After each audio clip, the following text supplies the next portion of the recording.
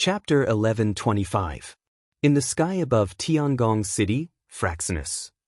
What do you want to explain? Spit it out now.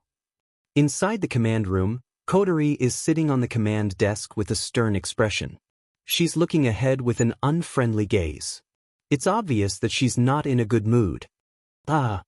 Wu Yen looked at Coterie's unfriendly expression and smiled awkwardly. He looked around at the members of Ratatosker who are staring at him with an unnatural expression. This made Coterie even angrier. Ratatosker's mission is to talk to the elves and solve the problem of the space quake peacefully. That's what Ratatosker was founded for. Coterie pointed her lollipop at Wu Yen and she scolded him without holding back. What are you doing? You're fighting with the fairies. What's the difference between you and ST? Wu Yen choked when he heard that and he started mumbling again. When I met Kwang San, didn't I also fight with him? At that time, you were playing happily too. Huh? What did you just say? Coterie narrowed her eyes. A sinister smile appeared on her face. She looked dangerous. I didn't hear you clearly. Can you speak louder? I said, this was something that couldn't be helped, right? Wu Yen grumbled. Did you expect me to just stand there and let them beat me up like that? What? Does it matter? Coterie didn't realize how unreasonable her words were. She pretended to be absent-minded and said matter-of-factly. It's not like you can kill me. Hearing you say that really pisses me off. Wu Yen pursed his lips and his eyelids twitched. Do I have to take the beating just because I can't kill you? Fortunately, you were fast enough at that time and took down Night Temptress Meijio. Otherwise, with Night Temptress Meijio's mental state at that time, it was very likely that her spiritual power would become unstable. Coterie glanced at Wu Yen. At that time, thousands of people in the audience might die because of you. That should make you happy, right? Don't make it sound so serious. There's always a way, right? Wu Yan's smile is a bit forced. Isn't the end result good? Good. Coterie looked at Wu Yen with a half-smile. Thousands of people were manipulated, the concert venue was damaged to a certain extent, and we even had to wipe the memories of the people who died. Space quake hasn't happened yet. Tell me what's good about it. Why do I feel like you're picking on me? Wu Yen smiled bitterly. Didn't I successfully lure Xiao Meijio back? Coterie's expression changed. Coterie's expression eased up a bit. She tilted her head and looked at the girl who was grabbing Wu Yan's clothes. Standing behind Wu Yen, seductress Miko, who appeared to be a bit timid, raised an eyebrow. Is she really the seductress Meijio who attacked you in the audience at the concert without saying a word? Coterie turned to Wu Yen. Why do I feel like you're not as strong as you look on the screen? Instead, you look like you're being bullied. Did you do something you shouldn't have done to her? Am I that thirsty? Wu Yen resisted the urge to drag Coterie down from the podium and give her a good beating. He glanced at the nervous Miku and he sighed. This girl is also a person with a story. She is very reliant on the power of the current fairy. It's normal for her to behave like this when I suddenly imprisoned her spiritual power. Story? Coterie gave Yakumo Miku a deep look. Yakumo Miku had a pained look in her eyes when she heard Wu Yan's words. Coterie pursed her lips when she saw Wu Yan's expression. I won't ask about the story for now. The most important thing is to deal with Miko. Coterie looked at Wu Yen. How do you plan to seal her spiritual energy? Sealing her spiritual power. Wu Yen turned around to look at Meijio. Meijio shook her head frantically and her eyes were filled with pleading. Wu Yen bitterly chuckled at this. According to the current situation, it's impossible for Xiao Meijio to willingly seal her spiritual power. It's impossible to seal her spiritual power for the time being, that's true. Coterie had a headache. What do? Do we just leave it like this? Is there no other way? Well, I do have a lot of ways to seal spiritual energy. Wu Yen shrugged helplessly when he saw Meijio's pale face. But if I seal her spiritual energy without her consent, I'll be no different from AST as you said. Wu Yen looked up and met Coterie's eyes. Moreover, Tempting Night Magio's reliance on the power of the sprites is too heavy. If I really forcefully seal her spiritual power, it is very likely that she will have thoughts of suicide in her heart. I can't do that, suicidal thoughts. Kotori's face turned serious. Is it that serious? Wu Yen shrugged. He handed the information about Miko and Yukino that Shina, Yatsuki and Yukino collected for him to Murasame Rain. Murasame Rain understood and handed it to Kotori. As Kotori flipped through the documents in her hand, her expression became more and more serious. The atmosphere in the command room became heavier and heavier. When Kotori put down the documents in her hand and revealed a helpless expression, everyone looked at each other in dismay. Mikoto seemed to have guessed what the document in Kotori's hand contained. She clenched her teeth and started whistling faster. To the temptress Magio, her past was an extremely painful experience. Because she rejected the hidden rules of the deal, the ugly producer fabricated a scandal. Because of a scandal, she was betrayed by her fans who loved her so much, she lost her voice because of her disappointment in humans and despair. All of this, to a young girl, was too cruel. What's more, she was just a young girl who was good for nothing other than singing. To Magio, the power of the elves was not so much a power as it was a means to support her survival. Under such circumstances, how could Night Temptress Magio give up her fairy power? The problem is, if a fairy's mood is unstable, her spiritual power will be unstable as well. She might cause a space quake and bring disaster to this world. No one would be willing to let such a huge ticking time bomb run around. Didn't Kotori and the others choose to seal their spiritual energy? Sealing the spiritual energy of an elf who absolutely could not lose her elf power. Ratatosker was faced with such a contradictory problem. I didn't think things would get this troublesome. Kotori frowned and unconsciously bit the lollipop in her mouth. I only sealed her spiritual power, I didn't seal it. Miko still has her own spiritual power, she just can't use it. Wu Yen pointed at Miko's clothes. That's why Miko's spiritual power is still intact. I can't make up my mind. Can't we cure Miko's illness? Kotori asked Wu Yen. If we cure her psychogenic voice loss, the problem will be solved, right? Yes. You said it's psychogenic. Wu Yen shook his head. No one can cure her other than herself. Suddenly, everyone in the command room fell into a state of silence, including Temptress Magio, who lowered her head. Her expression could not be seen. Looking at the distressed looks on everyone's face, Wu Yen patted his cheeks and pulled himself together. Let's put the matter of sealing Miko's spiritual power aside for now. Temptress Miko's eyes lit up. Wu Yen looked at Kotori. Kotori, can you give me some time? Yes. Kotori hesitated and nodded helplessly. Please, Oniai-chan. Chapter 1126.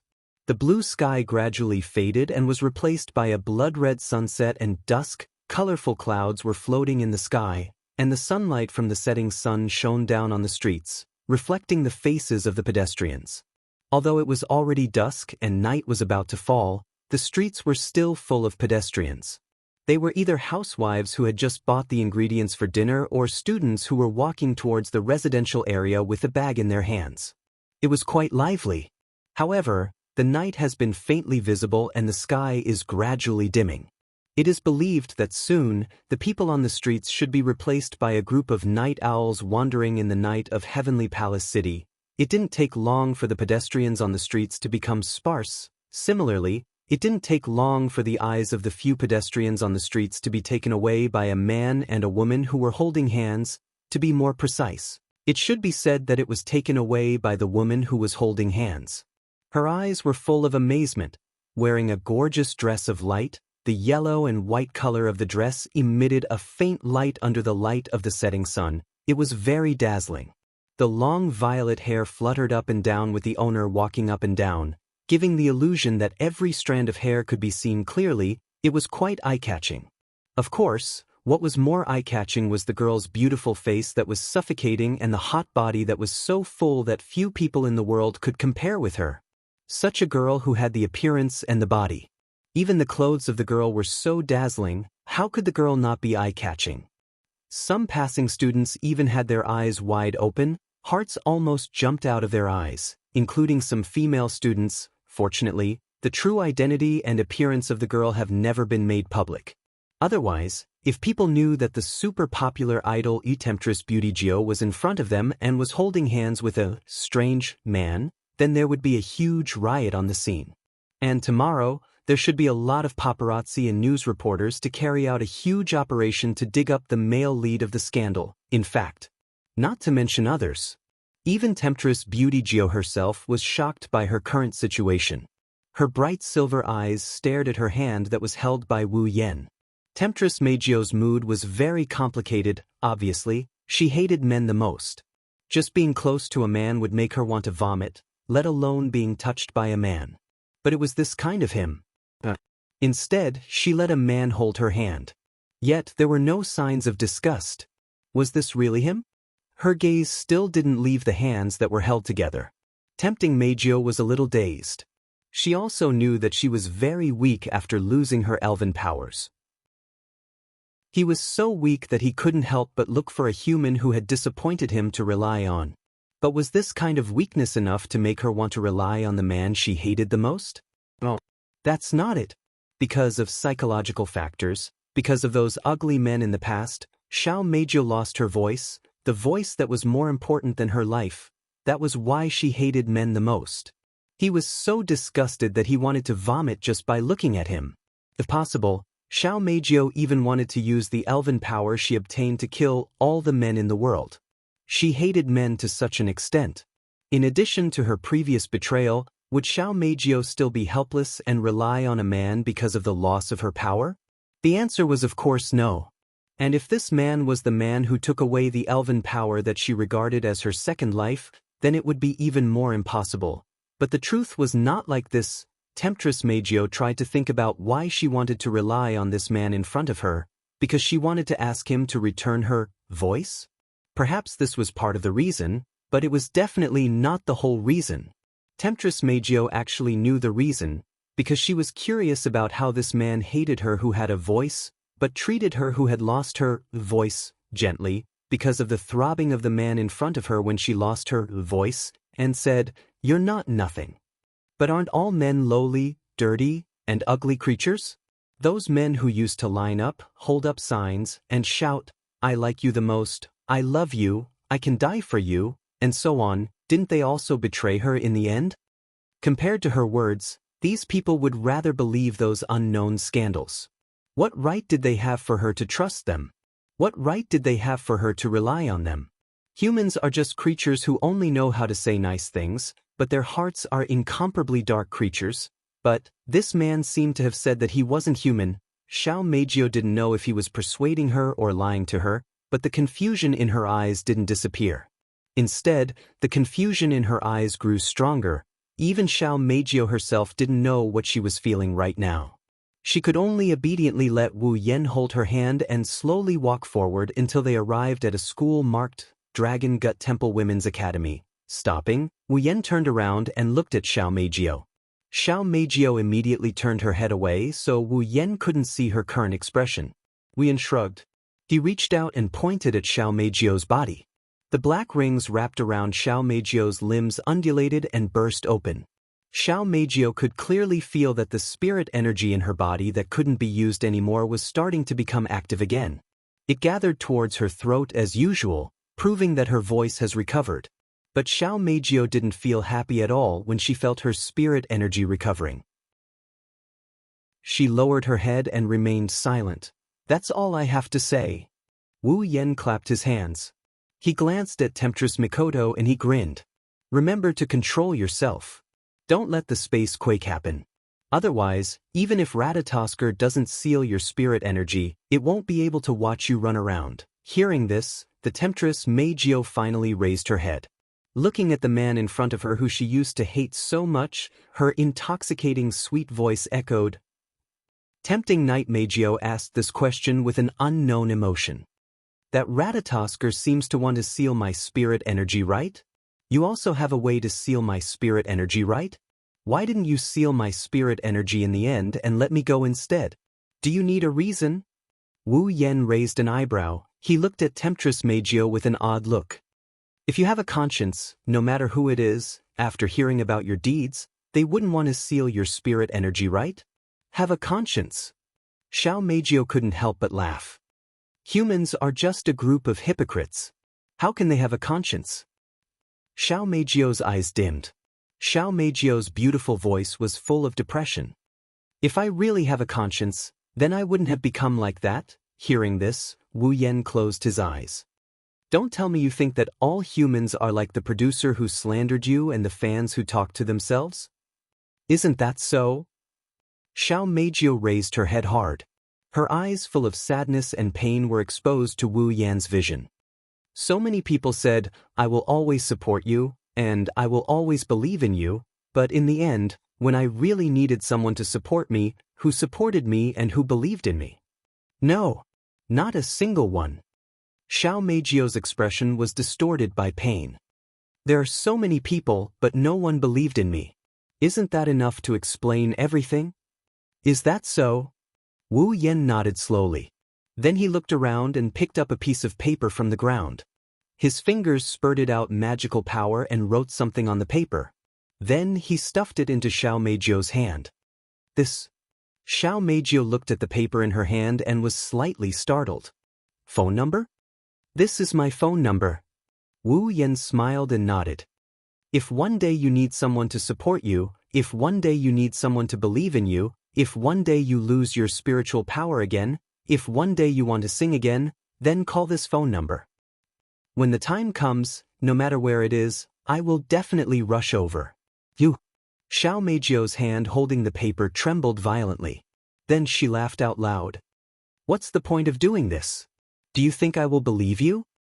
Instead of waiting for someone to believe in you and wait for someone to support you, it's better to act on your own and find someone who is worthy of your trust. Wu Yan stared at Xiao Meijio's eyes. Although I don't know if I am worthy of your trust and whether I can gain your trust, I admit that I will not ignore a cute girl's request for help. Turning around, Wu Yan waved his hand and said with a smile. If possible, I hope that one day when you want to sing with your own voice, you can call this phone number. Compared to that fake voice, to be honest, I would like to hear your own voice. Leaving those words behind, Wu Yan turned around and walked away without looking back. Xiao Meijio kept looking at Wu Yan's back until he disappeared from her sight, then she lowered her head. Who would believe the words of men like you? When he said this, Xiao Meijio's hand was already tightly clutching the paper. Chapter 1127. As expected of my brother. Kodari's cheerful voice came from the other side of the earpiece. Wu Yan, who was heading home, found it a bit strange. It's not the first time I heard you say that, but why are you praising me all of a sudden? Ah. Kodari was surprised to hear Wu Yan's words. Isn't it obvious? It's because of your strategy on seduction Meijio. Strategy on seduction Meijio? Wu Yan blinked. He asked in confusion. What strategy? When did I try to seduce Xiao Meijio? As soon as he said this, the music in the earpiece immediately stopped. It was a long time before it started again. As expected of my brother. What are you talking about? Wu Yan shook his head, not sure whether to laugh or cry. I don't know what's going on. Isn't it praiseworthy for you to start a strategy without knowing what's going on? Kodari said with a half smile. Started a strategy without knowing what's going on? Wu Yan scratched his cheek. Are you talking about me leaving my phone number with seduction Meijio? Yes. That's it. Kodari said with certainty. Let me tell you. Because of what you did, seduction Meijio's favorability towards you has increased by more than half. More than half? Wu Yan paused for a bit before he started getting curious. What's more than half favorability? Kodari muttered something in deep thought before she spoke. It's probably someone you care about. What the hell? Wu Yan pursed his lips in disdain. Only to the extent that I care about people. I thought you admired me so much because of how much progress I have made. Have you forgotten what kind of fairy seduction Meijio is? Kodari scoffed. She's an existence that hates men and is extremely disappointed in all humans. Based on our current information, there's almost no one who can attract Yukio Meiyo's attention. You're the first.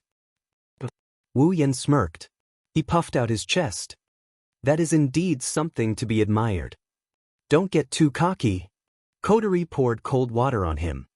If it's only at this level, there's no way to tempt Xiao Meijio to willingly seal her spiritual power. Ugh. You're right. Wu Yan rubbed his nose and sighed. But is it really possible to seduce Meijio into sealing her powers willingly? Well, it's up to you, Kotori said in a low voice. The only way now is to get Meijio out of her disappointment in humans and the world and cure her voice loss. This method is feasible. That's easy for you to say. Wu Yan tapped on his headset.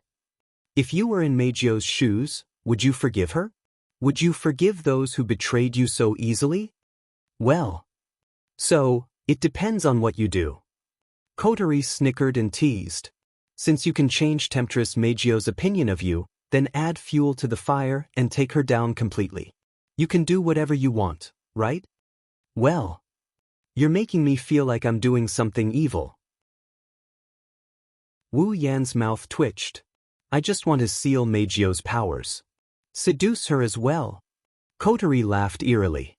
Don't tell me you don't have such thoughts about seducing Meijio, I'll really despise you. Ha! Wu Yan laughed dryly and his face fell. Alright, I admit that it's a little. Kotori's decisive voice suddenly sounded in his earpiece. I despise you. Wu Yan almost tripped and fell to the ground. They looked like siblings, but they were actually lovers. Through the headset, they started a pointless war of words. They only stopped when Wu Yan arrived at Itsuka's house. Wu Yan pushed the door open and walked into the house. He shouted, I'm back, as he walked towards the living room. Originally, Wu Yan wanted to go back to his room, but when he saw the corner of the hall, he stopped in his tracks and walked into the hall with a puzzled look on his face. In the living room, Kurumi, Toka, Yoshino, and Shirori were sitting around the table. They looked excited. On the table, there were several boxes that looked like they were sent by mail. Under the actions of 4 young girls of different sizes, they were taken apart one by one. Wu Yan walked over with a strange expression. What are you doing? Kurumi, Toka, Yoshino, and Shirori stopped what they were doing and smiled at Wu Yan. You're back? Yeah. Wu Yan nodded. He sat between Kurumi and Toka and looked at the items in the boxes. He was stunned. This is... Wu Yan took out the item from the box and laid it out in front of him. He was a bit surprised by what he saw. Kimono? Kimono? Kotori's confused voice came from the headset. Why is there a kimono? Why is there a kimono? Wu Yan repeated Kotori's words to Shirori. Shirori giggled in response. These kimonos are for the Chinese Valentine's Day festival in a few days. Chinese Valentine's Day festival? Wu Yan ignored Kotori's voice and looked at Shirori. The festival will be held in a few days? It's July 7th in a few days. Chinese Valentine's Day, isn't it? Shirori rolled her eyes at Wu Yan. She didn't like the fact that he forgot about such an important date like the Qixi festival. The Chinese Valentine's Day festival is held annually. Everyone in Heavenly Palace City knows about it. Shido, haven't you attended it before? Yeah. I've never participated in this. Wu Yan admitted without hesitation. After all, I didn't live in Heavenly Palace City before. I haven't either. Toka picked up a kimono and said excitedly, Shirori said there will be a lot of delicious food at the festival. Shido. Toka turned around and looked at Wu Yan. She was holding a kimono, but she was drooling. Let's go. Chinese Valentine's Day festival. I want to go too. Yoshino raised her hand with a blush on her face. Her beautiful eyes were full of anticipation. I want to see fireworks. Both of you want to go? Wu Yan thought for a moment and looked at Kurumi, who was smiling. Kurumi, do you want to go? Era, isn't it good? Kurumi tilted her head and touched her lips with a finger. She smiled. Chinese Valentine's Day is a day that lovers can't miss. I want to go to the festival with hubby-sama. I see. Wu Yen nodded. All right then, let's go together. Hearing this, Kurumi, Shixiang, and Shiori all laughed out loud. Shiori was the only one who was about to laugh when the phone in her pocket rang in the hall. Sorry. Shiori looked at everyone apologetically and picked up the phone. Who is this? After Shiori's voice fell, the phone was silent. After an unknown amount of time, a cold and emotionless voice came out from the other side. It's me. Shiori was stunned for a moment and exclaimed, Origami. The entire hall fell into silence. Everyone's gaze fell on Shiori, making her feel even more pressured. She wiped the sweat on her forehead and forced a smile. What's the matter? Origami. Chinese Valentine's Day Festival. Toka Origami used her usual straightforward and emotionless voice and said to Shiori, I want to invite you to go with me. Wah. Shiori immediately remembered the last time she went shopping with Origami. A wave of dizziness suddenly enveloped her. Before Shiori could refuse, Origami spoke again. I'll let you know when the time is set. Origami hung up the phone as if she didn't want to give Shiori a chance to regret her decision. Hearing the busy tone from the phone, Shiori lowered her hand like a corpse and looked at Wu Yen and Co. for help. Ahem. Wu Yen coughed and stood up. Since Shiori has an appointment, we'll go by ourselves. Kurumi, Toka, and Yoshino stood up and followed Wu Yen out of the hall. At the scene, only Shiji, who seemed to have lost her soul, remained in a daze for a long time. Chapter 1128. Heavenly Palace City, Itsuka's house. I'm full. With a look of infinite satisfaction on her face, 10 incense lay on the table and twisted her body in a happy manner. Oh, Ashido's cooking is still so good. Yoshino rubbed Yoshino's small head and nodded in satisfaction. Although Yoshino was still a little timid, he was much better than before. At the very least, Yoshino could easily express his emotions with his actions like now. Although I think so too. Shiori sighed as she rubbed her stomach. But losing to a boy in cooking. It's a bit complicated. Shiori-san, not everyone can eat House-sama's cooking. Kurumi held a cup of black tea and drank elegantly. House-sama is very lazy. Don't you think it's tempting that he's willing to take the time to cook for us? Hearing Kurumi's words, Shiori's little face immediately turned red. Obviously, Kurumi had hit the nail on the head. Shiori's expression was stiff. She looked at Shiori, who was lying on the side with a happy face, and then looked at Kurumi, who was elegantly drinking tea. She didn't know why, but she looked at Shiori as if she hated iron for not becoming steel. As for Kotori, she wanted to say something but she gave up when she remembered she had to pretend to be a good girl in front of Shiori. Alright, since you're all full, let's go find something to do. Wu Yen shook his head in exasperation and chased the girls away from the table. Clean up the tableware, get ready to bathe. Yes, Toka, Yoshino, and Kotori leisurely dragged their words and walked out of the hall with Kurumi's light laughter. Only Shiori was left behind. Let me help you. Shido. That would be great. This is a wolf who slacks off whenever he can. Wait, everyone. Kurumi stopped Kotori, Yoshino, and Toka who were about to return to their rooms. He licked his lips and a mysterious smile hung on his face. There's something I need to discuss with everyone. Hearing this, the three girls stopped and looked at Kwang-san in confusion. Discuss? Kotori was surprised. You actually took the initiative to discuss something with us. That's strange. What's the matter? Kurumi. Toka stepped forward enthusiastically. If there's anything you need help with, I'll be sure to help. Me too. Yoshino nodded weakly. If possible, I'll be sure to help. I really have to thank everyone for this. Kwang-san's eyes curved into beautiful crescents as she smiled.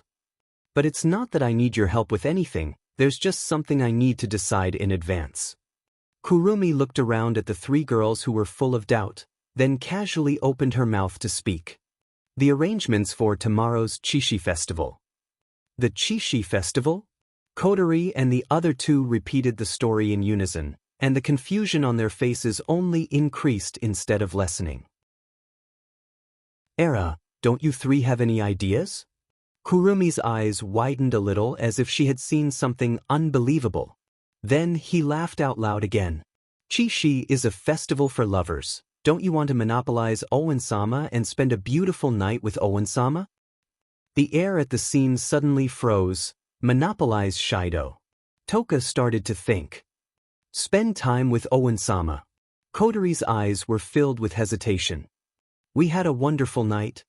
Yoshino's face turned completely red. Seeing Kotori's reaction, Kurumi's delicate face revealed a triumphant smile. It's Chishi after all. We're usually together and will always be together in the future. Today is special. I also want to be alone with my lord husband and spend the Chinese Valentine's Day together. Kwang-san pointed at her face with her finger. So, let's discuss who will monopolize Owen-sama tomorrow. Sherdao has already agreed to accompany me to buy octopus yaki. Ten Incense immediately declared arrogantly. Is that so? Kurumi's smile didn't change as she replied to Toka. Then Owen-sama will be monopolized after we buy octopus yaki, right? Toka choked. Big Brother is not very familiar with the roads in Heavenly Palace City. Kotori explained with an unnatural expression. I have to show Owen-sama the way. Kotori-chan, don't worry. Kurumi's smile didn't change. I've lived in Heavenly Palace City for a long time. I'm familiar with the roads. Kotori choked. I. Yoshino's face turned redder and redder. She became redder and redder. In the end, she simply pulled her hat over her head and didn't even say a word. Yoshino gave up. Kotori narrowed her eyes and looked at Kurumi when she saw Toka and Yoshino being knocked down by Kurumi. Do you want to monopolize that guy? Era, I do want to monopolize Owen-sama. Kurumi smiled wickedly. Kotori was about to retort, but she changed the topic. But that's a bit overbearing. I don't want Owen-sama to be unhappy. Speaking up to here, Kurumi finally revealed her purpose. How about we have a showdown here? A showdown? Toka paused. Then he clenched his fist with high fighting spirit. But I will not admit defeat. Wait, how are we going to do that? Kotori frowned. Let's be clear, it's not a good idea to use fairy power in this world. Even if we control our Reiki and don't cause a space-time quake, AST will send out their psychic waves. Plus, Owen-sama doesn't want us to fight. Kotori calmly analyzed and glanced at Kurumi. So, you have to think about it. Don't worry, I won't mess around in a way that Lord Husband doesn't like. Kwang-san smiled unhurriedly. Then, she lowered her head and pondered. Alright, stop putting on an act. Kotori pursed her lips and waved her hand as if she was tired of it. Since you're the one who suggested it, you must have a plan already, right? Just say it. As expected of Lord Husband's younger sister.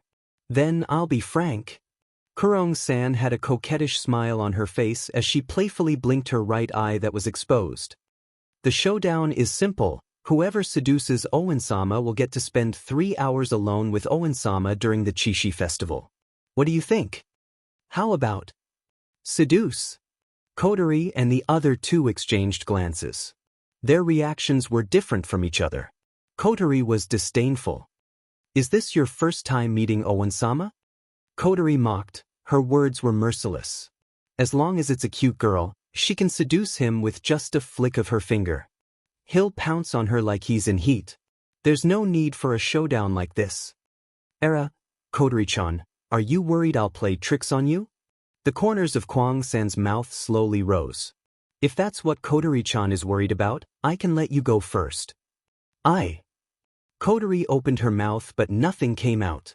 She snorted and turned her head away. I won't take advantage of you. We'll decide the order by rock, paper, scissors. Toka was confused. Nana. Toka looked at Kotori and Kurumi and asked, what's seduction? Kotori's expression froze. Kurumi's smile disappeared and she sighed. It's something that makes Owen-sama think he can do whatever he wants. So that's how it is. 10 Fragrance suddenly realized something and pounded her palm. For a moment, all the girls present helplessly shrugged their shoulders. They all felt helpless towards 10 Fragrance's natural ability. Yoshino didn't know what to do. I have to join too? She looked like she was about to cry. She shook her head anxiously. But don't worry. At this time, Yoshino, who was in Yoshino's hands, giggled. Yoshino, I'll be your backup. Let's go take down Winkun. Yoshino. Yoshino sighed in relief. She looked at Yoshino gratefully. Seeing this, Kwang-san laughed. Then it's decided. Chapter 1129. Phew. While washing the dishes, Wu Yan's pupils started to dilate. In this state, Wu Yan sighed. Cooking is a different matter. Washing the dishes and whatnot is really boring. Shido, you're just trying to slack off. Shiori rolled her eyes at Wu Yan while washing the dishes. Shido, you're supposed to be washing dishes today. Seeing how good your cooking is, I came to help you. If you keep complaining, I'm going to leave. Yes. Wu Yan stretched his arms and legs and continued to wash the dishes. Shido. At the entrance of the hall, Toka opened the door with a bang.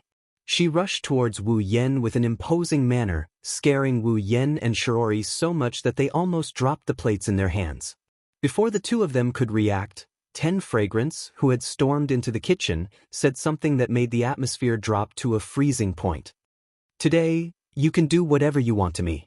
Do whatever you want. Wu Yan and Shiori managed to stabilize the plates with great difficulty, but the plates fell to the ground with a crisp sound. The two didn't even look at the broken plates as their expressions kept changing. In the end, they entered a state of complete shock with their mouths agape. Gulp.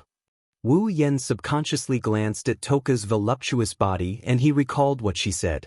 He couldn't help but swallow a mouthful of saliva. Then, she felt a cold and disdainful gaze shooting straight at her body. Sherdao. Shirji squinted her eyes and suddenly laughed. Her laughter made people's hair stand on end. Don't tell me you taught Toka something she doesn't need? No. No. Wu Yan shook his head like a broken drum. A drop of sweat dripped down his forehead. I taught her everything. I didn't do anything. Is that so? Shirji looked at Wu Yan suspiciously. After a while, she turned to Toka and smiled gently. Toka, you can't do that. Even if you're boyfriend and girlfriend. But if you say that, Shido will do something that angers both humans and gods. So, don't say that again. Hearing Shiori's words, Toka immediately cried out in dissatisfaction. But Shido and I. Okay. 10 spice sauce. Shiori had a kind smile on her face. He put his hand on 10 Fragrance's shoulder with an unquestionable aura. She pushed her out of the kitchen. I know you want to get closer to Shido, but impure things are forbidden. I won't let Shido pollute the rare spiritual oasis in our house. But, Shiori pushed Toka out of the kitchen as she continued to call out to her. When she came back, she looked at Wu Yan with a dangerous gaze. If you dare to do anything impure to Toka, you'll be judged by the Itsuka family. Wu Yan, who still hasn't recovered from his stupor, nodded like an idiot. Wu. Toka sobbed and returned to Kotori, Kurumi, and Yoshino's side with a dejected look. Fifot. Saying this unwillingly, Juxiang fiercely glared at Kwang-san. Damn you, Kurumi. Didn't you say that letting Sherdao do whatever he wanted was a temptation? Why can't I do it? Are you lying to me? Kurumi was speechless. She rubbed her forehead like she had a headache. I was careless. I forgot Toka's personality isn't suitable for temptation. In short, Toka failed. Kotori smiled and stopped Toka, who was about to vent. She raised her voice as if she wasn't going to give Toka a chance to speak. Who's next? Weiss, it's me. Yono raised his hand in fear.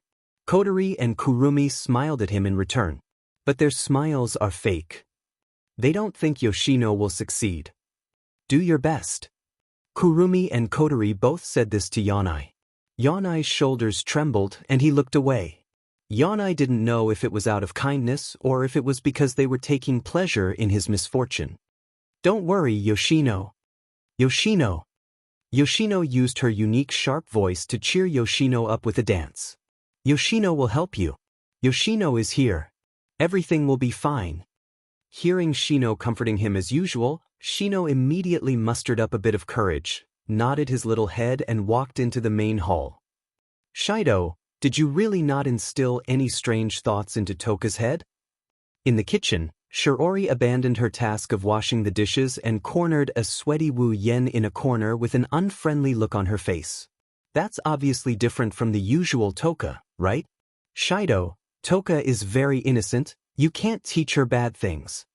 It really has nothing to do with me. Wu Yen was about to cry. I've been washing the dishes with you all this time. When 10 Fragrances suddenly ran over and said this, I was also shocked. Really? Shiori still didn't believe Wu Yan's words. She stared at Wu Yan's eyes in an attempt to see if there's anything there. Of course, she didn't find anything, so she sighed helplessly. Forget it, let's just leave it at that for now. Shiori lowered her head and muttered. Seriously, I'll have to go look for 10 spice sauce later and correct her thinking. Ah. Wu Yan laughed dryly. The door to the hall was opened again. A shy little face appeared outside the door. There was a slight blush on her cheeks. She was so cute. Sorry for disturbing you. Wu Yen and Shiori, who were about to continue washing the dishes, turned around.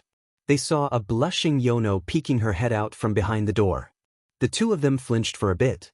Shiori's eyes lit up with love while Wu Yen felt a bit dazed by this scene. Toka! Toka? Wu Yen rubbed the plate in his hand and laughed awkwardly. Finally, he was released from the effects of Mo Kill. Haven't you taken a bath yet? It's time to take a bath. I. Toka's cheeks were dyed red. She lowered her head and slowly walked out of the door. Seeing Toka's strange expression, Wu Yen put down the cutlery in his hand and squatted down in front of Toka. What's wrong?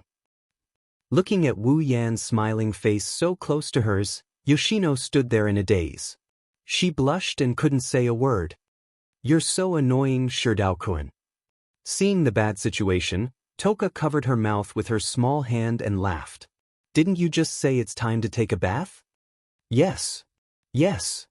Wu Yen looked at Toka strangely. Is there a problem? I came to see you when you're taking a bath. Is there anything else? Toka waved her hand happily. Of course, I'm here to invite you to take a bath together. Wu Yen was stunned.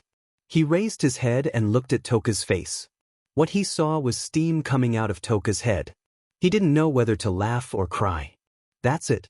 Okay, wait for me. No need. A voice that seemed to have reached the limit of patience interrupted Wu Yan's words. Then, Toka found her body floating in the air. Shirji rubbed her face with a cute expression as she cried out happily. Let me accompany Toka to take a bath. Toka was surprised. She didn't know what to do with this development. Shiori thought that Toka acquiesced. She excitedly hugged Toka and waved her hand at Wu Yen. That's it, Shirao-kun. You have to wash the dishes yourself. I'm going to take a bath with the cute Toka. After saying that, Shiori brought Toka, who was crying out in panic, to the bathroom. Because Toka was crying out in alarm, Toka couldn't speak. Otherwise, Shiori would see through her excuse of using ventriloquism instead of mouth to talk. Shiori would definitely faint if she knew that a doll could talk. Left with no choice, Toka could only pretend to be a doll and watch as Toka was dragged into the bathroom together with Toka. Wu Yan's lips twitched as he watched Shiori disappear from his sight with the 4 familiars in her arms. He scratched his head in confusion. Why does it feel weird? Chapter 1130. See Sister Shiori. What's wrong? Yoshino. Can you please put me down? Era, is Yoshino shy? And no, it's not like that. Wow. She's blushing. She's so cute. Yu. Shiori's adrenaline seemed to have been stimulated as she walked into the bathroom with Yoshino in her arms. Kotori, Kurumi, and Toka poked their heads out and looked at each other. Era. Kurumi shrugged. Yoshino is out too. In a way, sister is a powerful enemy. Kotori smiled bitterly, but she regained her composure. Luckily, sister is being held back by Yoshino. She helped us solve a big problem. Well, we'll remember Yoshino. Kurumi patted the dust off her knees and stood up. Next. It's my turn. Kotori stood up with a radiant look on her face. She reached for the ribbon on her hair as if she had been prepared for this. Seducing that guy is a piece of cake. Why does it feel so weird? After washing the rest of the utensils, he frowned as he filtered them with clean water. Although 10 Fragrances was usually a laughingstock due to its high natural attributes, 10 Fragrances had always been a laughingstock. Occasionally, in order to overcome their temperament, they would deliberately do some bold things. However, compared to their usual behavior, the two of them seem to be a little more uncoordinated. It's like they're doing it on purpose. What's going on? Is this Kotori's idea again? While Wu Yen was deep in thought, the sound of the door opening echoed in the living room. It attracted Wu Yan's attention. He turned his head and looked in the direction of the main hall, jumping and skipping. Wu Yan saw a happy Kotori. He was stunned and astonished. Kotori? Kotori didn't notice Wu Yan until now. She turned around and her eyes lit up when she saw Wu Yan. Then, she's extremely cute. An innocent and romantic smile appeared on Kotori's face. Oni-chan noticed. When he heard Kotori's innocent and sweet voice, for a moment, Wu Yan thought Kotori had a screw loose in her head or she's trying to play a prank on him. He soon found out the reason. The ribbon on Qinli's hair had turned from black to white. In other words, the current Kotori was the sweet and cute Kotori in her younger sister mode. Wu Yan looked at Kotori with curiosity. How long has it been since he last saw Kotori in sister mode? Ever since his relationship with Kotori became ambiguous, Kotori in sister mode hasn't appeared in front of him. Seeing Kotori in her younger sister mode, Wu Yan couldn't help but look at her a few more times. Kotori looked at him suspiciously. What's wrong? Oni-chan. Wu Yan's legs turned to jelly when she called him Oni-chan. He turned his head away awkwardly and pretended to cough. Wu Yan said to Kotori. And nothing. I just wanted to ask you, do you think Toka and Yoshino are acting weird? Weird? Kotori tilted her head cutely. Her big round eyes sparkled like a squirrel's. Is that so? I didn't notice anything. I see. Wu Yan scratched his face and sighed. Forget it, I have nothing to lose so I won't pursue the matter. Oni-chan, are you upset that Yoshino was taken away by your sister? Kotori blinked her eyes and blushed. She started fidgeting with her hands. In that case, I don't mind bathing with Oni-chan. Wu Yan turned around abruptly. He looked at Kotori, who is bashful and blushing. His heart started beating faster. Bathing with sister mode, Kotori? That's fine. Wu Yan's heart started to heat up as he looked at Kotori. Kotori made a victory sign in her heart and blushed shyly. Do I really have to bathe with Oni-chan? I'm so shy. Just as Wu Yan was about to nod in agreement, he remembered something. But didn't Shiori bathe with Yoshino? Kotori's expression stiffened. She cried out in her heart that she had miscalculated, but soon after, she laughed again. It's okay, we can wait until your sister is done bathing. Wu Yan smiled. In that case. Halfway through his sentence, Wu Yan paused. Something doesn't seem right. Is it possible for Kotori to invite me to take a bath together? Even if it was the naive and romantic little sister mode, let alone inviting him to take a bath, she would probably blush and scream out loud after being kissed by him. Something is wrong. Could it be that Kotori is trying to trick me again for the sake of training the elves? Wu Yan's fervent gaze turned into vigilance. He put on a friendly face and he told Kotori. But let's do this. Well, I really want to bathe with you, but I'll pass today. It's Kotori's turn to be shocked. She was rejected. She was rejected by the Onii-chan who used to push her down whenever they were alone. How? How is this possible? Why? Kotori asked. She looked up at Wu Yen with a pitiful expression. Onii-chan, do you hate bathing with Kotori? Wu Yan's heart wavered when he saw Kotori on the verge of tears. However, he was more certain. There's no way Kotori would pretend to be in sister mode just to bathe with him. There must be something going on. How could I hate Kotori? Wu Yen rubbed Kotori's head and he continued in a serious tone. But Onii-chan has something to do today, Kotori. Let's wait until next time. Next time? Kotori shouted anxiously. It'll be too late next time. Wu Yen raised an eyebrow and a bright smile appeared on his face. Kotori covered her mouth when she realized what she just said.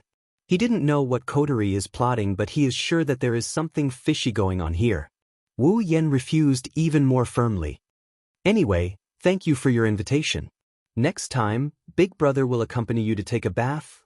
Wu Yen rubbed Kotori's head. He didn't want to give Kotori a chance to regret her decision. He walked out of the kitchen and into the living room before heading back to his room. Wait!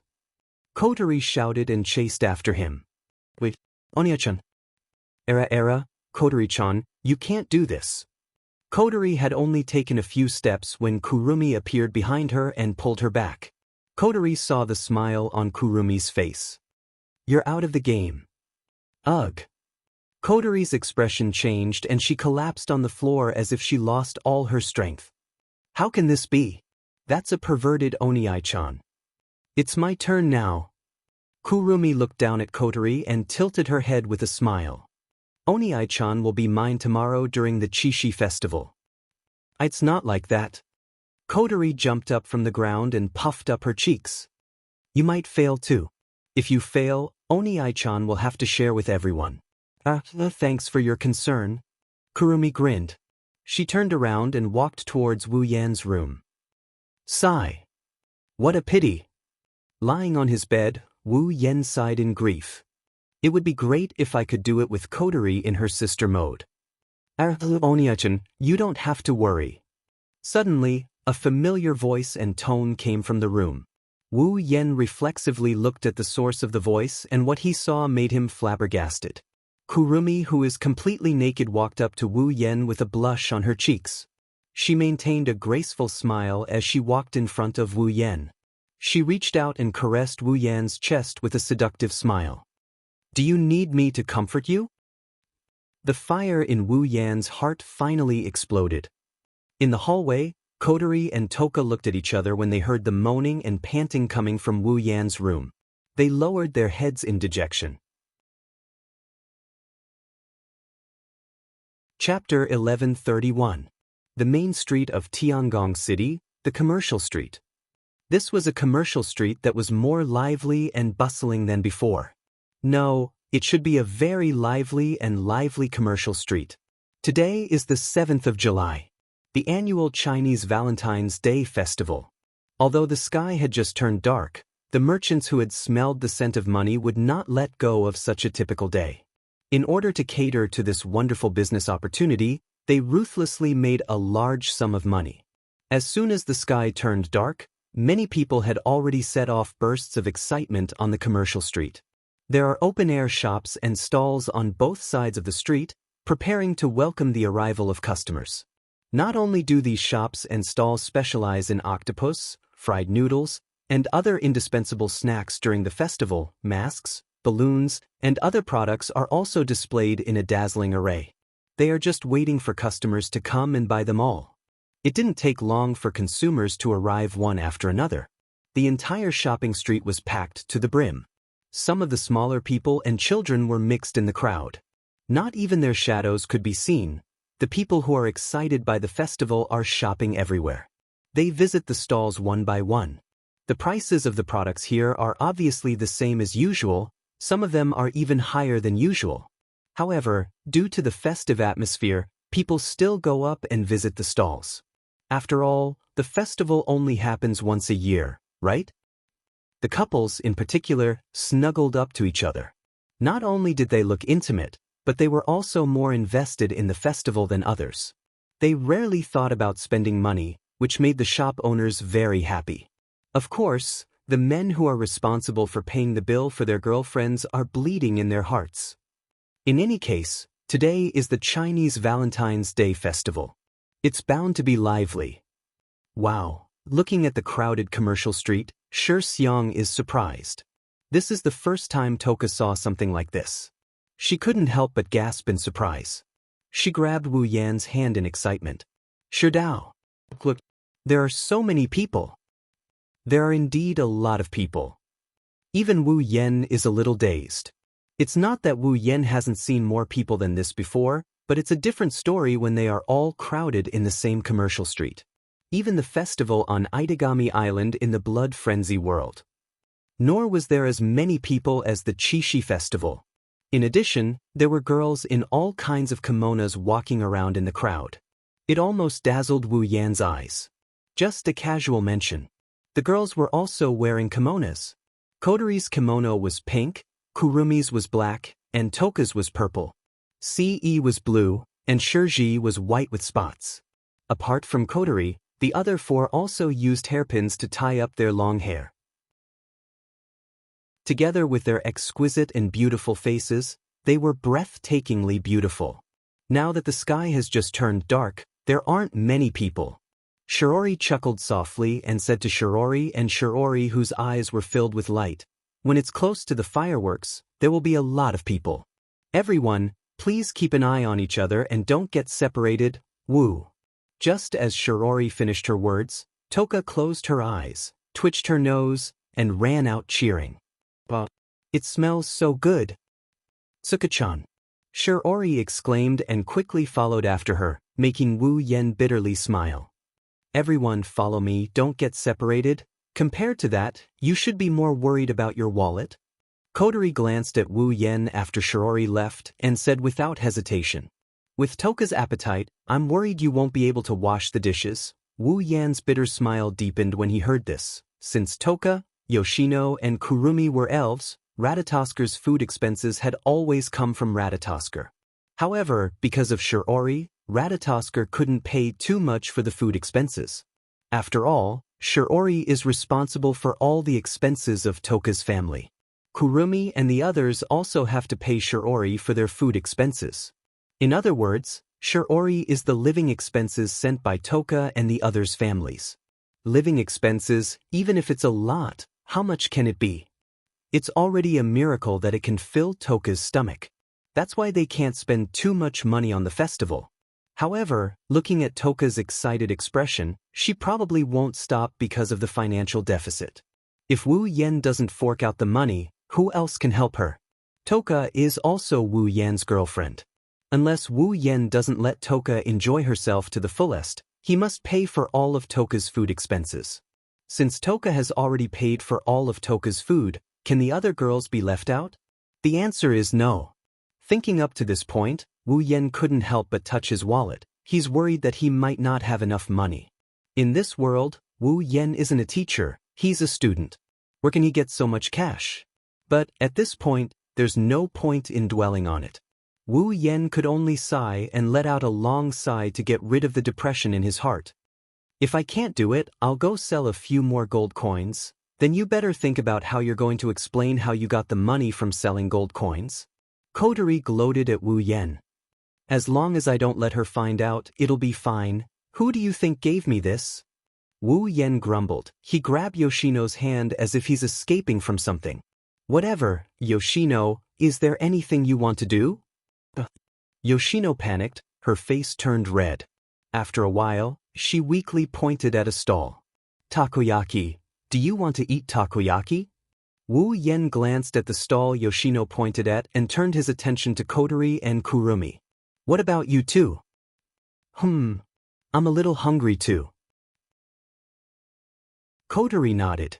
She looked at Toka, who was running around the stalls with food in her hands, and Shirori, who was following her around to prevent her from getting lost. She sighed. "If we follow Toka, we won't be hungry." Wu Yan touched his pocket.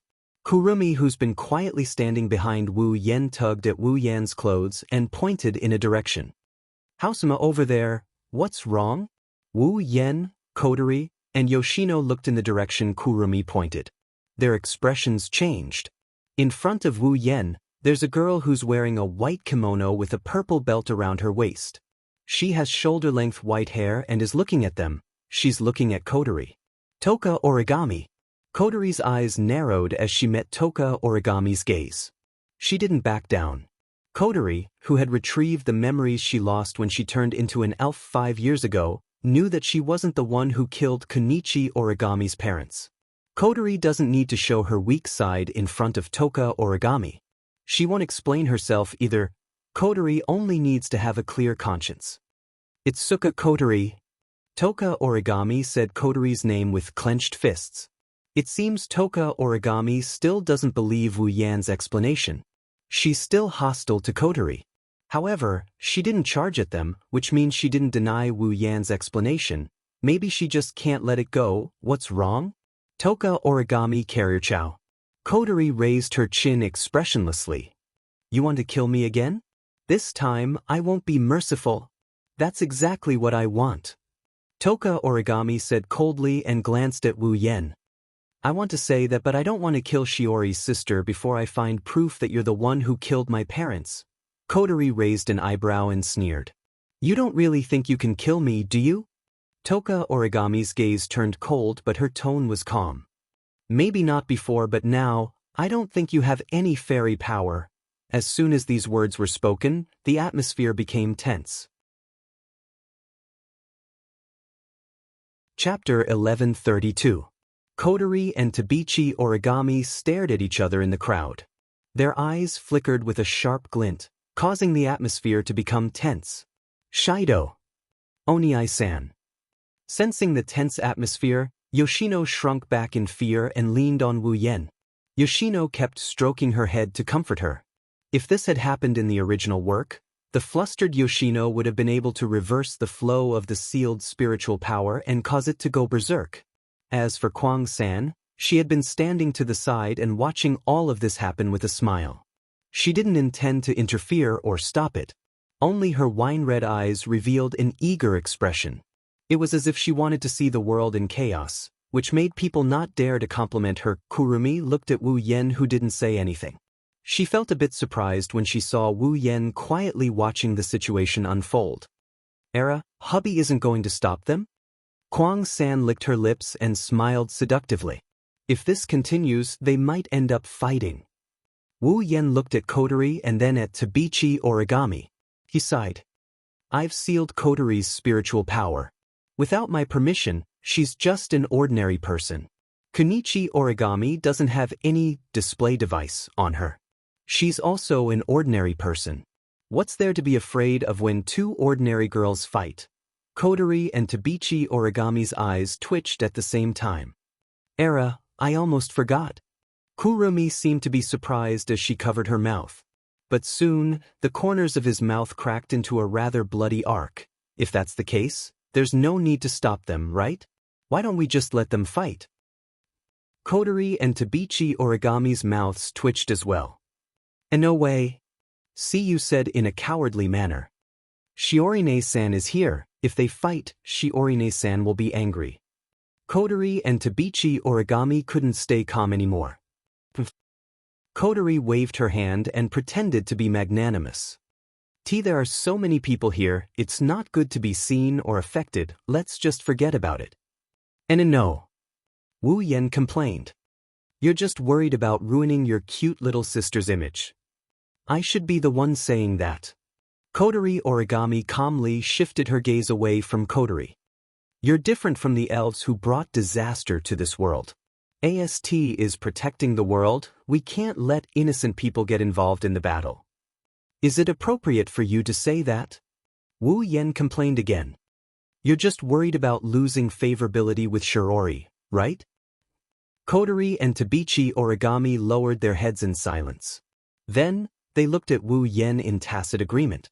Their eyes were so cold that they could freeze a person to death. Wu Yen laughed dryly in the midst of his ridicule. She awkwardly shifted her gaze away.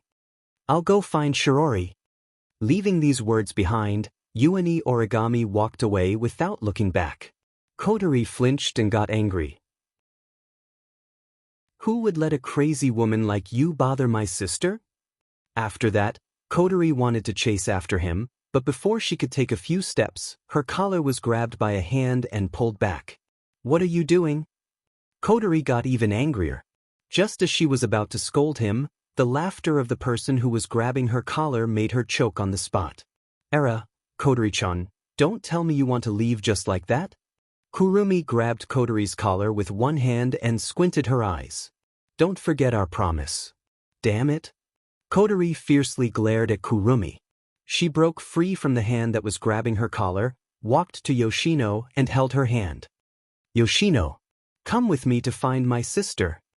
Yanin nodded obediently and allowed Kotori to take her away.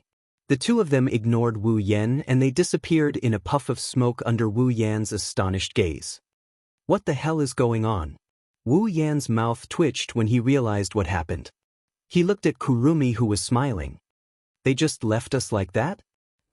Well, it can't be helped, it can't be helped. Kurumi didn't feel a headache, her smile got brighter and brighter. It seems the Chishi festival is coming.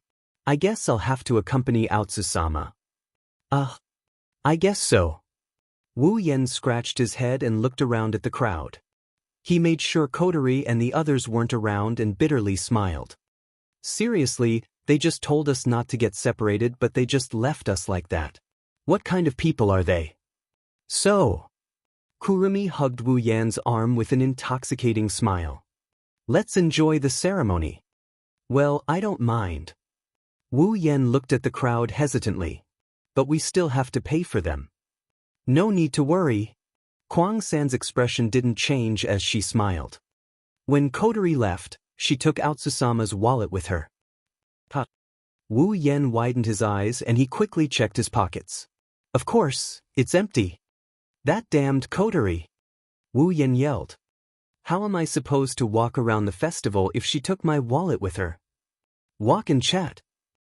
I also have some cash on me. Kurumi blinked her wine-red eyes. There was a hint of mischievousness in them. It's not much, but it should be enough for 2 people. Sorry, Kurumi. Wu Yen shook his head. He didn't know whether to laugh or cry. Since it's the festival, we can't let the girls pay for it. Shirori isn't here anyway, let's go sell some gold coins. Kurumi's smile widened when she heard Wu Yan's words. She tightened her grip on Wu Yan's hand and pressed her soft bosom against his. Then I'll accept Aotsusama's kindness. Seeing the dazzling smile on Kurumi's beautiful face and feeling the softness of her hand, Wu Yan couldn't help but smile back. However, he's a bit confused about what to do. Kurumi didn't look any different from before. Wu Yan, who knows Kurumi very well, noticed something amiss with her expression. He felt that the smile on Kurumi's face was forced. Only now did it seem to come from the bottom of her heart. But there was only one thing. Plus, she suddenly appeared in his room last night to seduce him, and that so-called promise she made with Kotori. Wu Yan's intuition told him that Kurumi was hiding something in her heart. Of course, considering Kurumi's personality, it's possible that she's just teasing him. But for some reason, Wu Yan felt like he had to pay attention to that smile on her face. His wine-red eyes met Kurumi's exposed eyes of the same color. Wu Yan looked at Kurumi without saying a word. Kurumi smiled from start to finish. She didn't try to hide her smile as she looked into Wu Yan's eyes. For a moment, it was as if a high wall was built around the two of them. Inside the wall was their world. No one could disturb them. After a while, Wu Yan chuckled. All right, let's go for a stroll. Kurumi's eyes lit up. She hugged Wu Yan's hand tightly and leaned into Wu Yan's embrace. Yes.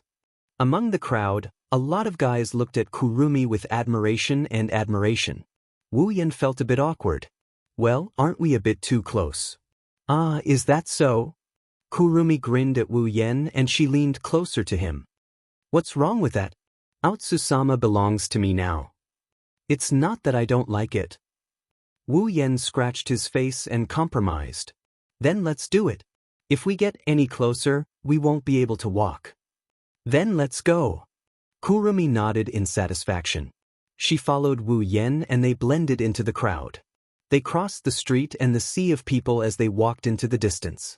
Their shadows lengthened under the illumination of the surrounding lights and disappeared under the feet of the crowd. They merged with the shadows of everyone present and could no longer be distinguished from each other. Chapter 1133. Along with the shouts of the merchants in the stalls and the laughter of the people on the street, the clamor and clamor rose to the sky, reverberating in every corner of the commercial street. Although it was getting closer to midnight, the enthusiasm of the people present did not lessen. Instead, it seemed to be getting more and more intense. Walking with Kurumi in the crowd, Wu Yan couldn't help but laugh when he saw the adoring gazes of the men around him. Wu Yan didn't even think about it before he blurted it out. Kurumi is really beautiful. The sudden praise seemed to startle Kurumi. When she noticed the gazes around her, Kurumi couldn't help but smile. Hearing you say that, I'm really happy. She didn't forget to hug Wu Yan's hand harder and giggled. If Lord Husband is jealous, then I will be even happier. Jealous? Wu Yan wanted to deny it out of reflex, but when he saw Kurumi's grinning face, he turned his head away and he mumbled to himself. Yes, a little. Era. Kurumi placed her finger on her lips. Her cute appearance made Wu Yan's heart skip a beat. Many of the boys around her forgot that they were still walking. They bumped into each other, causing some of them to fall on their faces. Kurumi turned a blind eye to everything around her. She tilted her head and pointed at Wu Yan's lips with her finger. Don't worry, I only have feelings for hubby. From the beginning to the end. Wu Yan's footsteps paused. He turned around and looked into Kurumi's eyes. Then what about Chuju, Mikoto, and Kotori? Kurumi's eyes flickered. With an unfathomable smile on his face, he said this. Hubby, do you want to hear a lie? Or do you want to hear the truth? This question. Wu Yan shook his head with a smile. His eyes turned serious. Of course, I want to hear what's in your heart. The smile on Kwang-san's face didn't change, but the light in her eyes was a little strange. She looked straight ahead and was silent for a while before she spoke. I'll say it again. From the beginning to the end, I only have feelings for hubby. Wu Yan lowered his head and remained silent. In fact, Wu Yan more or less guessed the situation. She's different from Toka and Yoshino, who are pure and kind elves, and Kotori, who is artificial. Before meeting Wu Yan, Kurumi's life could only be described as dark and gloomy. Wu Yan didn't know what kind of life Kurumi had from the first time she came to the realm to the time she met him. But one thing's for sure, that kind of life isn't worth remembering. She loved animals so much that she couldn't bear to see them being abused. She hated them so much that she could kill more than 10,000 humans without batting an eyelid. They were known as the evilest elves in the world. But in order to kill the first elves and erase the existence of elves in this world, they spent almost their entire lives on it.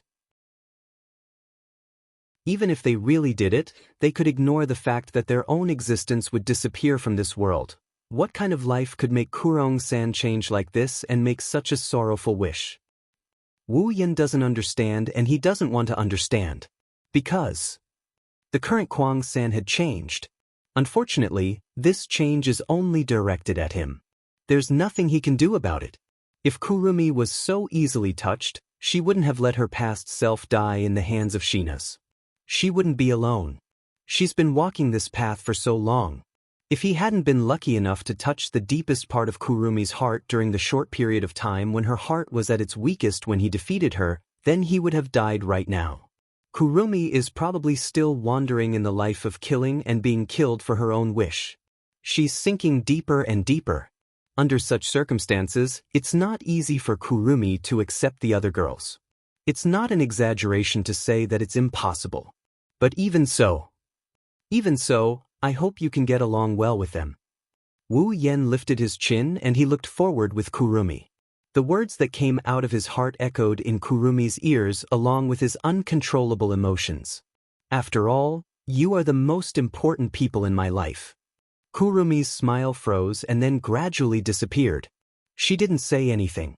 Kurumi knows that Wu Yen knows her well.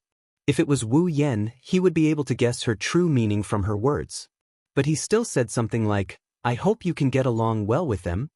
Well, that's it. He didn't want me to open my heart to the girls around me, nor did he want me to have feelings for them. He just wanted me to live a good life with them. The man I love only wants me to live a good life. That's the true meaning of his words.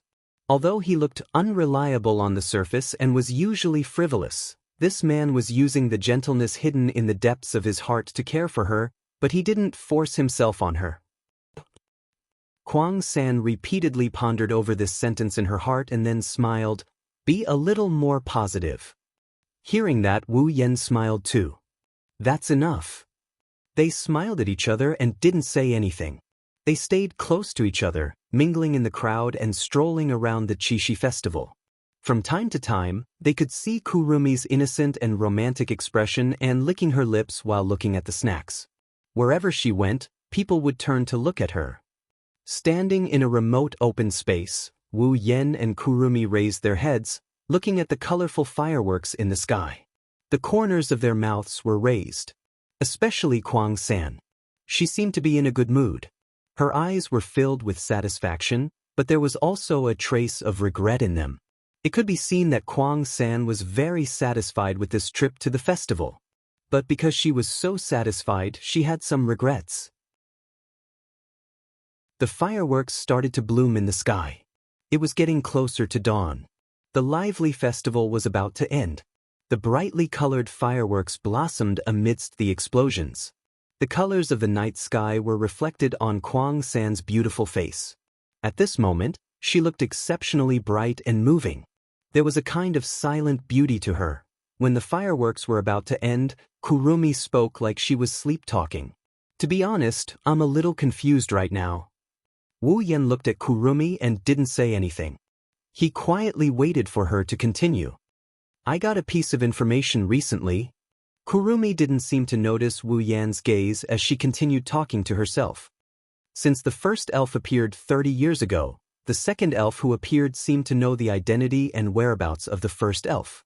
If it was someone else who knew Kwang San, they would have been scared after hearing Kwang San's words. No matter how one listened to it, it sounded like Kurumi didn't give up on pursuing her sad wish. Wu Yan didn't react at all. Even Kurumi was surprised by his reaction.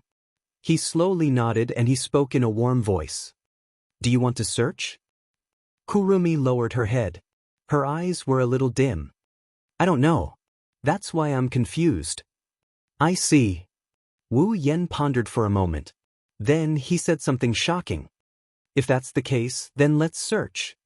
Kurumi raised her head and looked at Wu Yen in shock. Only Wu Yan's gentle voice could be heard. If you're feeling lost, it means you haven't let it go yet. If that's the case, why don't you try taking action? Maybe you'll get an answer in the process.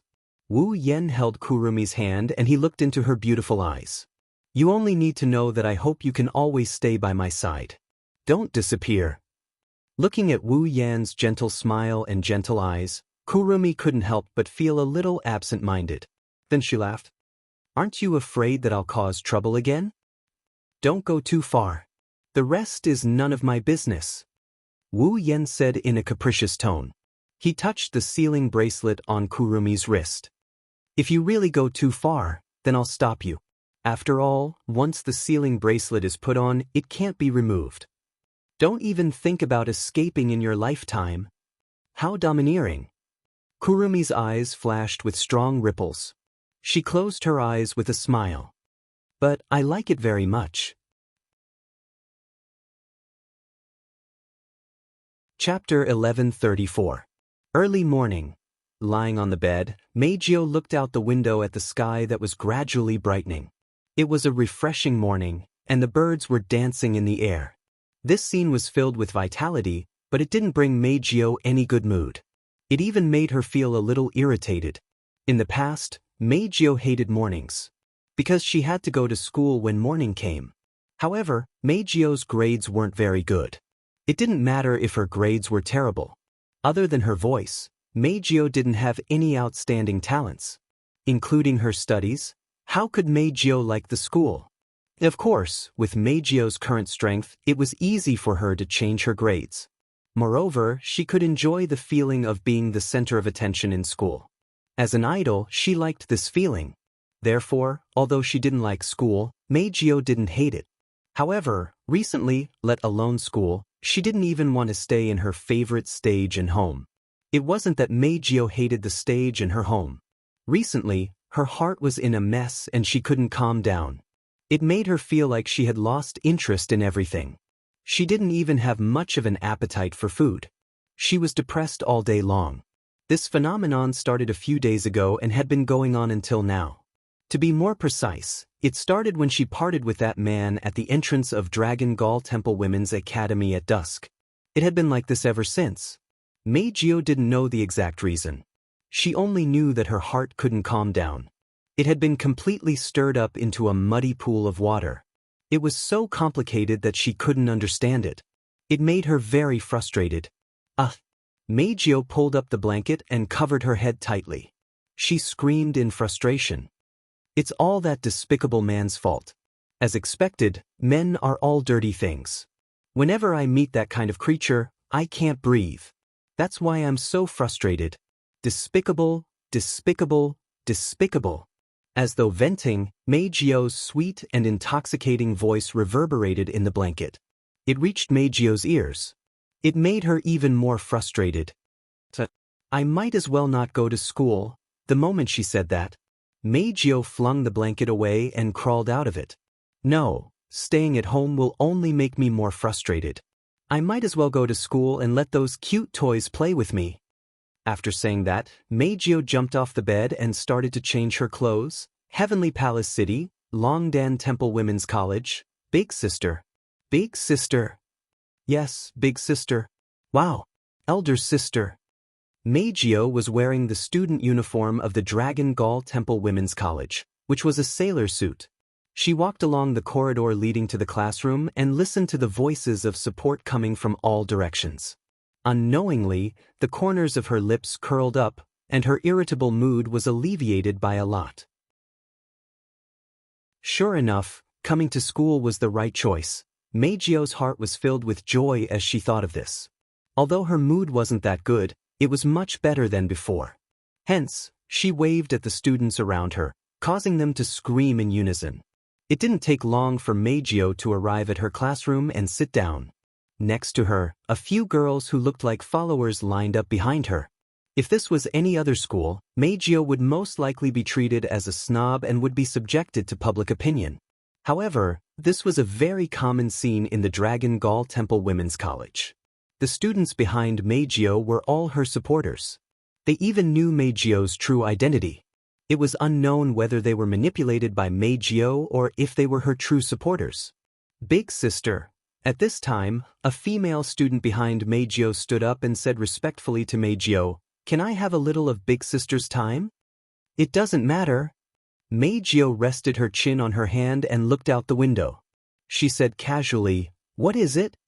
"Today is the day that Big Sister ordered us to check the fans' letters." The female student seemed to have noticed Meijio's absent-mindedness, so she didn't waste any time and directly carried out a rather large box. "Big Sister, do you want me to read it or do you want to read it yourself?" "No need." Meijio waved her hand, her gaze still fixed outside the window. "I'm not in the mood to read the letters today. I'll leave them to you." The female student looked at Meijio in surprise. She didn't expect such an answer. Night Tempter Meijio was a singer who had debuted for half a year.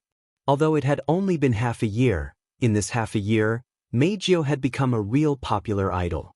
Even compared to those veteran idols, she was still better. Although her fans were only female, there were still a lot of them. Naturally, these fans would want to send letters to Meijio. It's understandable, Meijio didn't want to be bothered by fan mail every day, so she left all these fan mail to her subordinates. Then she would take one day out every week to read these fan mail.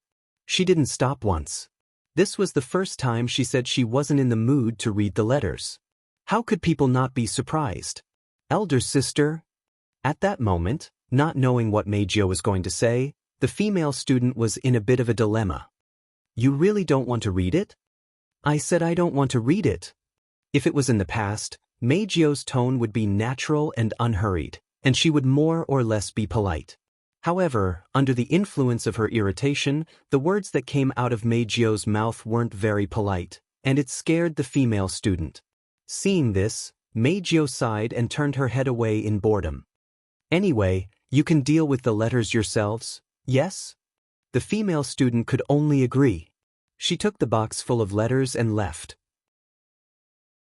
Almost at the same time, another female student walked up to Meijio. Big sister, there are some fans who hope that Big Sister can hold a concert. Do you mean? Meijio finally turned her head. The word, concert, caught her interest. Many people want to hold a concert? Yes, Big Sister. Seeing Meijio looking at her, the female student seemed to be very excited. Even her spirit was lifted. Big Sister, didn't you cancel the concert a few days ago? That's why the fans want Big Sister to hold another concert. A concert a few days ago? Cancelled? Meijio was stunned. A concert a few days ago? Was it the concert held when she met that man? Why would it be cancelled because of something? The first half of the concert went smoothly. Later on, because of a fight with that man, the concert was ruined and she was taken away by him.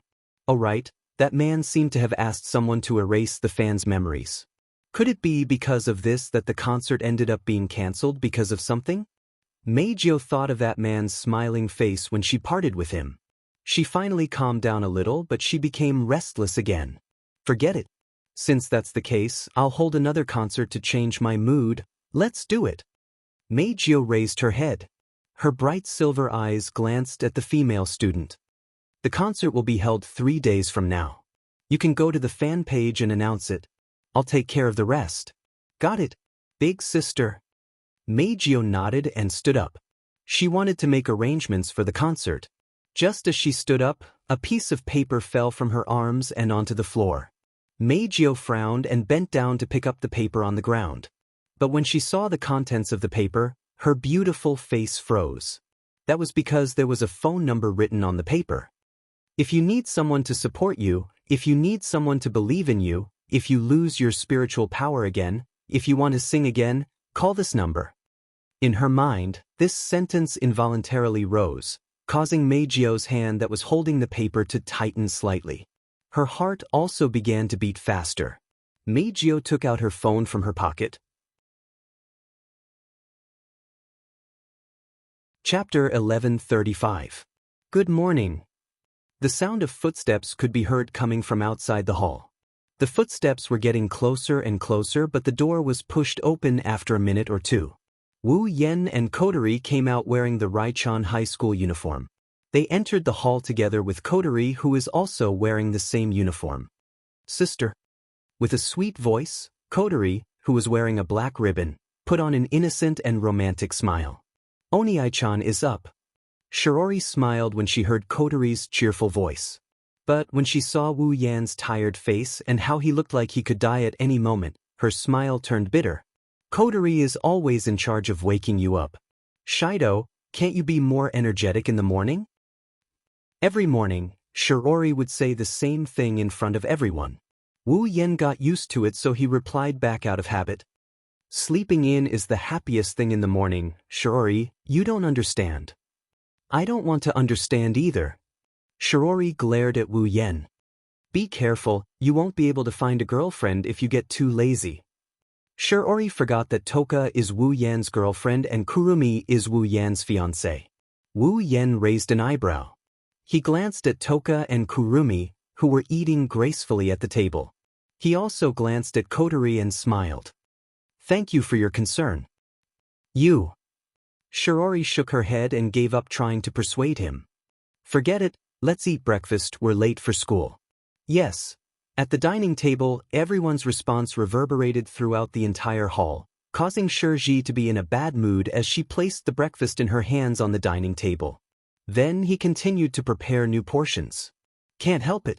10 spices had already eaten more than 70% of the breakfast. If they didn't prepare more, Shirori would probably not be able to eat anything herself, not to mention that it might not be enough for the others. But Shirori turned around. She went into the kitchen to prepare breakfast. Kurumi suddenly spoke. Itsuka-san, I have something to talk to you about. Shiori was stunned. She pointed at her own nose. Kurumi nodded with a smile. Shiori tilted her head in confusion. Are you sure it's me? Kurumi blinked her eyes and looked at Shiori's incredulous expression. She couldn't help but laugh out loud. Allah, Woohee classmate, is it something to be surprised about that I'm looking for you? No, it's not that. Shiori looked away awkwardly. It's the first time you came to me. Indeed, because of Kurumi's status as Shido's fiancé, Shiori, who supported her on 10 Fragrance's side, wasn't hostile to Kurumi, but she wasn't friendly either. Usually, they didn't talk much, let alone Kurumi taking the initiative to look for her. That's why Shiori was so surprised. I just wanted to talk to you about something. Kurumi closed her eyes and she chuckled. Her words caught everyone's attention except for Wu Yen. For the next period of time, I may have to leave this house temporarily. Leave this house? Shiori exclaimed. Toka also stopped eating and looked at Kurumi with surprise.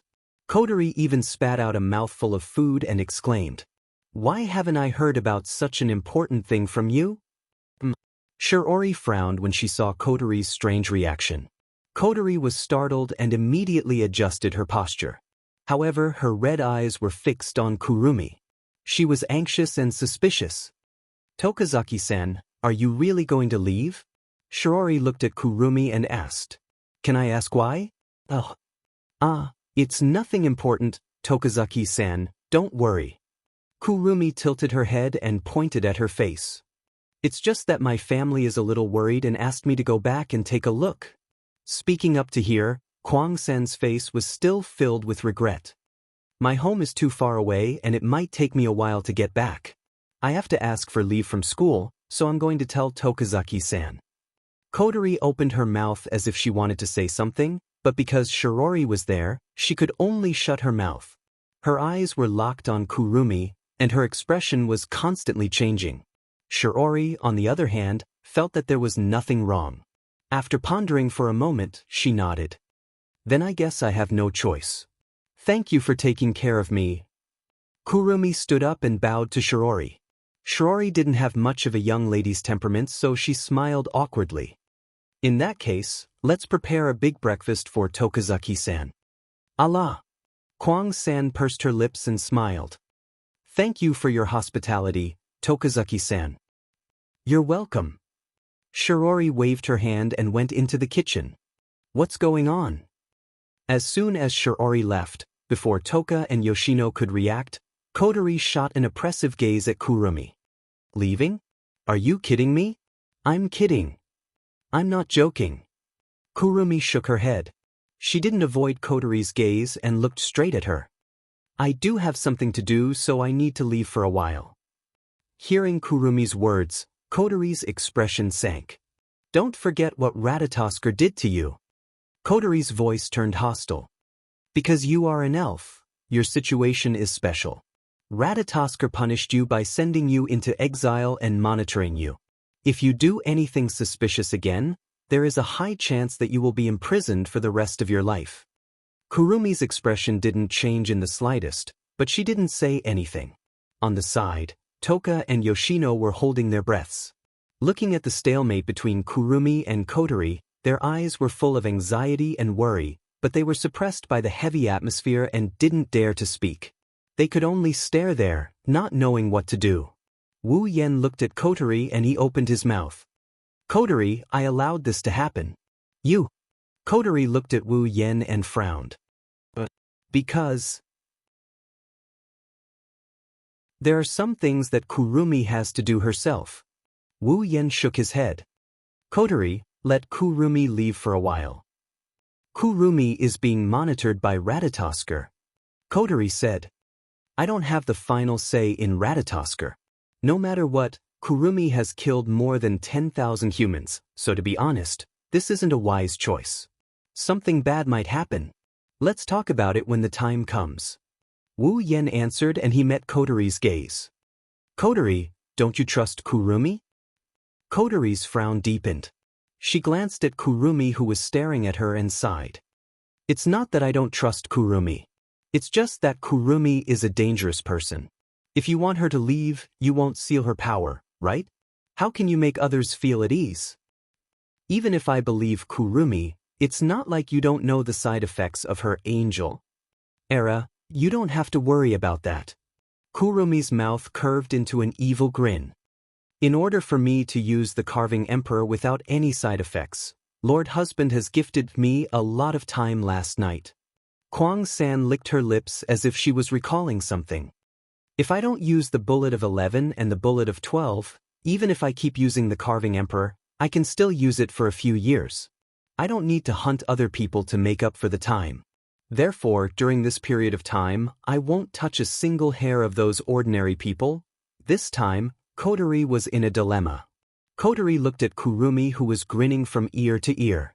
Then she looked at Wu Yen, who nodded at her. She lowered her head and she started thinking. Chapter 1136.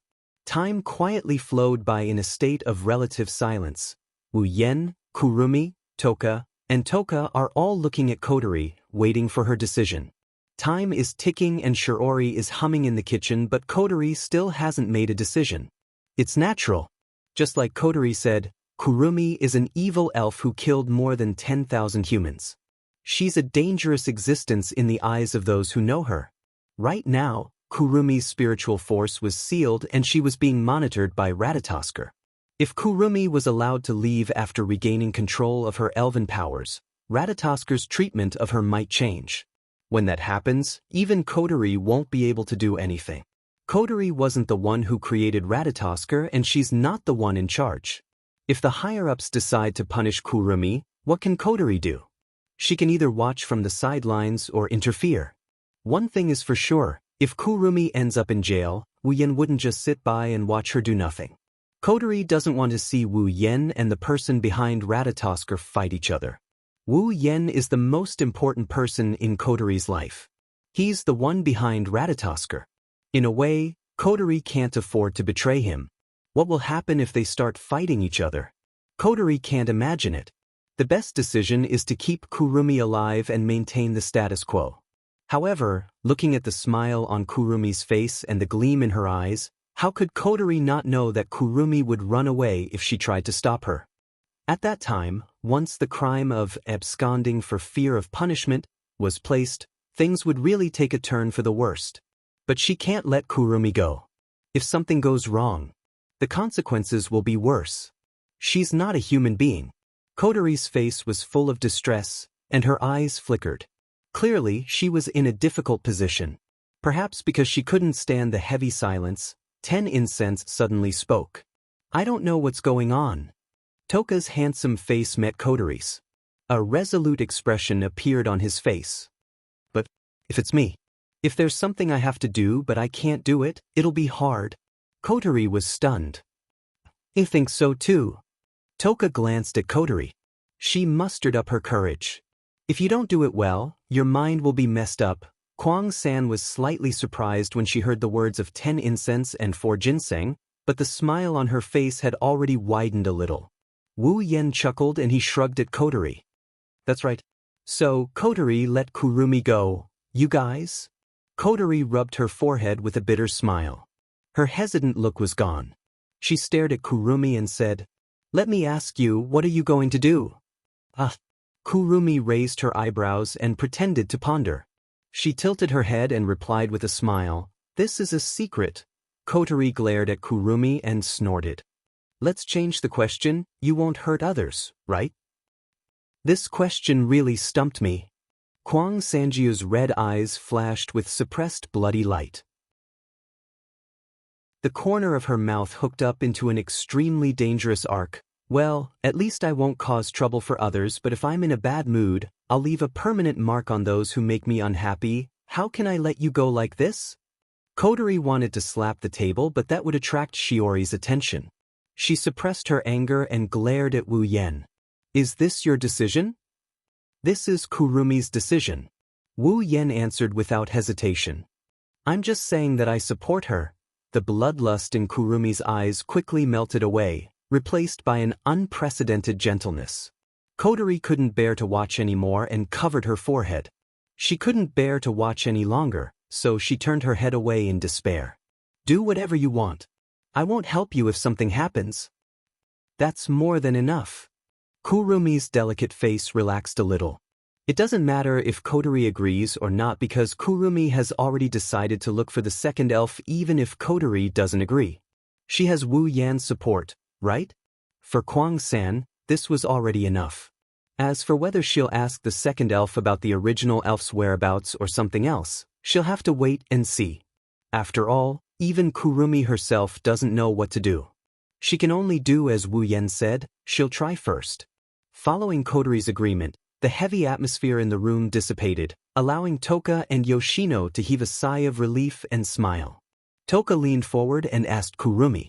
Then, Kurumi, when are you leaving? Well, Kurumi thought for a bit. I'll go to the school to say goodbye to the teachers and then I'll leave. So soon? Toka wrinkled her nose. When are you coming back? I don't know. Kurumi shook her head and glanced at Wu Yan with a smile. Maybe I'll be back soon, maybe I'll wait until Aotsusama leaves this world, but no matter what, I'll be back. That's good.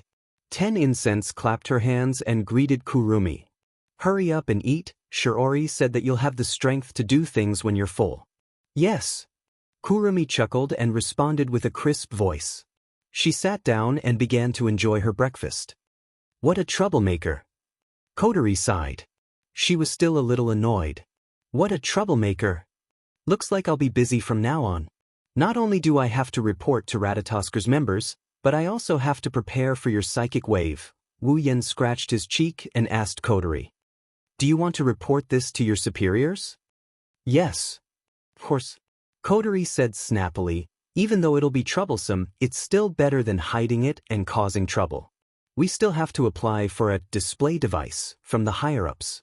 If something happens at this juncture, we'll have no choice but to snatch the display device from AST and DIM. Wu Yan smiled awkwardly and shrugged at Kurumi, Toka, and Yoshino. The 3 elven girls giggled.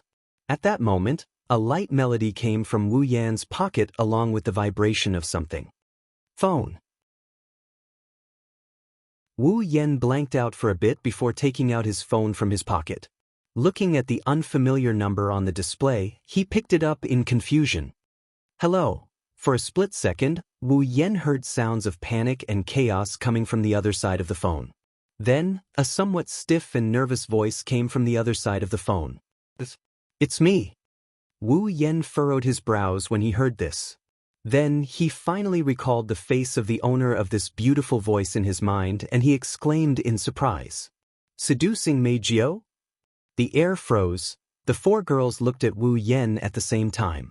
Toka and Yoshino looked at him suspiciously, Kurumi smiled and Kotori looked at him inquisitively. Wu Yan didn't have the time to think about this. He's still in a state of shock that Meijio would call him. You actually called me. Didn't you ask me to call you? On the other side of the phone, Meijio sounded a bit nervous. She's completely different from her previous arrogant self when she attacked him. Wu Yan was confused but he still asked her with a smile. Then why are you calling me? Meijio went silent for a while before speaking again. Didn't you want to hear me sing? The smile on Wu Yan's face slowly receded and turned into a serious expression. Do you want to use your own voice? Meijio opened her mouth and her voice trembled.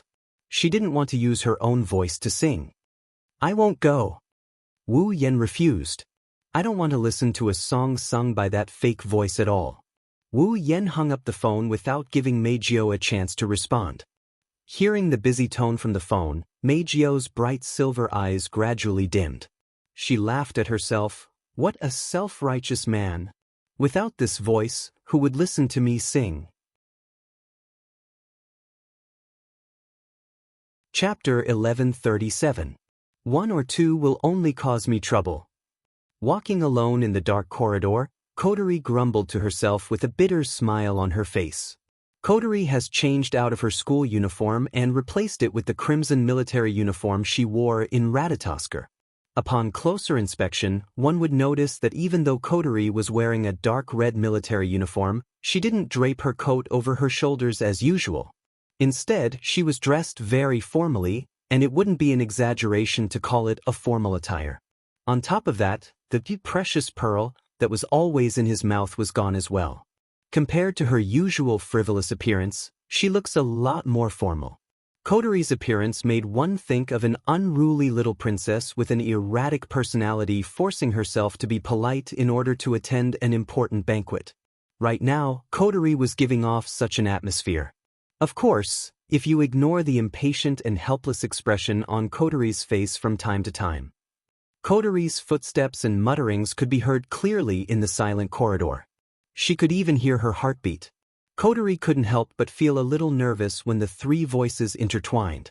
This unprecedented nervousness wasn't because of the sound, but rather because of Kotori's current location. Ratatasker's headquarters. That's where Kotori's superior works. And now, Kotori was going to meet her direct superior. There are two things: the application for the display device, and the report on Kurumi's incident. Because of these two reasons, Kotori immediately applied for leave from school. She rushed here as fast as she can to solve the problem in one go. Kotori wasn't just complaining. She was truly annoyed. She applied for a large number of display devices for no reason, including the personal combat display device, the CR unit.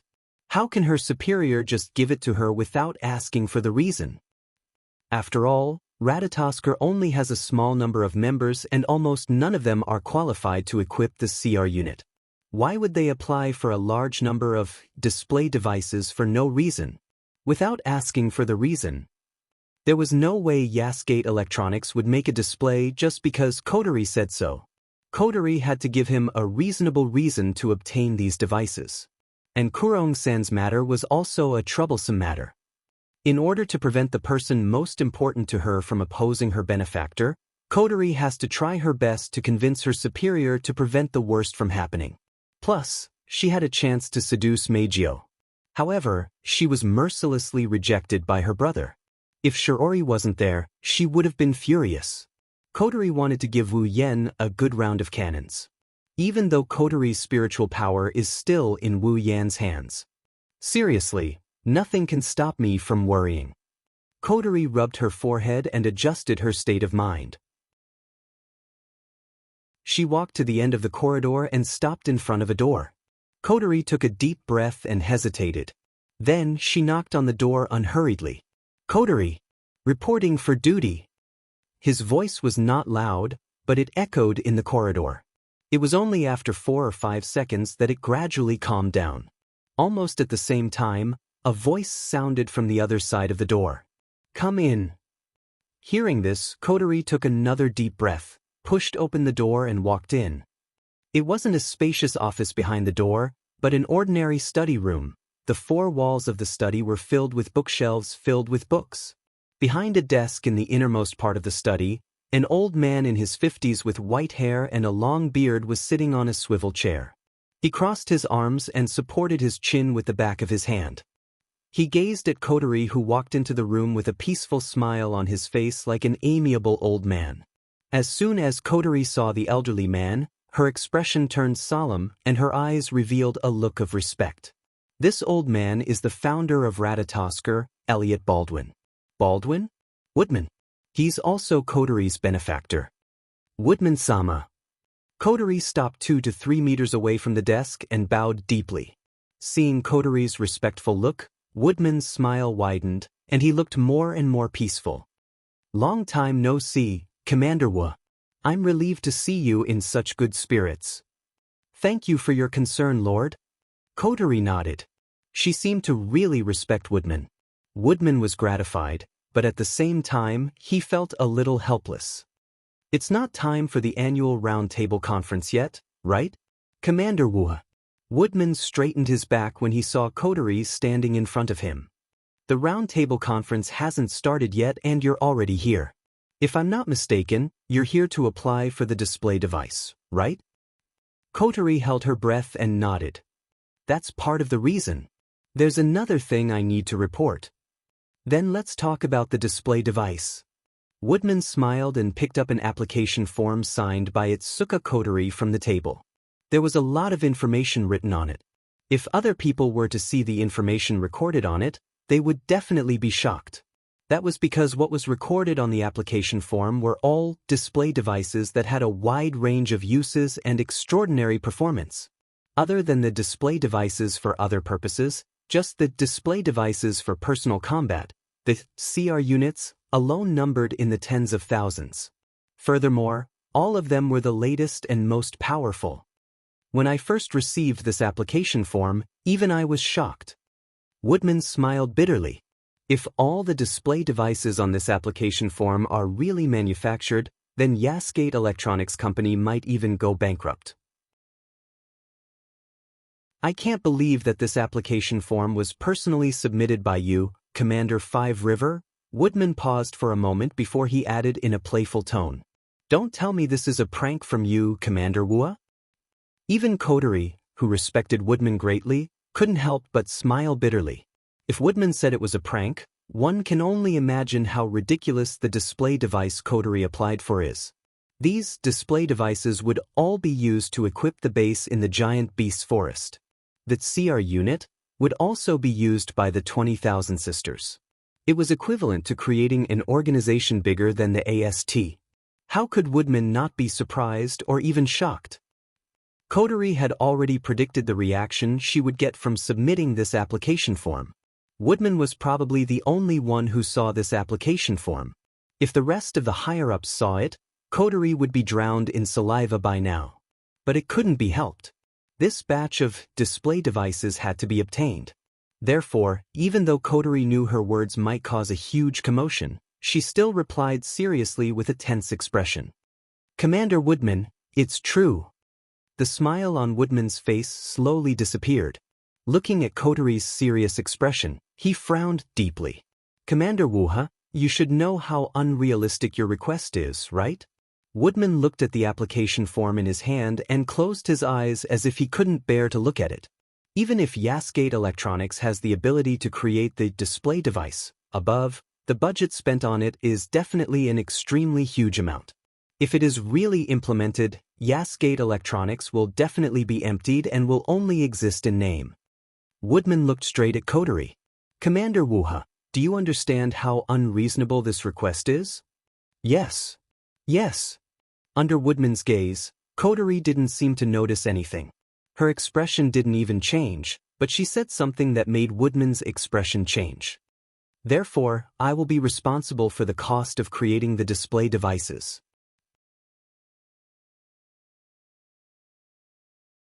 Chapter 1138. Therefore, I will take full responsibility for the cost of the device. Woodman's expression changed when he heard Coterie's serious words. In this world, there were only two organizations that had the ability to create display devices, Yasgate Electronics Company and DM. As the only two organizations in the world that have the technology to create the device, they might not be the richest in the world, but they are definitely one of the wealthiest organizations. Under such circumstances, Yasgate Electronics would face the danger of losing all of its funds to manufacture the display device Coterie requested. It wasn't hard to imagine how much funds Coterie needed to manufacture the display device. However, Coterie said she will take full responsibility for the cost. Apart from her identity as the commander of Ratatosker, Coterie is just a little girl from an ordinary family. Can she afford such a huge amount of money? The answer is no. Woodman, who knows Coterie's family well, can't help but think that Coterie is pranking him. But because Woodman knew Coterie well, he knew Coterie wasn't joking. Woodman's eyes gradually narrowed. His pupils constricted into the shape of needles as he spoke in a deep voice. Commander Five Rivers, are you serious? The heavy atmosphere in the silent study room continued to rise. Coterie closed her eyes, and when she opened them again, they were filled with determination. Woodman, who had witnessed this scene, fell silent. Following Woodman's silence, the entire study suddenly fell into an indescribable, stifling silence. If someone were to stay here, perhaps, if anyone was in the study room, they would have a hard time maintaining their breathing under the heavy atmosphere. After a long time, Woodman raised his head and looked at Kotori. May I ask, where do you plan to get the money? Kotori lowered her head and pondered for a moment before answering. This fund was entrusted to me by my brother. He asked me to use it at this time. That's right, the money Kotori wanted to use to create the device was given to her by Wu Yen himself. Wu Yen predicted that in the end, the matter of requesting the display device from the higher-ups of Ratatosker would escalate to a financial issue. After all, the quality and quantity of the display devices they needed were simply too high, too many. Even the Yasgate Electronics Company might not be able to afford it. Moreover, Kotori didn't apply for the device for Ratatosker. It was a personal request. Therefore, Yasgate Electronics wouldn't spend such a huge amount of money to create a display device for Kotori's request. The display device wasn't something that could be given away casually. If they didn't use it well, it might become the source of a disaster. Even with Kotori's trust, the higher-ups were willing to give away the device. However, if they didn't solve the basic problem of funding, they wouldn't be able to negotiate. Therefore, the next morning after returning to the date world, Wu Yen gave Kotori a space ring filled with gold coins. The value of gold in this world was very high. Wu Yen can casually take out any one of these gold coins and exchange it for a large sum of money. If he were to take out all the gold coins in the ring of gold, then the sum of all the wealth in the world wouldn't even amount to 1/10,000th of the gold coins in the ring of gold. Wu Yen only needed to take out a drop in the ocean of gold from the ring of gold and he could use it to create these devices. This would make the base in the giant beast forest more secure and the 20,000 Misaka sisters more powerful. Why wouldn't he do it? If it wasn't for the gold coins, Kotori wouldn't have dared to submit the application. Upon hearing Kotori's words, Woodman was taken aback. Shortly after, he recalled something. He suddenly thought of something and his expression turned serious. You must be referring to the mysterious person who isn't an elf or a magician but has power comparable to an elf, right? Kotori nodded slowly. Woodman fell into deep thought. Woodman had already noticed Wu Yen when he first arrived in this world with the spacequake. Both AST and Dim thought Wu Yen is a spirit, but Kotori's connection made it clear to Woodman that Wu Yen isn't a spirit. Of course, Woodman didn't know Wu Yan's true identity. Kotori didn't report the fact that Wu Yen is a vampire to the higher-ups. Before becoming Wu Yan's summon, Kotori didn't even know where Wu Yen came from. How could she report that? Thus, in the eyes of Woodman and the other Ratatosker members, Wu Yen is shrouded in mystery. There's nothing about him that isn't a mystery. Now, this enigmatic existence took out a large amount of money to create a large number of display devices. 5th River Commander. Woodman looked at Kotori with a meaningful gaze. Don't tell me the display devices you applied for is what your brother needs? Kotori narrowed her eyes for a moment before she relaxed and answered truthfully. Yes, Lord Woodman. Just as you guessed, it was my brother who requested the display devices. Woodman pursed his lips, and a look of dissatisfaction appeared in his eyes. 5th River Commander, the display devices aren't something that can be given away. If someone uses them for evil purposes, do you know what will happen to this world that's already facing a disaster? Lord Woodman, I understand your concern. Kotori looked up with a bitter smile. But I think that your concerns are unnecessary. Woodman's interest was piqued by Kotori's words. The reason is simple. Kotori took a deep breath. Her red eyes flashed. If my brother wants to destroy this world, no one can stop him. He doesn't need the display devices at all. Woodman's expression changed drastically as overwhelming waves surged in his heart. Even his hands were clenched into fists. His shrewd eyes rippled with waves that were difficult to suppress. No one can stop it? Woodman closed his eyes as if he didn't want others to see him lose his composure. The corner of his mouth curled up into a smile, but that smile seemed forced no matter how one looked at it. Looks like the real danger in this world isn't the elves but this mysterious existence. Seeing how Woodman was trying his best to suppress something, Kotori felt a little apologetic, but that was the truth. If Wu Yen really wants to destroy this world, All he needs to do is release a vassal beast and have it run around the world. Then the world will enter the Stone Age. The only way to deal with familiars was to use mana to neutralize them. However, in this world, mana wasn't real mana. It was just a form of energy that powered the display device. It couldn't deal with familiars at all. Kotori was only speaking the truth. Alright, the application for the display devices is approved. Woodman looked at Kotori and said in a deep voice, "But I hope that existence will always be on our side." Kotori finally let out a sigh of relief and respectfully agreed. "Don't worry, my brother has unimaginable power, but he doesn't have much ambition. As long as there are no accidents, he won't do anything." "That's good." Woodman nodded with a kind smile on his face. "I will be in charge of the display devices. Make them as soon as possible. Of course, you'll have to fork out the funds yourselves. Asgate Electronics can't afford it." "Yes." Kotori bowed and hesitated for a moment.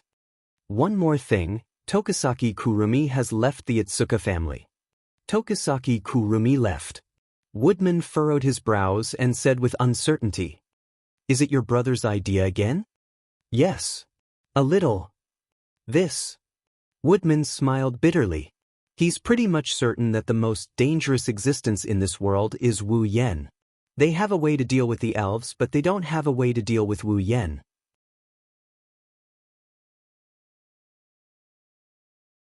Chapter 1139. In Heavenly Palace City, there is a building that is far taller than all the other buildings. This building is the branch office of him in Heavenly Palace City. Because Heavenly Palace City is the place where space tremors happen the most frequently in recent years, it is also the place where elves appear the most frequently. Therefore, Kim has already set up a branch office in Heavenly Palace City in order to effectively capture or kill elves.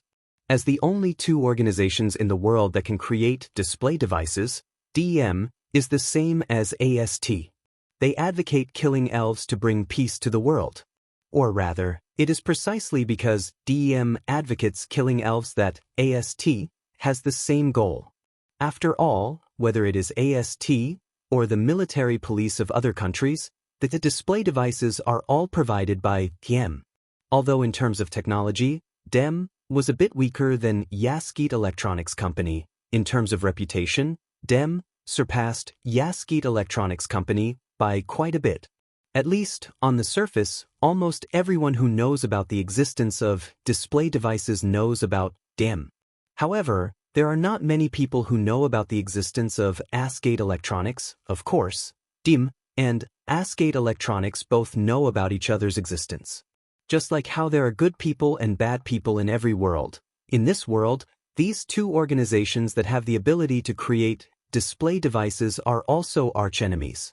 Asgate Electronics Company advocated peaceful means of communication. In order to save elves, the threat of space tremors to the world will be eliminated without a trace. DEM advocates using force to suppress and destroy elves to bring peace to the world. How can two organizations with completely opposite natures not become archenemies?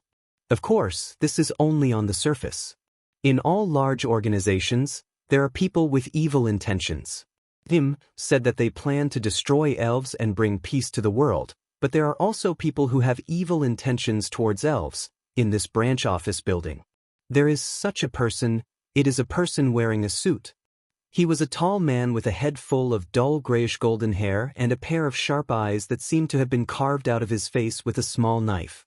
The man looks to be at most 35 years old, but he gives people a feeling that he has experienced the vicissitudes of life and is very experienced. From time to time, the corner of his mouth would curl up into a smile like a wild wolf staring at its prey. It is full of danger. It was also a little nauseating. Isaac? Bellum? Wilcote, the executive director of the DEM company, in essence, the upper management. This was because the DM was the main organization that provided the military with the display device. As long as he gave the order, the military strength of many countries would drop to the point where they would be left far behind by other countries. In this branch company, or even in this country, Wilcott was an existence that could cover the sky with one hand. Even if Dem is just a company. Holding a glass full of red wine in his hand, Westcott looked at the scenery of Heavenly Palace City outside the window and sighed quietly. Isn't it said that there are many elves in Heavenly Palace City? Why was it so peaceful? After that, Will Scott stretched out his hand toward Heavenly Palace City outside the window and then clenched it tightly. How great would it be if the Dim company mastered the technology of freely summoning Spacequake? This way, no matter how many sprites there are, they would be able to find them. If an ordinary person heard this, they would definitely run away and blacklist Will Scott, never to see him again. In order to find a sprite, he didn't hesitate to summon Spacequake. I'm afraid Wilcott doesn't care about the lives of the residents of Heavenly Palace City. Wilcott retracted his hand as if it was the most normal thing in the world. He sighed again and shook the glass full of red wine. At this moment, a tall and beautiful woman dressed like a secretary pushed open the door of the room and walked towards Wilcourt. Irene? As if he already knew who came, Wilcott smiled without turning his head. It's rare to see someone come to me at this time. I'm always here. The beautiful woman called Irene was holding a folder in her hand, and there was no expression on her pretty face. If you want to find me, just give me a shout. Is that so? Westcott narrowed his eyes. It was hard to tell if he was happy or disdainful when he smirked. If you're looking for me at this time, there must be something good, right? I don't know if it's a good thing or not. She opened the folder in her hand and took out a document. However, there is one thing that I need to report to you. Report? Westcott chuckled and shook his head. If it's something annoying, let's talk about it tomorrow. It should be something you're interested in. Irene glanced at Wilcott and put the document on the glass table in front of him. There was a photo on the document.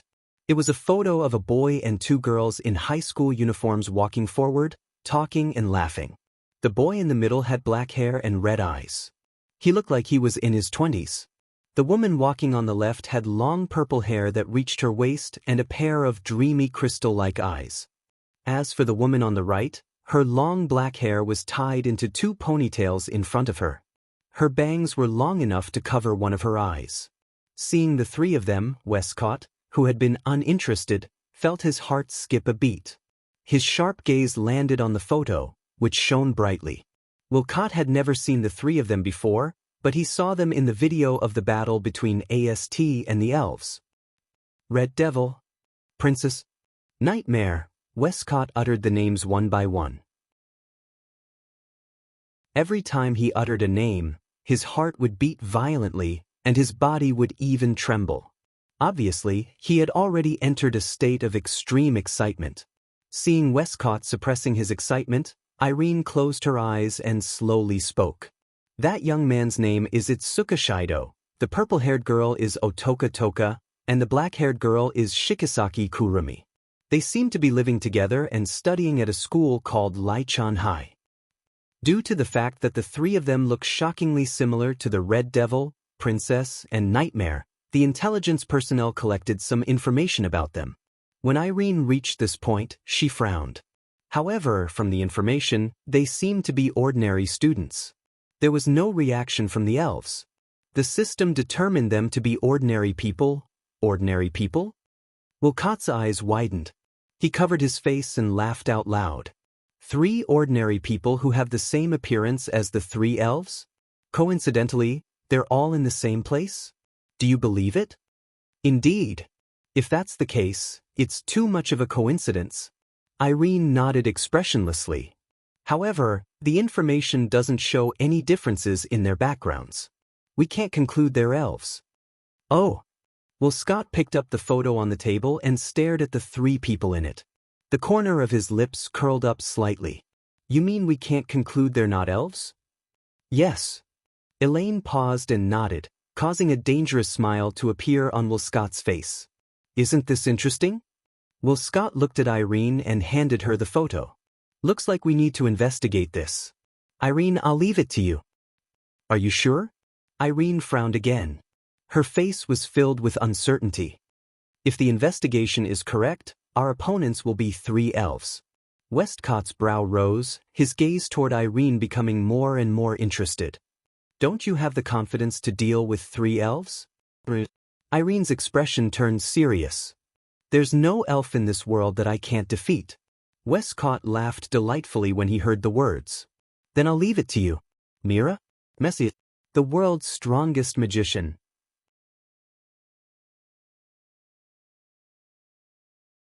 Chapter 1140. Tiangong City, Laichan High School, Teacher's Office, Tokisaki classmate, are you sure you want to take such a long leave? A petite teacher, who had the face of a high school student or even a junior high school student, said regretfully to Kurumi, who was standing in front of her and exuding an elegant aura. We're going to have a trip soon. If you take such a long leave, you won't be able to go. Kurumi was slightly startled, then her face was full of regret. Is that so? That's a pity.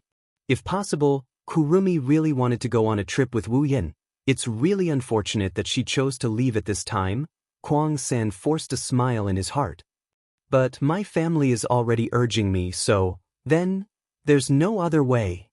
The child-faced teacher lowered her head. She looked like a primary school student who was about to cry after being bullied. Even Kurumi couldn't help but doubt in her heart at this time.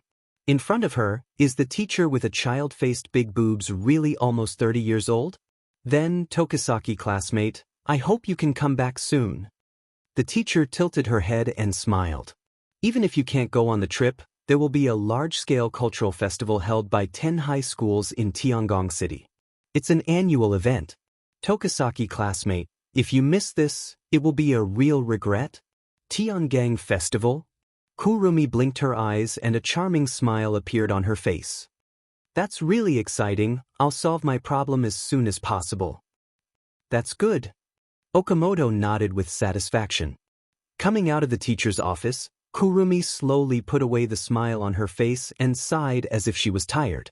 Next, Kurumi will go to find the whereabouts of the second elf and temporarily leave here for a while. Thinking that she was about to leave here, Kurumi's heart was more or less worried. It's not that she didn't want to come to Laichan High School. It's also not that she didn't want to leave her classmates. From the beginning to the end, there was only one person who could make her feel reluctant. Her wine-red eyes flickered a few times. Kurumi couldn't help but look in the direction of the classroom. She wanted to see Wu Yen. At least she wanted to say goodbye. But she was afraid. After meeting Wu Yen, she would be reluctant to leave. Standing at the door of the teacher's office, Kurumi's beautiful eyes were filled with hesitation. In the end, she gave up. Anyway, it's not like we won't meet again. Regardless of whether she found the second sprite or not, or whether she resolved the confusion in her heart, she would still come back. After all, Kwang-san's life had long since merged with the only man who could move her heart. For the time being, I have to go back to my old self. Kurumi muttered. She then lifted her feet and walked towards the school gate.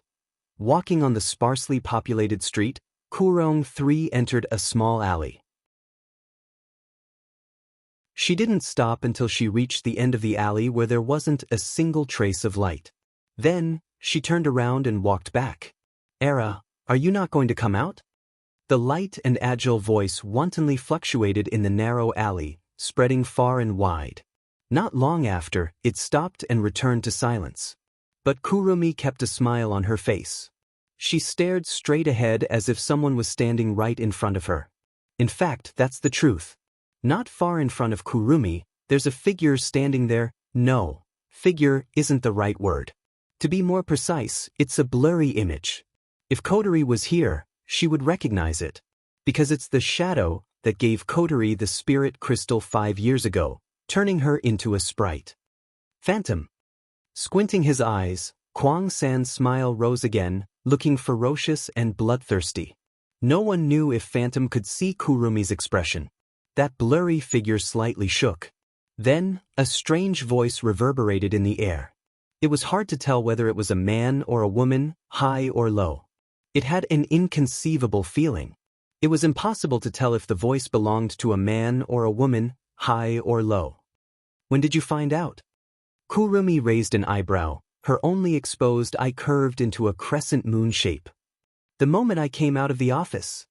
Hearing Kwang-san's words, the Phantom's blurry figure shook a few more times and spoke noisily. Then, why didn't you inform your husband, Sama? I wanted to, But you would have left by then, right? Kurumi shrugged her shoulders. She looked at the phantom with a bloody glint in her eyes. But I admire your courage. You know he's in Lai Chan Hai, yet you still came here. Do you think you're a match for him? I don't know if I'm a match for him, the phantom said, but I know you need me. Kwang San's eyes narrowed. His body emitted a strong light that disappeared in a flash. When the light dimmed, a black and red spiritual equipment appeared on his body. Kurumi raised the gun in her hand and aimed at Phantom. Her golden eyes locked onto Phantom as she sneered. You don't think I'll betray him, do you? You won't. The Phantom paused for a moment. Someone as depraved as you will open your heart and accept someone? He.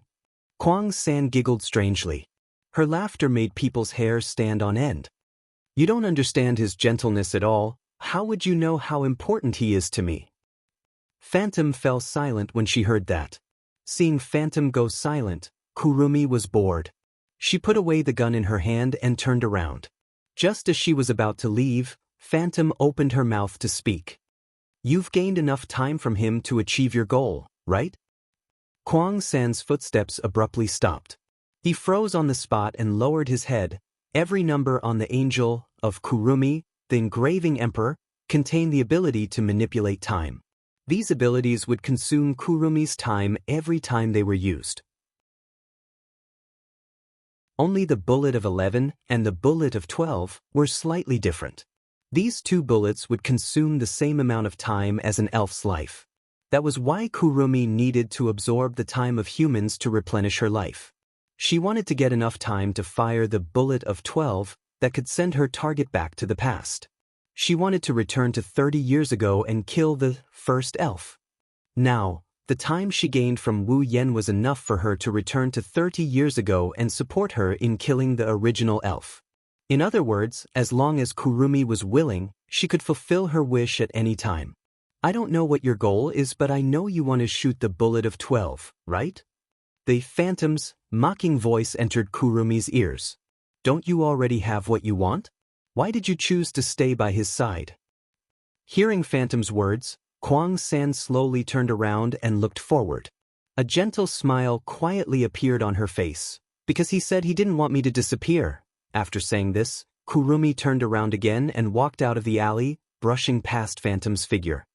You better be prepared the next time you appear in front of me. He really wants to see you. I'm sure he'll be happy if I capture you and give you to him as a gift. Phantom seemed to have turned around as well. Her blurry figure flashed, and she looked at Kurumi, who was walking away, and suddenly said, You're right. The second elf was imprisoned by the Dem. Also, the Dem has his eyes on the person in your heart. Kurumi turned around and looked at the Phantom. However, the Phantom was already gone. All that was left was an empty alley. Kurumi smiled. Her smile was both happy and bloody.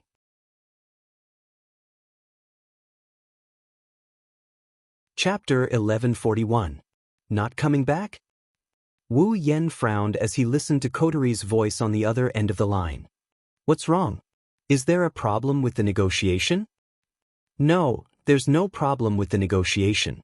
The display device and Kurumi's matter have been solved perfectly. They've already agreed to make the display device we need. They've also turned a blind eye to Kurumi's matter.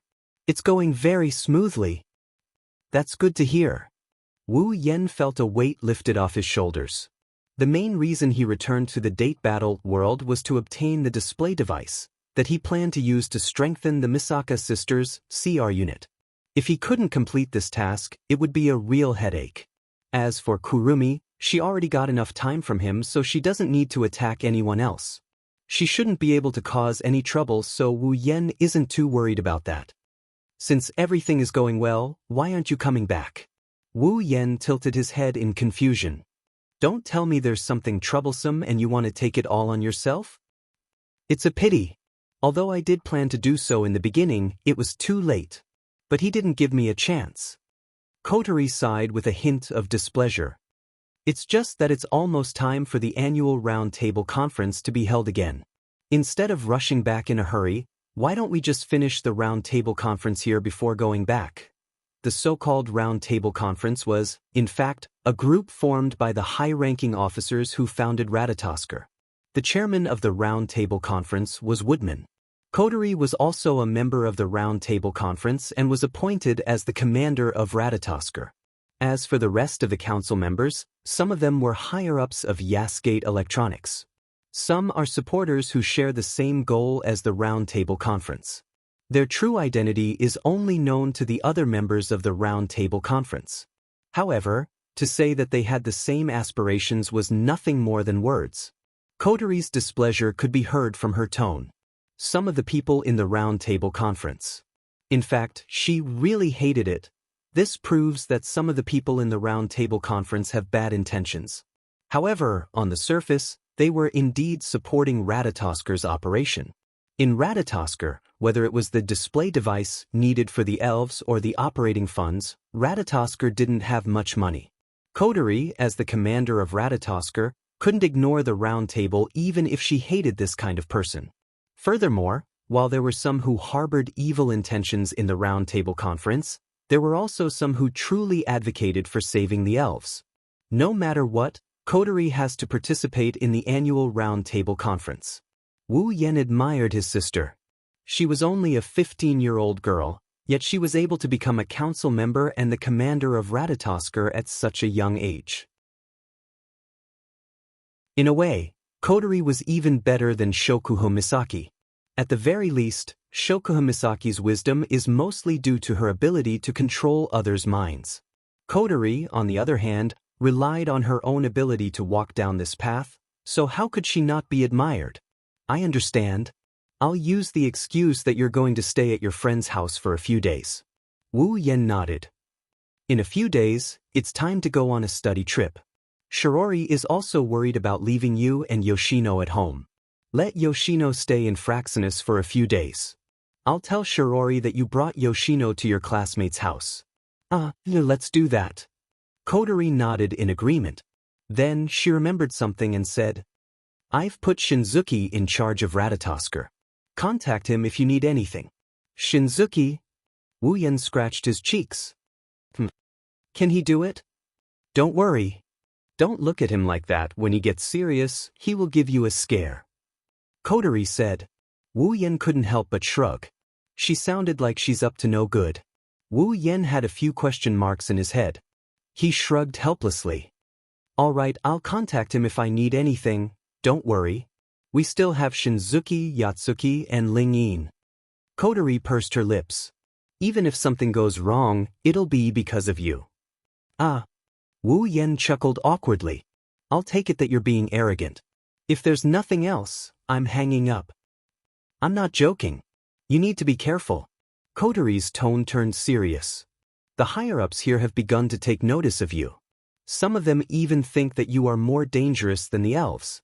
If you cause any trouble, and those guys who only know how to talk big and are extremely afraid of death find out, it will be very troublesome. Is that so? Wu Yen raised an eyebrow and his lips curled into a grin. Well, you don't have to worry about that. When have you ever seen me suffer? That's right. That's why I'm worried. Coterie smiled bitterly. Anyways, you need to be careful. I feel like something's going to happen. I know. Wu Yen shook his head. I'll be careful. Just take care of yourself. All right. Coterie wasn't sure if Wu Yen took her advice seriously, so she shook her head. That's it then. If something urgent happens, just call this number. This is the emergency line. You're allowed to pick it up even during the roundtable conference. All right, that's it then. Leaving these words, he hung up the call. Looking at the phone in his hand, he narrowed his eyes as if deep in thought. Something's going to happen? Not sure if he thought of something good or not, Wu Yen had a playful look in his eyes. Something is going to happen. Shrugging his shoulders, he turned around and walked into the classroom. The moment he entered the classroom, a voice filled with excitement rang out. Shido! Toka sprinted towards Wu Yen and she started waving her arms and legs while yelling at Wu Yen. Sensei said she's going to assign rooms for a study trip. Shido, let's be a team. 10 Fragrance's crisp voice caused the classroom, which was still in a noisy state a second ago, to quiet down. Then, a series of meaningful gazes swept over one after another. The smile on Wu Yan's face froze as he listened to the whispers around him. A drop of cold sweat dripped down from his forehead as he quickly rejected her with a righteous tone. No! 10 Fragrances puffed up her cheeks in dissatisfaction. Why? This. Wu Yan wiped the cold sweat off his forehead and smiled. Look, if you're in the same room as me, what about Shirori? She'll want to be in the same room as you. I see. Toka nodded in realization. Then, she heard a calm voice. Don't worry. Tashichi Origami stood up from her seat and hugged Shirori, who was beside her. I'll be in the same group as Shirori. Sigh. This time, it was Shiori's turn to have a drop of sweat on his forehead. Shiori's face turned pale when she thought of the tragedy that happened when she went shopping with Tashichi Origami. I can't be alone with Origami. As such a thought flashed through her mind, Shirji called out to him. Then Toka, you can come too. It's decided then. Before Toka and Tashichi Origami could say anything, Wu Yan made the decision. At this moment, teacher Xiaozhu, who was standing on the podium, seemed to have thought of something and took out a piece of paper. Oh right, I almost forgot to tell everyone. The destination of this trip has changed. Huh? All of a sudden, the entire class's bewildered voices overlapped perfectly, reverberating in the air. There were only a few days left before the trip. If the destination was changed now, wouldn't all the preparation be wasted? Shori-sensei smiled as if she expected this. Don't worry, the destination is Homie Island. It's very close, so we don't need to prepare much. Hearing this, the classroom became noisy once again. No one noticed that Wu Yan, who was standing at the back of the classroom, had a small grin on his face.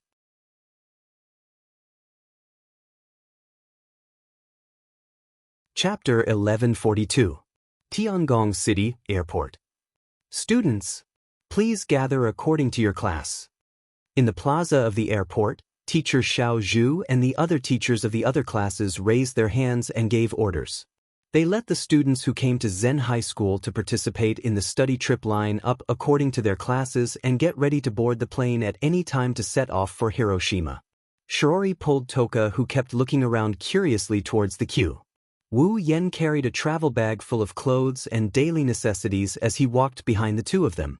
He looked around the airport and tapped on his unknown earpiece.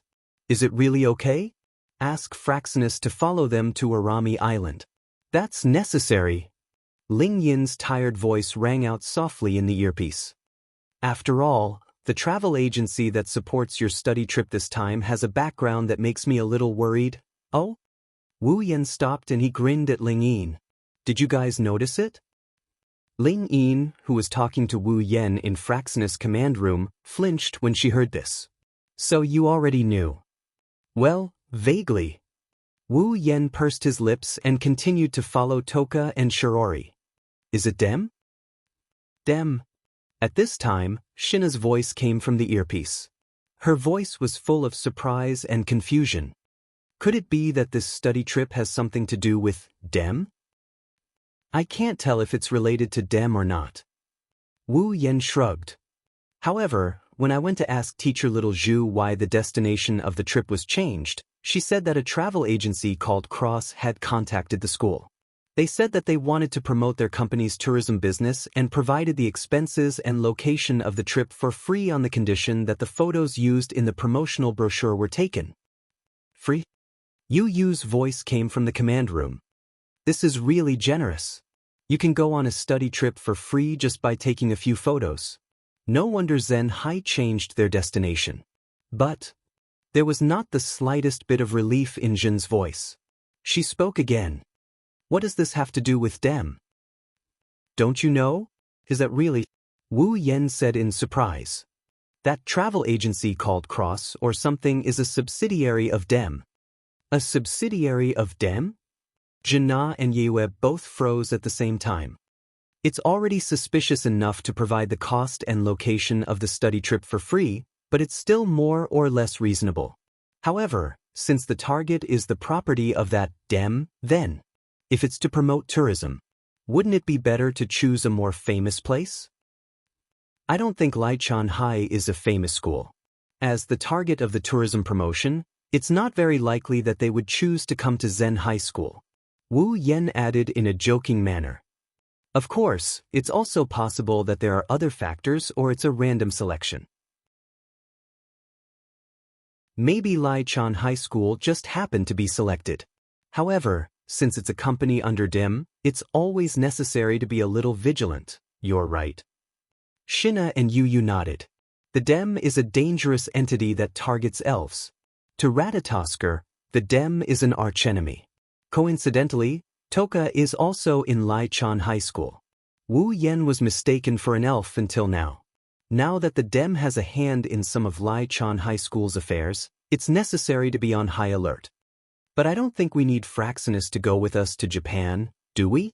Wu Yan said helplessly. Wouldn't that be making a big deal out of nothing? Just in case. Just in case. If something urgent happens, we can go there immediately. Ling Yin explained calmly. She muttered in dissatisfaction.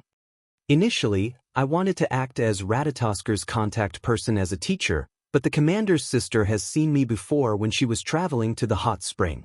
If I follow her, it'll definitely arouse suspicion. If that happens, it'll be hard for me to explain to the commander, all right, don't worry too much.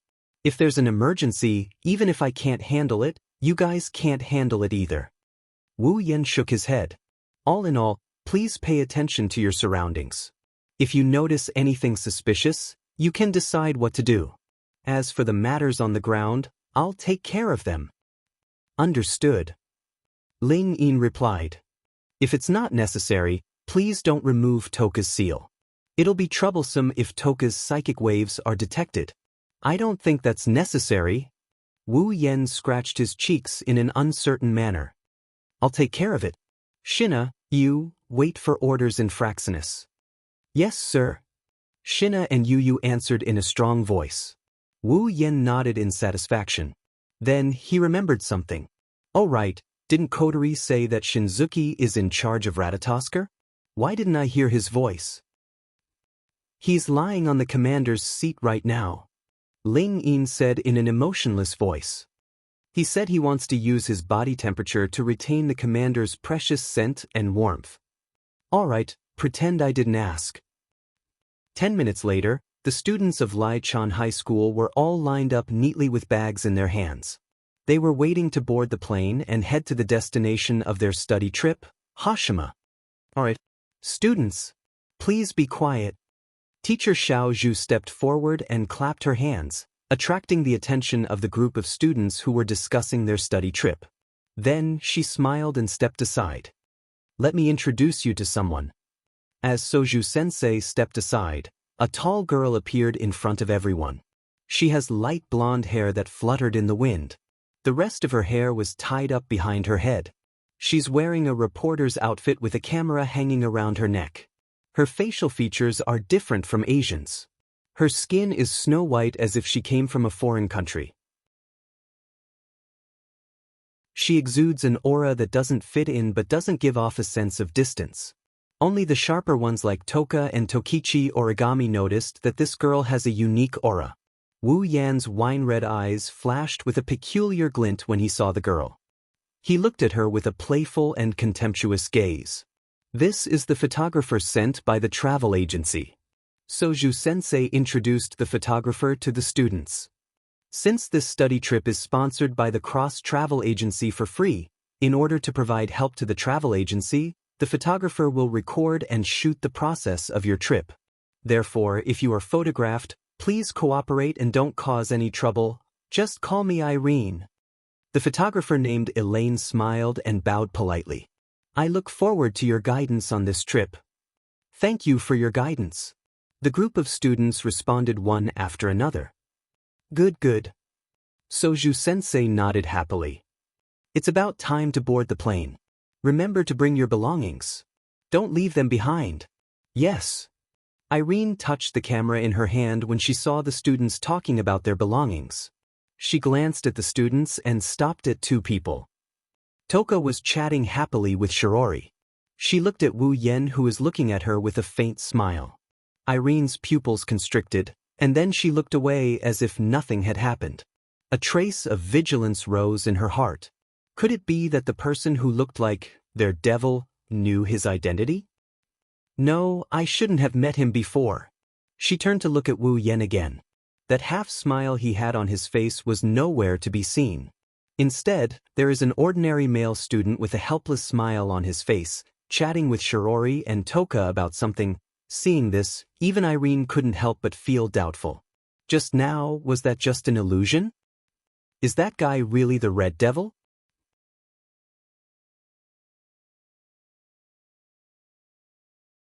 Chapter 1143.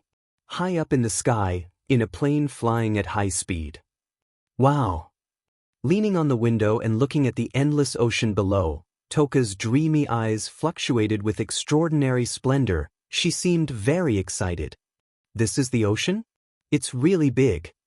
Seeing Toka's unusually happy expression, Shirori unconsciously also showed a smile on her face. Don't worry, we'll be able to play at the beach soon, so Toka, if you're too excited, be careful that you don't have the energy to swim. Swim. 10 Incense narrowed her eyes in anticipation. She hurriedly sat down in her seat. You're right, can't be too excited. If you're too excited, you won't have the energy to swim. Calm down. She muttered to herself to calm down, and she did indeed calm down. However, because she was too calm, her squinted eyes began to blink tiredly. Not long after, she closed her eyes. Her head also tilted to the side and she fell into a deep slumber. Really? Shirori helplessly shook her head. Her eyes couldn't help but show a doting expression. She flicked Toka's bangs and softly muttered, "Good night." All of a sudden, a cold gaze pierced from Shiori's side to her back, causing her to feel a chill down her spine. The doting smile on her face also froze up.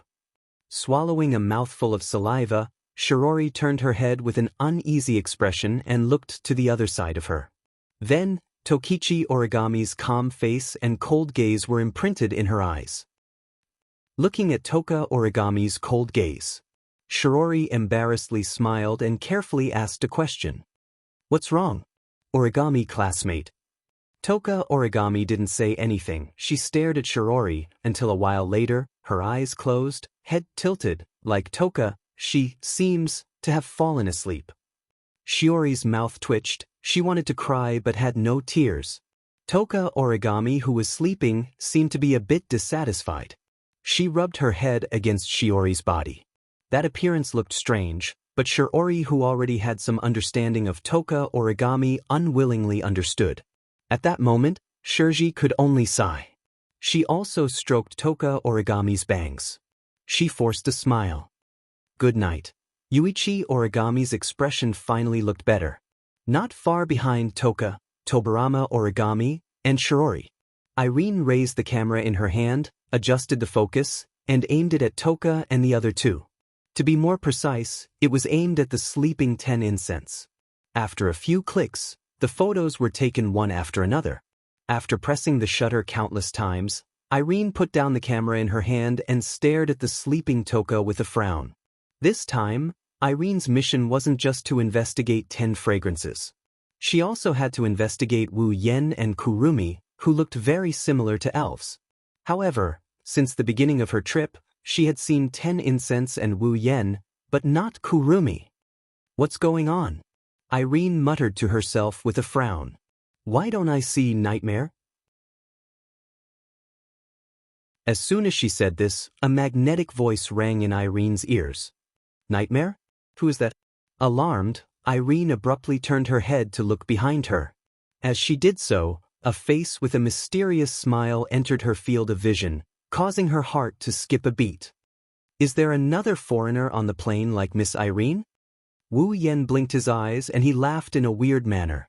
The foreigner with the name Nightmare sure has a personality. No. Irene tried to suppress her wildly beating heart. She tilted her head at Wu Yen in confusion. You are? Me. Wu Yen shrugged and smiled. Miss Irene, don't you know me? Someone took a photo of me just now. Irene's eyes trembled. She forced a smile. Is that so? I'm sorry, it's a job requirement. Ma, looks like being a photographer isn't easy after all. Wu Yan looked at Irene straight in the eye. He pointed at the seat beside him as if he's trying to strike up a conversation with Irene. Can I sit here? Hearing this, Irene subconsciously wanted to refuse, but when she thought that it would be easier to observe, she nodded her head. Of course. Thank you very much. Wu Yan bowed like a noble. He sat down beside Irene and he handed her one of the 2 bottles of drinks he's been holding. If you don't mind, please have this. Tea, thank you.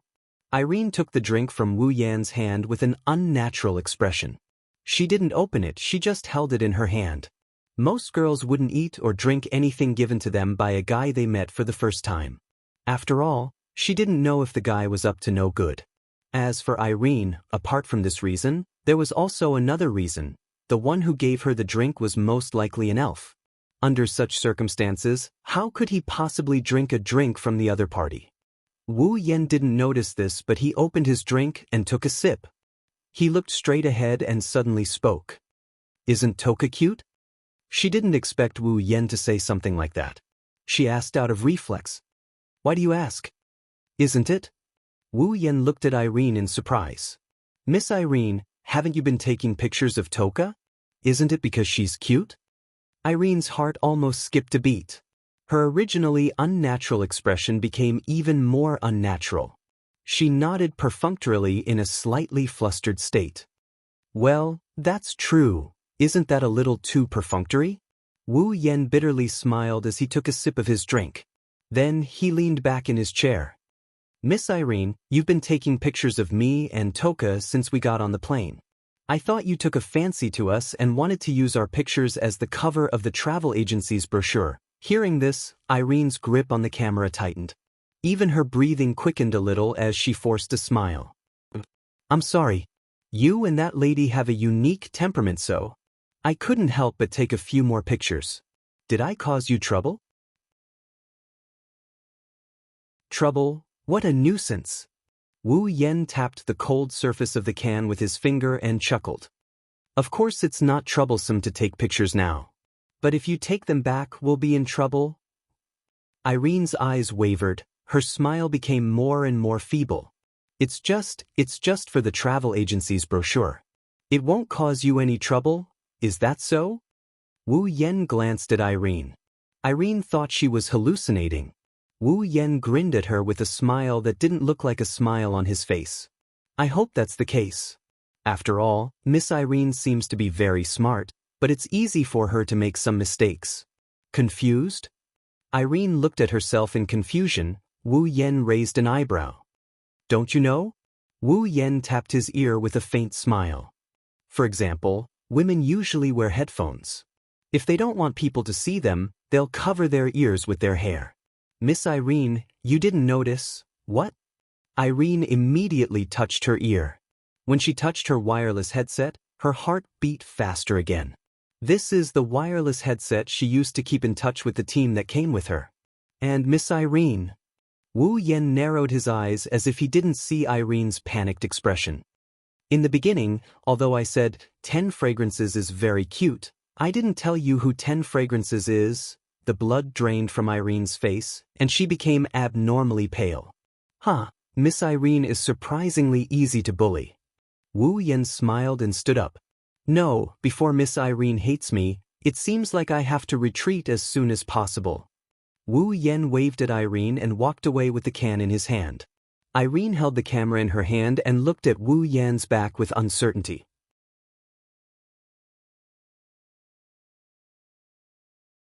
Chapter 1144. Between the Aizu archipelago and the Ogasawara archipelago, there is an island with a total area of about 70 square kilometers. Home Island. 30 years ago, there was a period of time when spacequakes happened very frequently. Even this place was affected by spacequakes. A large part of the northern part of the island was hollowed out. From the middle of the island to the outside, it became an empty island sea. It looked very desolate. It was only in recent years that Home Island was redeveloped and turned into a sightseeing island with both scenery and entertainment. In this respect, Home Island and Tiangong City have a very similar background. After all, Tiangong City used to be a ruin because of frequent spacequakes. Later it was redeveloped into a residential area. Like other redeveloped areas, Home Island had also been perfectly planned and organized, and a perfect disaster prevention policy had been implemented.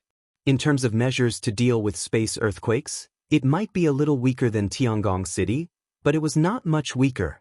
Moreover, the coast was completely cut off because of spacequakes. Like a crescent moon suspended in the ocean, it formed a precious and beautiful scenery, attracting a lot of tourists. Whether local or foreign, people came to Home Island for sightseeing almost every day. Perhaps it was a little disrespectful to the victims who had lost their lives because of the spacequake. But in fact, Home Island did have the opportunity to gradually become prosperous and become a tourist attraction because of spacequakes. And the free study trip sponsored by Cross Travel Agency is the destination of this island. The plane carrying the students and teachers of Lai Chan High School gradually landed on the crescent-shaped island. It didn't stop until it arrived at an airport. Not long after, the preparations to get off the plane were quickly completed. One by one, students in uniforms and teachers in casual clothes got off the plane and stood in the airport. They looked around. There was a bit of excitement on their faces. Taking a deep breath of the slightly cold air, Wu Yen couldn't help but praise while carrying a travel bag. Such fresh air, it smells cool even to the throat.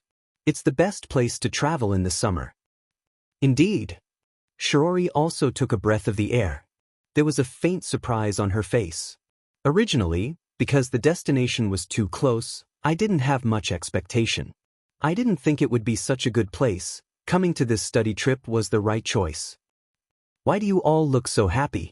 Toka wrinkled her nose and sniffed the air with all her might. There's no smell at all. There's also a very, very strange smell. That's probably the smell of the sea. Wu Yen laughed and rubbed Toka's head. Don't smell fresh air like food, you idiot. I'm not an idiot. Toka retorted. Astria is an idiot. Astria? Shiori was taken aback. She asked in confusion. Who is Astria? Astria is. She is an idiot. Seeing as Toka is about to explain to Shiori, Wu Yen interrupted her. He pushed the two of them and they walked towards the rest of the party. It's time to gather. Hurry up. I know, don't push me. Don't be so calculative. Let's go quickly, seriously. While the three of them were pushing and shoving each other, Irene got off the plane. She looked at Wu Yen and Toka as she pressed down on one of her ears. At the same time, in the sky above Home Island, the clouds that were gathered together suddenly flowed to the sides as if they were cut open by something. The soft cotton clouds flowed in the direction of the flow and drew a rather large frame, proving that there was something over there. As a matter of fact, there are indeed some things there. It's a humongous object. In a space that was invisible to the naked eye, a giant airship that was dark red in color and shaped like a cobra's head was floating above the clouds. Against the dense air pressure, it parted the clouds and slowly moved forward. The name of this airship was Albalt, and it was one of the few large airships manufactured by the DM company. In order to support Irene and help her capture the elves at any time, Westcott didn't hesitate to send out this airship and let it listen to Irene's orders. Once Irene confirmed that the target was the elves, then this Albert would launch a fierce attack on Orami Island. The executive force that has been keeping in touch with Elaine is on standby in this Albert. In Albert, a middle-aged man sitting on the captain's seat looked at the screen showing Wu Yen and Toka. He rubbed his beard as if he was thinking of something. They're the targets this time? Isn't it just a brat and a little girl? Are they really fairies? If fairies can be judged by their appearance, we wouldn't have to work so hard. The moment the middle-aged man, who seemed to be the captain, finished his words, a loudspeaker sounded in the surroundings. It's the voice of DM's second executive department head, Irene. Fairies have all kinds of strange abilities. They can hide their psychic waves and maintain a certain degree of appearance. It's stupid to use psychic wave detectors to identify fairies. Hearing Irene's blunt and impolite words, the captain of Albald chuckled and shrugged. Is that so? Thank you for your reminder, executive department head. Hearing the captain's indifferent tone from the headset, Irene frowned slightly, and her voice became cold. Anyway, stay alert. Don't lose sight of those two. The captain's eyes turned vicious. He looked at Irene's image on the screen and felt displeased. As the world's strongest magician, Irene's strength is unimaginable. However, the captain is very displeased with Irene. He hasn't seen Irene's strength with his own eyes. Just the fact that he has to obey the orders of a little girl who is old enough to be his daughter is enough to make him feel displeased. That's why he's always treated Irene's orders with a perfunctory attitude. Of course, to avoid being punished for failing the mission, the captain won't let his emotions control him. He'll still carry out the orders he needs to carry out. For example, then what should we do? Yes. That's right. Irene pondered for a moment before issuing the order. First, cut off the radio signal on Homey Island. At least make sure no one can stop us. Understood. The captain nodded expressionlessly. He waved at the crew below. Activate the hindrance domain. Cut off the radio signal. Yes, sir. A series of overlapping responses echoed in the air. Then, below the captain's seat, a group of Albert's crew members began to operate the computer. After a while, a thin layer of fog-like barrier shrouded the entire island. It was hidden in the void and no one could see it. Island's overall area is 70 square kilometers. It's able to activate the domain on the entire island. The scale alone is incomparable to AST. With this hindrance domain, other than Irene's special communication device, all communication between the island and outside will be cut off. In other words, no matter what happens on the island, AST won't be able to detect anything even if there's a space quake. Homey Island will become a place where the Dem can do whatever they want. The hindrance domain has been activated. The radio signal has been cut off. The captain reported word by word and casually suggested, "Do we need to send out the Bandersnatch?" Hearing this, Irene fell silent for a moment before speaking in a deep voice. "Have all the Bandersnatch on standby on Homey Island." "What?" The captain, who was just casually saying it, couldn't help but be shocked. "All the Bandersnatch?" "Don't doubt your ears." Irene looked up at Wu Yan's receding figure. Her lips curled into an ugly smile. "If I don't do this, I won't feel at ease."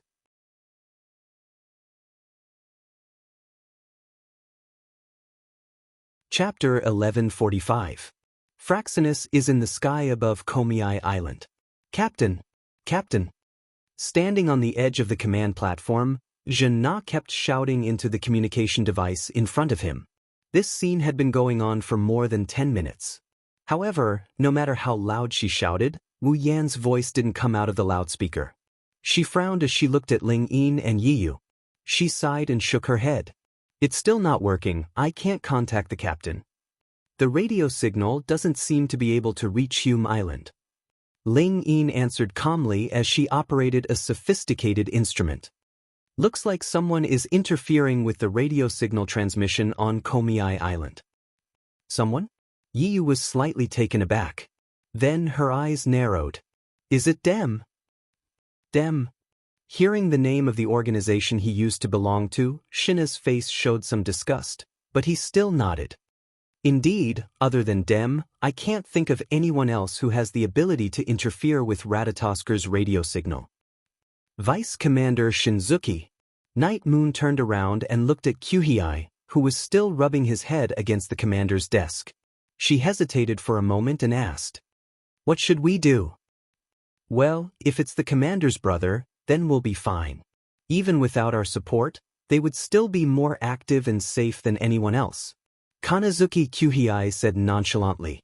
Many of Ratatosker's members were speechless. Shina, Yu, and Ling Yin were the only ones who noticed that Shinzuki Kyuhei's careless and unreliable words were the most accurate analysis of the situation. The three of them looked at each other. Yu asked Shinzuki Kyuhei again, "Are we just going to wait here?" "Well." Shinzuki Kyuhei rubbed his chin and muttered, "The commander's brother is strong. He doesn't need our support. However, the commander's sister and Toka are still on Homei Island. No matter how strong the commander's brother is, the two of them might be exposed to danger. Hearing this, the three of them were convinced that Kanazuki Kyuhei was not someone to be judged by his appearance. As such, their faces were all tense. Deputy Commander Shenwue. Night Moon nodded. Please give the order. Hearing this, Shenwue stood up respectfully and waved his hand. It was only then that he looked like a deputy commander. Switch the mode of the radio signal. Try to bypass the signal blockage. Compress all the radio waves into one line. Target Ito Shido's wireless circuit. Yes. Miss Koi. After giving the order, Kanazuki Kyuhei returned to his casual self. He said to Shina, just in case, please go to Hiroshima Island and secretly protect Toka and the commander's sister. That's exactly what I want. Gina smiled and jumped off the platform, running outside. Kanazuki Kyuhei groaned in disgust after Shina left. He slumped on the platform and rubbed his face against Kotori's seat. Originally, I wanted to directly remove the invisible camouflage and let the dem notice us. Then we would have a big battle. This way, when the commander comes back, he will definitely punish me severely. How happy would that be? The members of Ratatosker who were impressed by Kanazuki Kyuhei's quick and decisive orders were now sweating profusely. They no longer expected anything from Kanazuki Kyuhei. At the same time, on Home Island, using the surrounding buildings and trees as cover, Irene reported her whereabouts and gave some orders through her earpiece. She kept her eyes on Wu Yen, Toka, and Shirori who were chatting and laughing as they walked away. She carefully moved her feet. At this moment, the students of Raichan High School are being guided by the teachers towards the information center of Himejima. Maybe it's because they didn't get to go sightseeing, so the students are a bit listless. Only Toka, who is walking at the back of the group, is looking around curiously, causing Wu Yen and Shirori to be full of smiles as well. When they were about to arrive at the archive, Wu Yen, who was walking at the back of the group, suddenly stopped. He said something to Shirori and Toka. After the two girls nodded, he smiled and waved his hand. Then he walked towards the forest. Seeing this, Irene was shocked. She glanced at Toka, who was following the group, and then looked at Wu Yen, who walked into the forest. She hesitated for a moment before speaking into her earpiece. Albald, you guys are in charge of monitoring the girl who is suspected to be Princess. I'll follow the boy who is suspected to be Red Devil. Executive Director. Irene nodded heavily. She tightened her grip on her camera and moved her feet. She followed Wu Yen from afar and walked towards the forest. In a corner of Home Island, there was a forest that wasn't big but it wasn't small either. It surrounded the area with the most people and was distributed in an irregular circle. This forest was one of the scenic spots on Home Island. Although it wasn't famous, it attracted the attention of some tourists due to the rare species of trees that could occasionally be found here. As for the forest itself, it wasn't very dense. In fact, it was a little sparse. Of course, the sparse trees were only relative to other forests. For ordinary people, this forest was enough to be a good place to play hide and seek. Therefore, Irene couldn't help but boldly pull a distance away from Wu Yen. She used the surrounding trees to hide herself and followed behind Wu Yen unhurriedly. In front of her, Wu Yen passed through one tree after another. He didn't admire the rare species of trees, nor did he pay attention to the surrounding scenic spots. He walked as if he had no destination at all. Seeing this scene, Irene's heart was filled with doubts. However, she still followed closely behind Wu Yen. Just like now, there was no outsider present. It was very likely that Red Devil would reveal a circle. At that time, Irene would be able to confirm that Wu Yen was an elf. Just as Irene was thinking about this, Wu Yen suddenly stopped in front of her. The voice that disturbed Irene's mood on the plain echoed in the empty forest. I don't know how long it will take me to walk like this.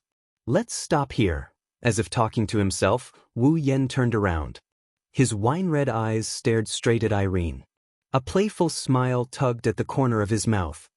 Still not planning to come out? I'm sorry. I've been discovered. Hiding behind a tree, Irene's heart suddenly trembled. She saw the smile on Wu Yan's face and her palms involuntarily sweated. She took a deep breath and suppressed her emotions. She walked out and stared straight at Wu Yan. You discovered me long ago. That's why you deliberately walked into the forest, right? If you insist on an explanation. Wu Yan shrugged. Well, that's the general situation, is that so? Irene's expression turned cold. Can I ask, how did you find me? Interesting, that's an interesting question. Wu Yan couldn't help but chuckle. Miss Irene, I was right when I said you're a little muddle-headed. Crossing his arms in front of his chest, Wu Yan laughed as he explained. I already pointed out a few of your flaws on the plane. These flaws are more than enough to prove that you're not a normal photographer. You also have other motives. Do you really think I wouldn't do something to you? Irene abruptly raised her head. What did you do to me? Well, don't be nervous.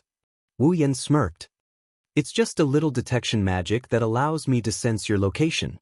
It won't be long before it disappears. Magic? Irene raised her eyebrows in confusion. Magic? Wu Yan's smile slowly faded.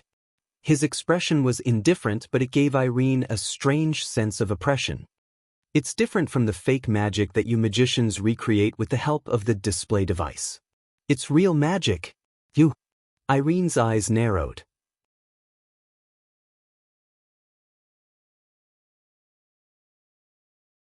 Chapter 1146. His voice echoed in her ears. She felt like she fell into an ice cave.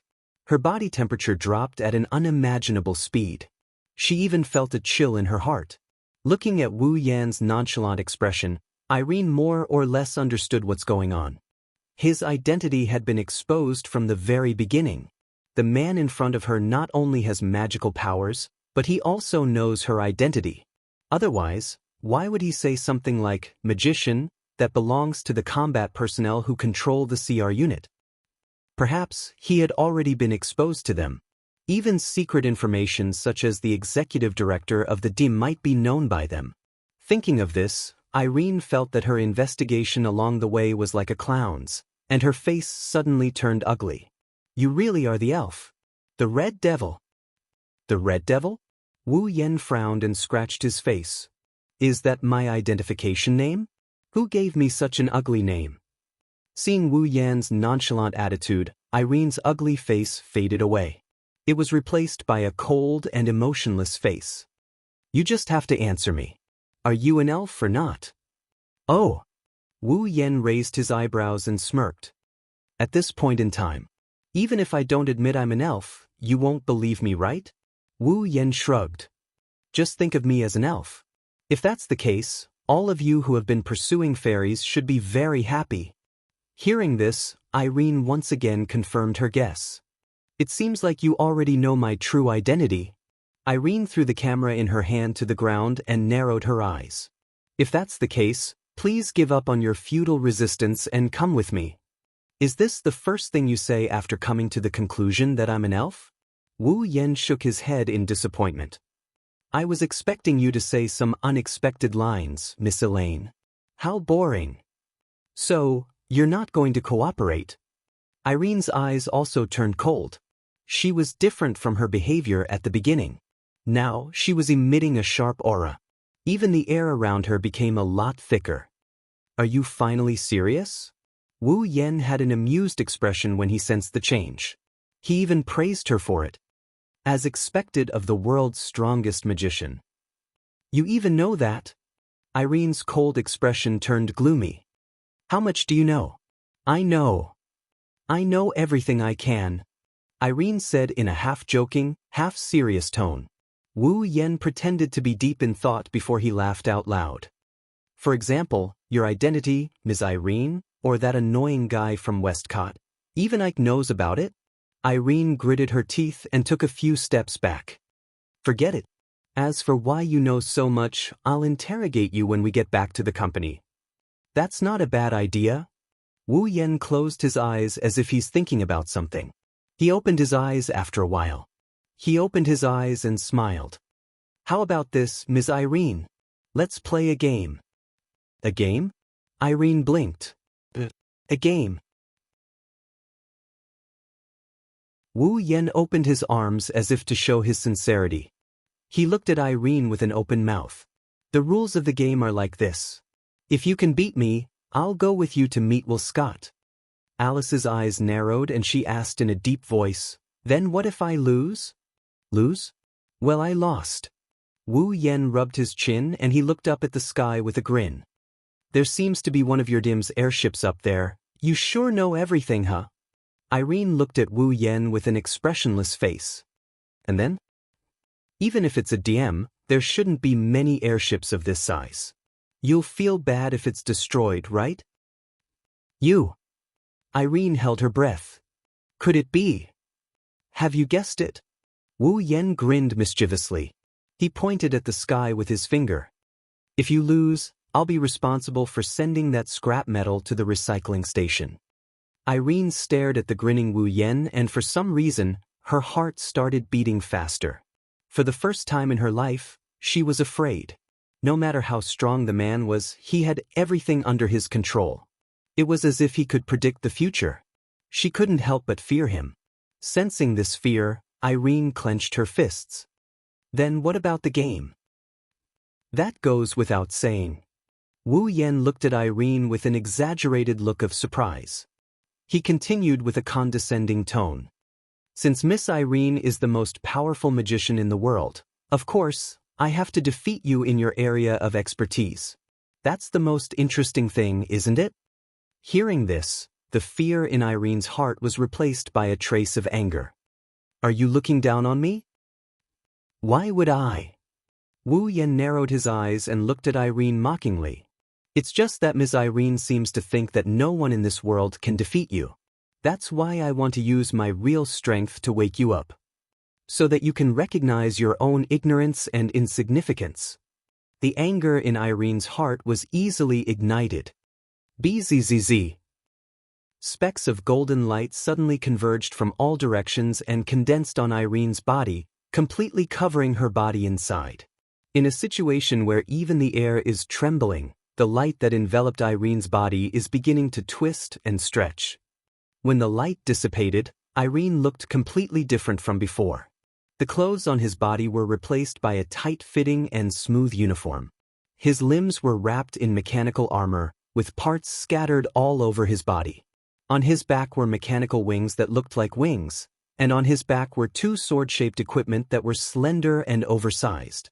The display device, for personal combat, the CR unit.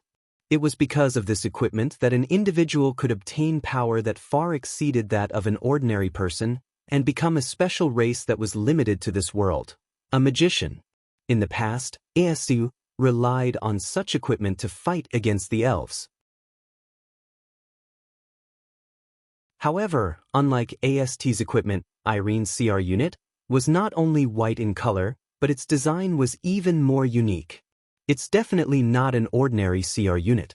"Oh, you're angry." Wu Yen teased Irene as he sized up the CR unit on her body.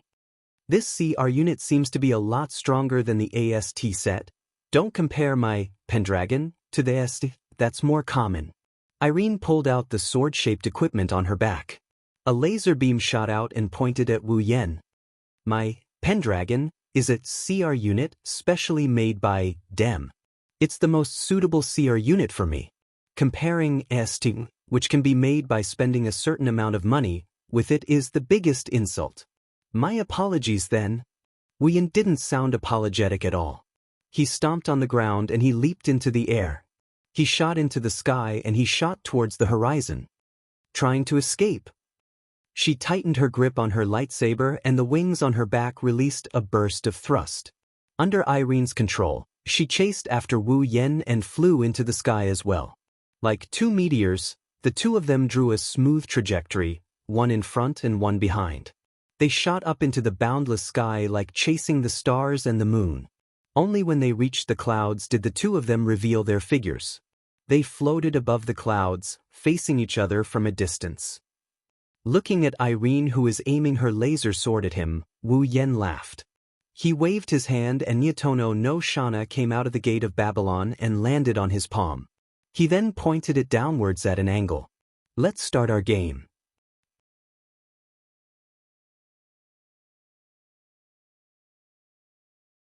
Chapter 1147. Let's begin our game. Hearing this, Irene's delicate face flashed with sharpness. No matter what kind of existence you are, in this world, no one can defeat me. Irene waved the laser sword in her hand and pulled it to her waist. She held the sword with both hands and rushed out with the push of the ejector on her back. Wherever she passed, the sky filled with clouds was torn open. In a sonic boom, she rushed to Wu Yen like a hot knife through butter. Clang. Along with the crisp sound of metal clashing, a ferocious chi burst out from the center of the collision. Instantly, the clouds within a radius of more than 10 meters were blown away. It was as if something had exploded here, leaving a hole in the sky. Quite the strength. Wu Yen held Niandan and looked up at the laser sword that was less than 10 centimeters away from his head. He gritted his teeth and swung Niandan with all his might. Clang! The nimble blade landed heavily on the laser lightsaber. Immediately after, a ferocious force that no one could match was unleashed on the laser lightsaber. In terms of body size, Niandan was the weaker one, but the laser lightsaber in Irene's hand was almost cut in half.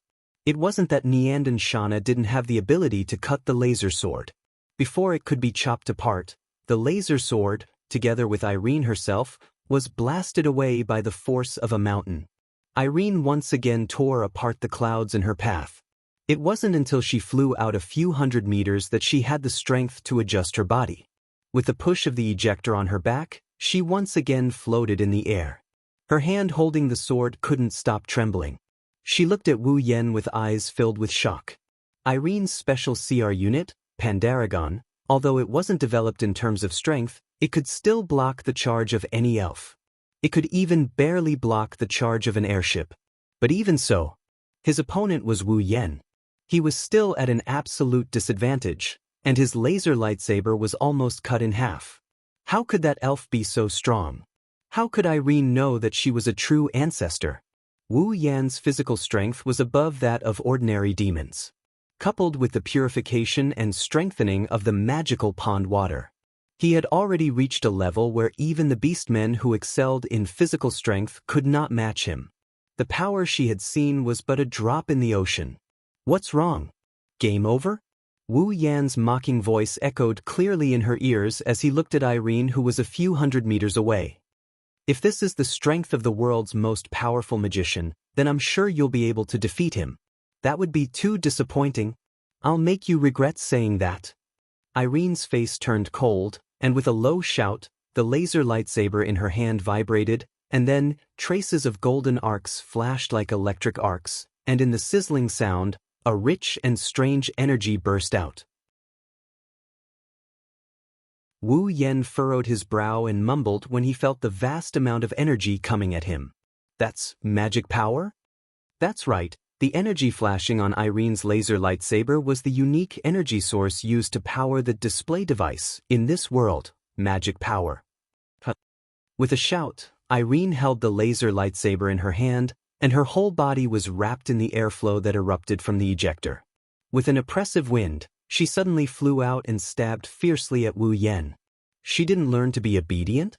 This thought flashed through Wu Yan's mind, and then he slowly raised the Nin Temple Shana in his hand and blocked the path of the laser lightsaber. The next moment, the laser lightsaber and the Nin Temple Shana suddenly collided. Bang! In the midst of the explosion, the clouds in the sky dissipated inch by inch, blown away one by one. Ding! The tip of the laser lightsaber suddenly touched the blade of the Nin Temple Shana, and a violent shockwave swept out in all directions, and Irene's attack was still ineffective. But Wu Yan's expression changed slightly. That was because the golden electric arcs flashing on the laser lightsaber suddenly burst out and collided with the Nin Temple Shana. There was not much force behind it, but there was an indescribable repulsive force, and it knocked the Nin Temple Shana to the side. A faint smile appeared on Irene's face, but she did not hold back at all. She pulled the laser lightsaber back again, and in a hundredth of a second, she stabbed fiercely at the same position of the Nin Temple Shana that was slanting downwards. Ding!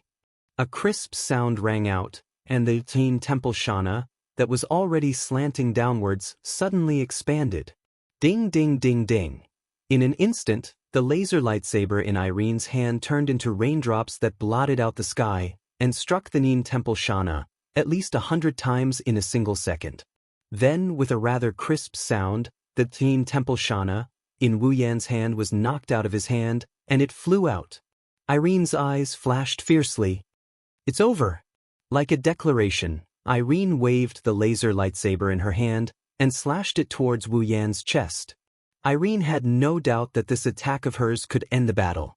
An elf without an angel would be at least a few times more powerful, and without an angel, even the AST people would be able to defeat an elf. Moreover, the opponent seemed to have been careless all this time and had not even changed his spiritual equipment. If he was attacked, he would be no different from a normal person being attacked. Victory was in Irene's hands.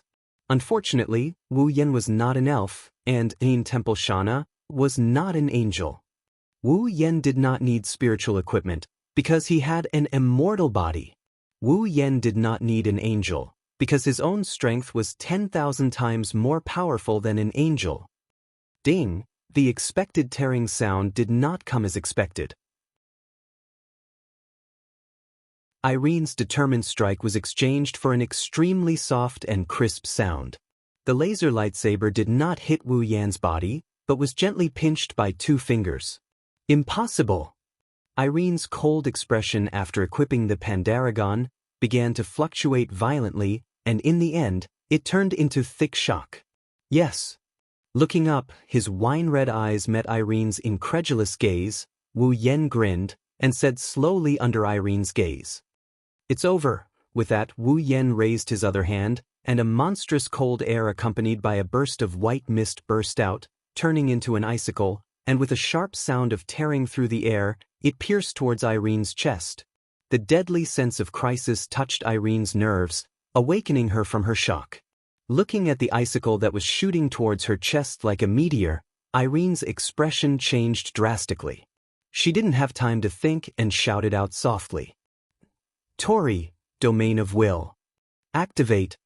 A circle of dazzling green light spread out from Irene's body, and then compressed fiercely, forming a transparent green hexagon the size of a wash basin in front of her chest. The icicle did not slow down, and in an instant, it pierced the small shield. Boom! Amidst the loud noise, a circle of invisible ripples suddenly surged out and blew across the sky, until all the clouds in the distance were blown away, and the shock wave dissipated.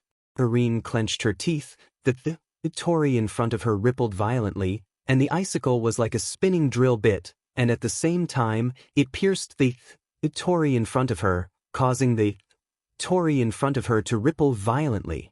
Seeing this scene, half of Irene's heart has already turned cold. Her Tori in front of her is the strongest magician in the world. Even with this, she still can't block the attack of the elf who lost her angel?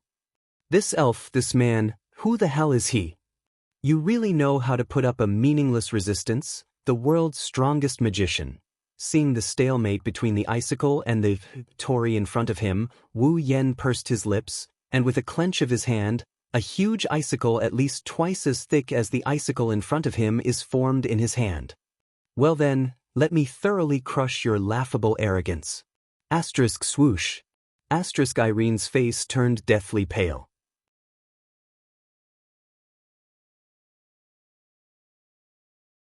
Chapter 1148. After a brief exchange, Wu Yan had a rough idea of how strong Irene's Pandaragon was. Peak of rank 8. A true peak of rank 8. She's stronger than Kotori, Kurumi, Toka, Yoshino, and even Meijio. Wu Yan finally understood why Irene was so confident in her own strength. She did have the strength to defeat and even kill an elf. If Wu Yan didn't come to this world and Kotori, Kurumi, Toka, and Yoshino didn't become Wu Yan's summons, they wouldn't be Irene's match in a one-on-one duel. The world's strongest magician? An existence that no one can defeat? Indeed, Irene has the right to have that title and the right to say those words. But that was in the past. Now, let the lone Kotori and Toka who reached rank 9, even Kurumi who's also at peak rank 8 can easily defeat Irene. In terms of strength, Kurumi and Irene are on par, but Kurumi's carving emperor ability is too heaven-defying. Plus, they don't have to worry about time anymore, so defeating Irene isn't too difficult. Even the weakest of them, the 4 Bakunas, after summoning an angel, would have the same strength as Irene. Because of Wu Yan, this variable Irene. In this world, it was no longer the era where Alice was called the strongest. Of course. Maybe there's someone Wu Yan doesn't know who can defeat Irene, but at least for now, the strongest in this world is Wu Yan. Wu Yan looked at the pale-faced Irene while holding the icicle. His wine-red eyes turned cold.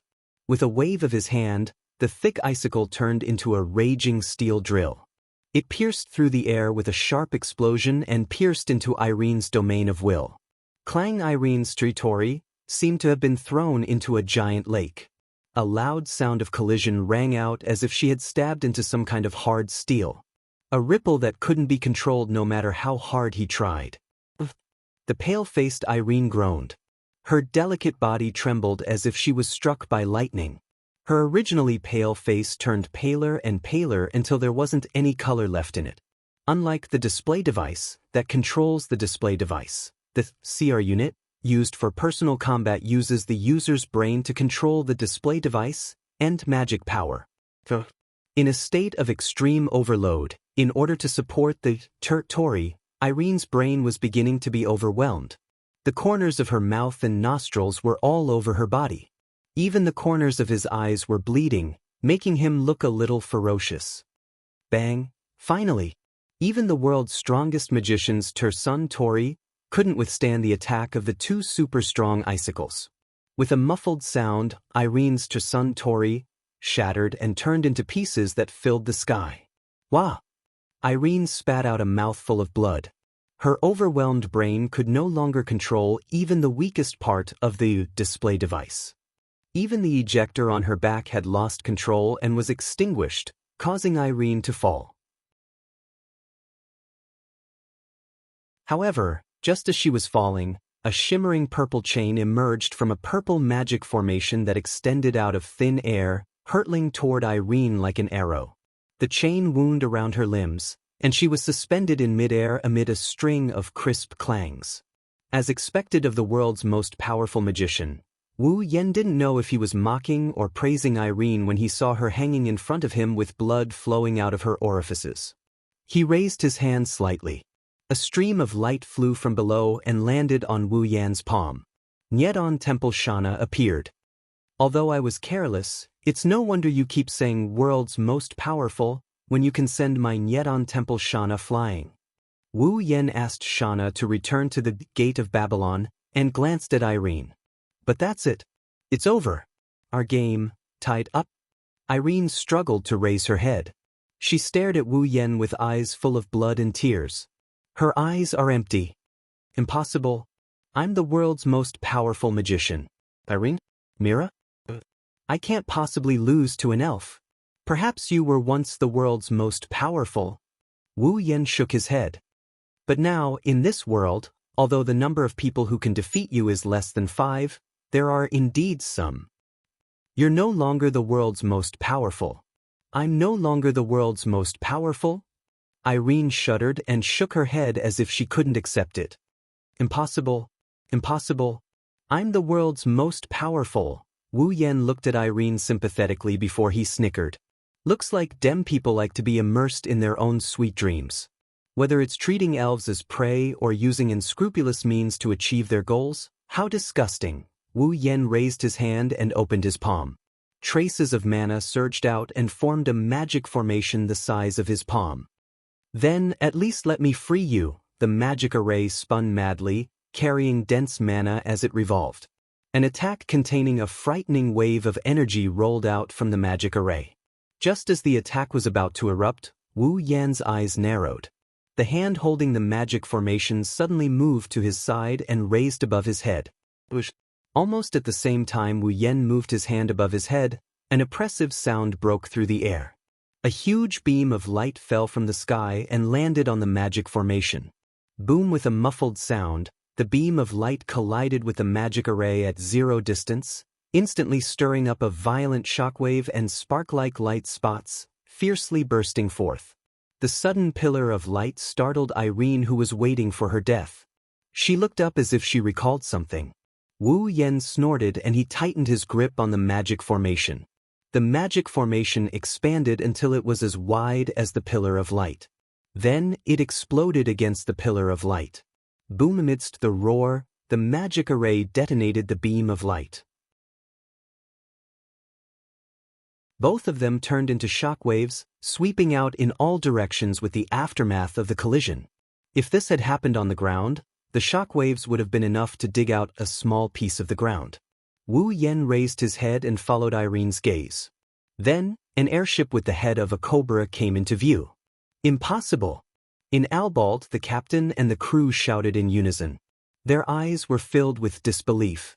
The mana-condensing main cannon just now was fired using the maximum amount of mana generated by the entire airship. If the target had been changed to Kamui Island, the entire island might have been destroyed. But such an attack it was blocked by an elf, unscathed. Albalt's captain took a few steps back with a blank expression. He looked at Wu Yan's figure on the big screen. His eyes were filled with fear. Is this the power of an elf? Captain! Suddenly, a crew member's horrified voice echoed throughout the airship. Because on the big screen, the elf that everyone was afraid of was facing their direction and opening her hand again. In her hand, 2 dark red magic formations with a diameter of about 2 meters overlapped. With the overlapped area as the center, the space around the magic formations began to crack inch by inch. In the next second, a white beam of light comparable to the mana-condensing main cannon shot out from the cracked magic formation under the watchful eyes of everyone in Albalt. On the screen, all the images were filled with intense white light. Like a meteor blooming in the sky, the white beam of light cut through space and even time, hitting a crimson airship in the sky and destroying everything in its path. Boom! Under the attack of the white beam of light, the dark red airship exploded in the sky.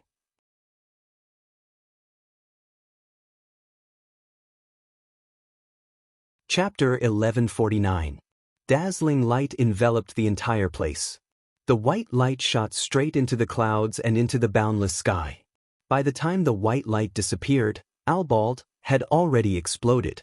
Amidst the flames and dust, it turned into fragments that filled the sky and slowly fell to the ground. If anyone was paying attention to these falling fragments, they would clearly see that during the process of falling, the crimson cobra head-shaped fragments of the airship trembled for a moment, then turned into feathers that emitted a soft white glow. Witnessing the entire process of Albalt's death, Irene's pupils shrunk to the size of a needle before continuing to shrink. Looking at Wu Yen, who retrieved the dark red overlapping magic formation as if he did something insignificant, Irene fell into a daze. He destroyed the airship with just one hit. Hearing Irene's dry voice, Wu Yen glanced at her and curled his lips. That the Sigh of the Dragon King, launched from the St. George's Sanctuary, had the power to kill a dragon, let alone destroy an airship. That's good too. I don't have to look for it myself. Wu Yen shrugged and chuckled. Then I'll accept the game's reward. Irene's breathing quickened, her body began to struggle. Her brain finally regained the ability to control the CR unit, again. Under Irene's control, the Pandaragon's wing propellers shot up, creating waves of turbulence. Unfortunately, it's not an ordinary chain that binds Irene. It's the lock of discipline. With Irene's ability, she wouldn't be able to break free even if she was at her peak, let alone in her half-crippled state. With the push of the ejector on her back, her body was shaking violently, even the discipline lock was shaking. It seemed like it would break at any moment, but no matter how hard she tried, the lock would not budge. No matter how hard Irene tried, the lock of discipline was only shaking. There was no sign of it breaking at all. Damn it. Feeling the pain in her limbs from struggling, Irene couldn't help but feel despair in her heart when the lock of discipline didn't change at all. Am I going to die here today? Irene's eyes were filled with unwillingness and gloominess. Wu Yen shook his head with a smile.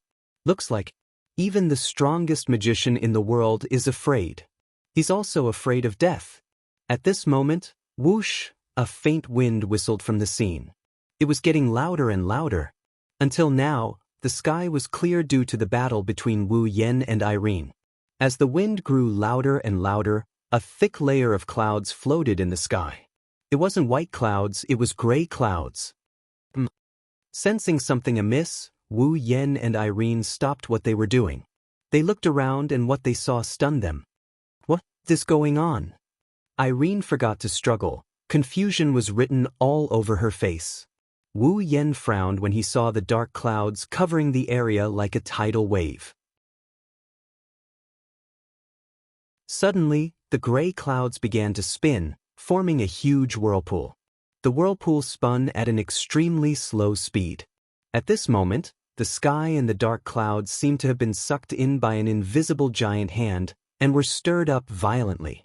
The spinning speed became faster and faster, and in the end, the dark clouds in the sky formed a cloud vortex at a speed and scale that defied common sense and spun rapidly. Then, the surrounding scenery began to change at an alarming speed. The clear sky turned into dark clouds. It was like the gloominess before a storm. The calm and tranquil world suddenly turned into a typhoon with strong winds. The calm water surface turned into turbulent waves that crashed in all directions. In less than a minute, the world seemed to have been cursed by something and changed abruptly. Even a normal person would think that something is wrong with this change, let alone Wu Yen and Irene. This is... Reacting from the sudden change, the two of them actually looked at each other, and both of them became suspicious. Crackle, while the two of them were still in a baffled state, a wave of thunderous sounds swept out in all directions from the distant horizon. It resounded throughout the world and attracted the attention of the two people present. When the two of them turned their heads to look, the scene of two thunderbolts colliding with each other was imprinted into their eyes. If one were to observe carefully, they would discover that there were two human figures in front of the two clashing thunderbolts. Are those elves? Irene was stunned for a moment before she cried out in surprise. Could it be a berserker? Berserker? Wu Yen couldn't help but look at the two lightning bolts. His wine-red eyes flickered for a moment before he remembered. In the original work, there were two elves who would appear at this time. Captain! Captain! Almost at the same time, Wu Yan's earpiece rang with a voice that woke him up. This voice. Is it you? Captain! I finally got in touch with you. On the other side, Yu's voice sounded surprised, but it quickly turned serious. Captain, where are you now? There was a riot on Komiai Island. Riot? Wu Yen paused for a second before pressing his earpiece. What happened? It's the DM's battle robot unit, Bandersnatch. You reported concisely. Just now, the DM's Bandersnatch unit attacked Komiai Island. Their target seems to be Toka. Wu Yan's expression changed and he quickly inquired. Are Toka and Shiori okay? Don't worry, Captain. Captain. At this point, Yu's voice carried a hint of a smile. When the radio signal on Komiai Island was blocked, Shinatsu ordered Shinatsu to secretly protect Toka and Yamahara-san. That's why everyone on Komiai Island is fine. The Bandersnatch units suddenly stopped operating. Shinatsu told me to contact you and said that the matter was almost resolved. I didn't expect you to actually get in touch with him. Shinatsu, huh? Wu Yen sighed in relief. That was a great help. It's just as Kodori said. Underestimating him is bad. That's true. You agreed. But why did the operation of the Bandersnatch unit and the interference radio signal stop? Wu Yen chuckled as he looked at the spot where Albadel was standing. It's probably because I destroyed the main body, It's nothing. Wu Yen shook his head and looked at the two clashing lightning bolts. Something happened on my side as well. I need some time to deal with it. Before that, keep an eye on Toka, Shiori, and Komiai Island. Let Shinatsu deal with it. Understood, Captain. Nodding, Wu Yen ended the call. He turned around and looked at Irene, who was staring at him in a daze.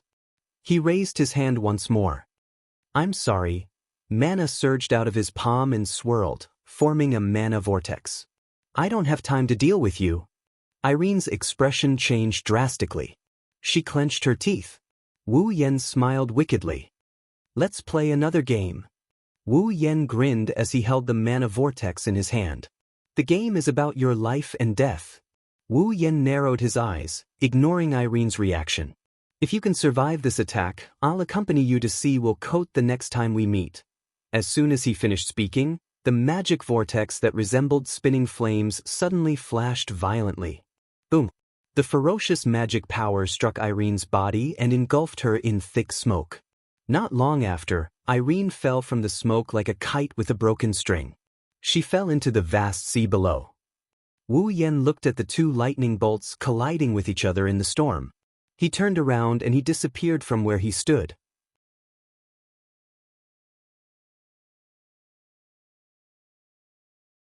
Chapter 1150. The vast sky was gradually occupied by the strange rotating dark clouds. On the ground, the forests on several islands were gradually being razed to the ground by the violent winds. The lush green branches and leaves of the trees were blown away by the strong wind pressure. They flew everywhere, like clothes being thrown into a washing machine, constantly spiraling up into the sky.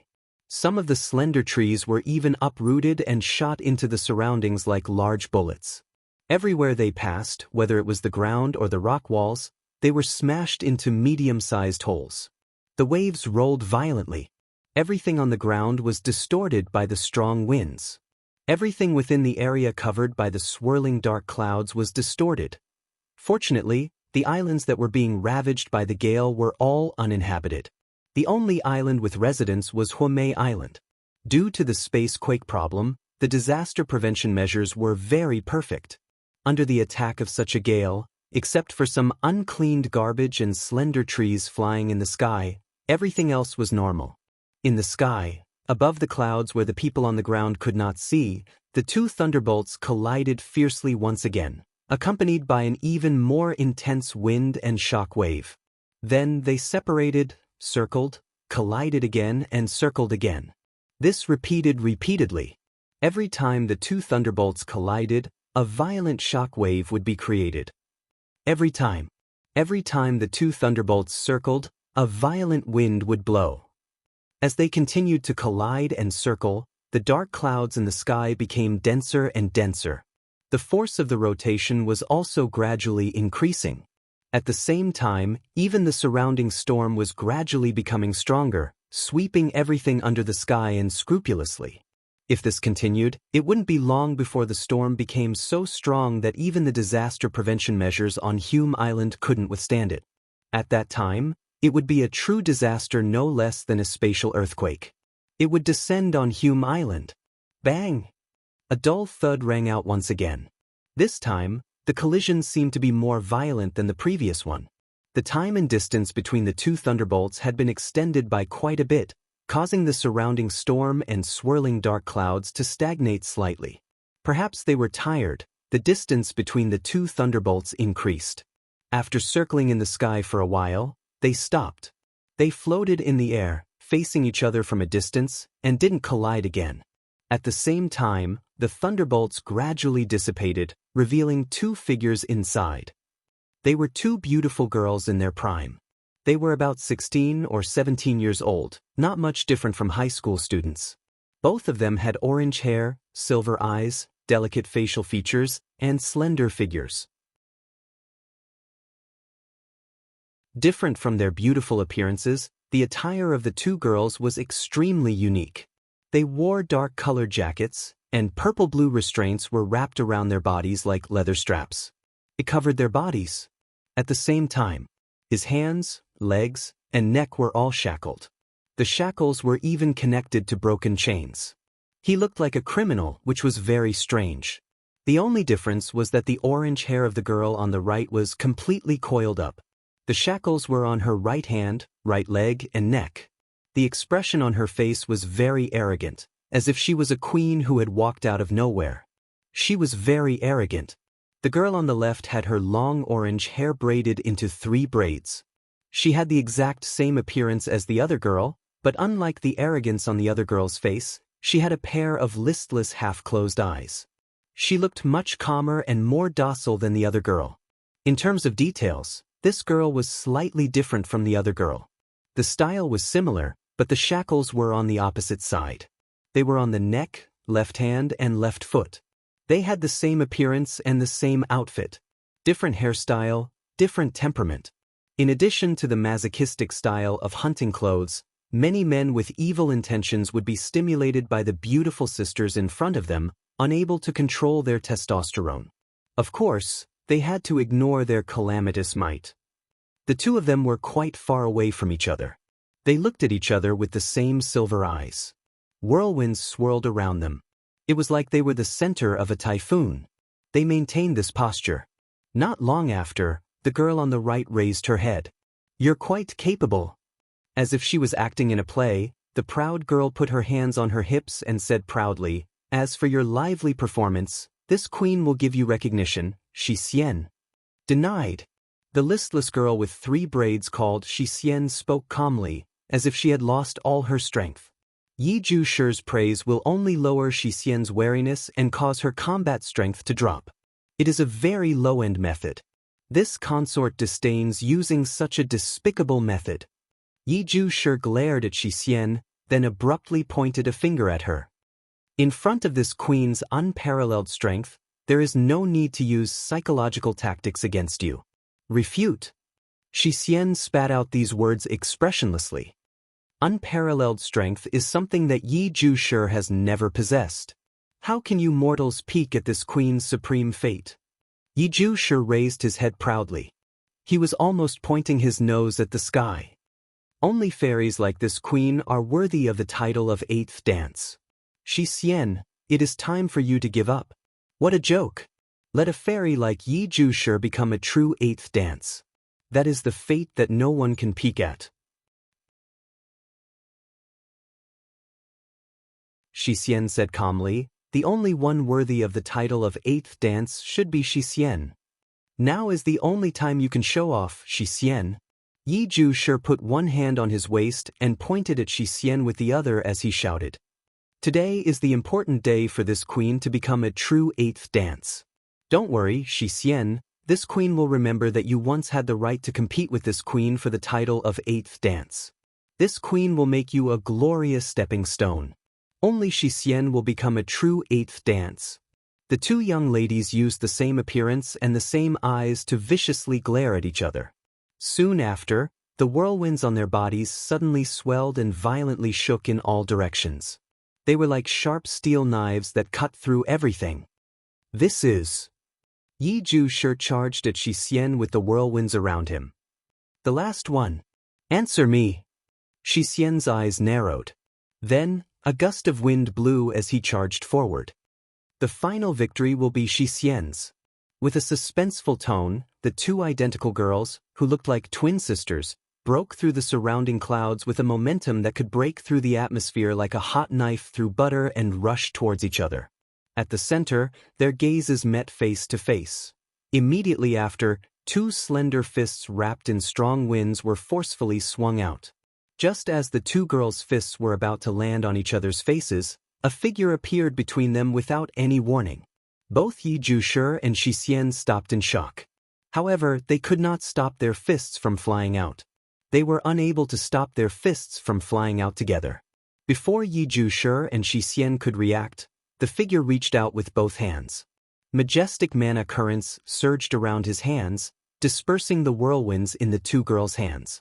Then, with one in each hand, the figure grabbed onto Yi Ju Shi and Shi Xian's fists with a crisp pop.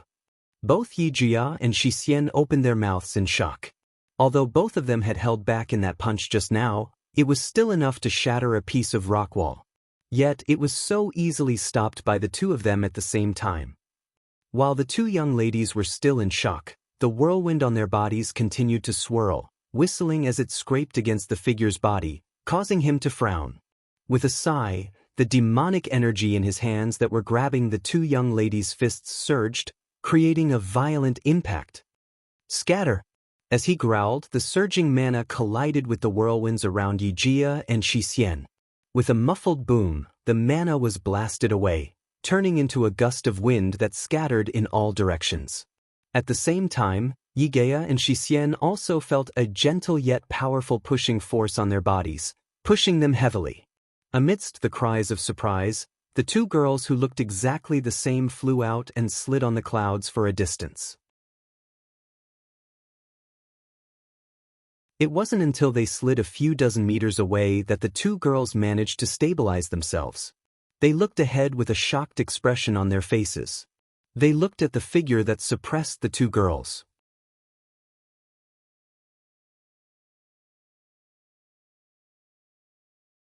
Chapter 1151. The wild wind gradually calmed down in the gray clouds. Who is that? I repeat, who is that? Yi Jushi and Shi Xian both turned their gazes to the front.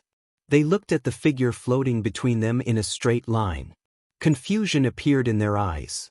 Feeling the two beautiful girls looking at him at the same time, Wu Yan lightly exhaled. He glanced at the two of them with an almost imperceptible glint in his eyes. Bawa Yi Juya, level 73. Bawa Shi Xian, level 73. Yasuo. Wu Yan narrowed his eyes as he looked at Yaguya and Yushin. Their images matched perfectly with the images in his mind. They're the Bawa sisters? That's...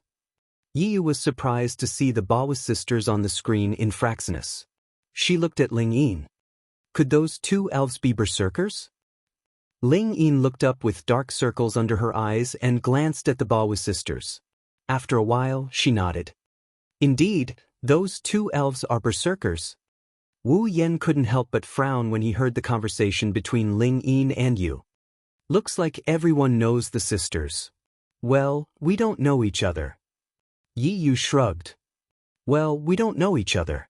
I'm sure there are very few people who don't know about elves.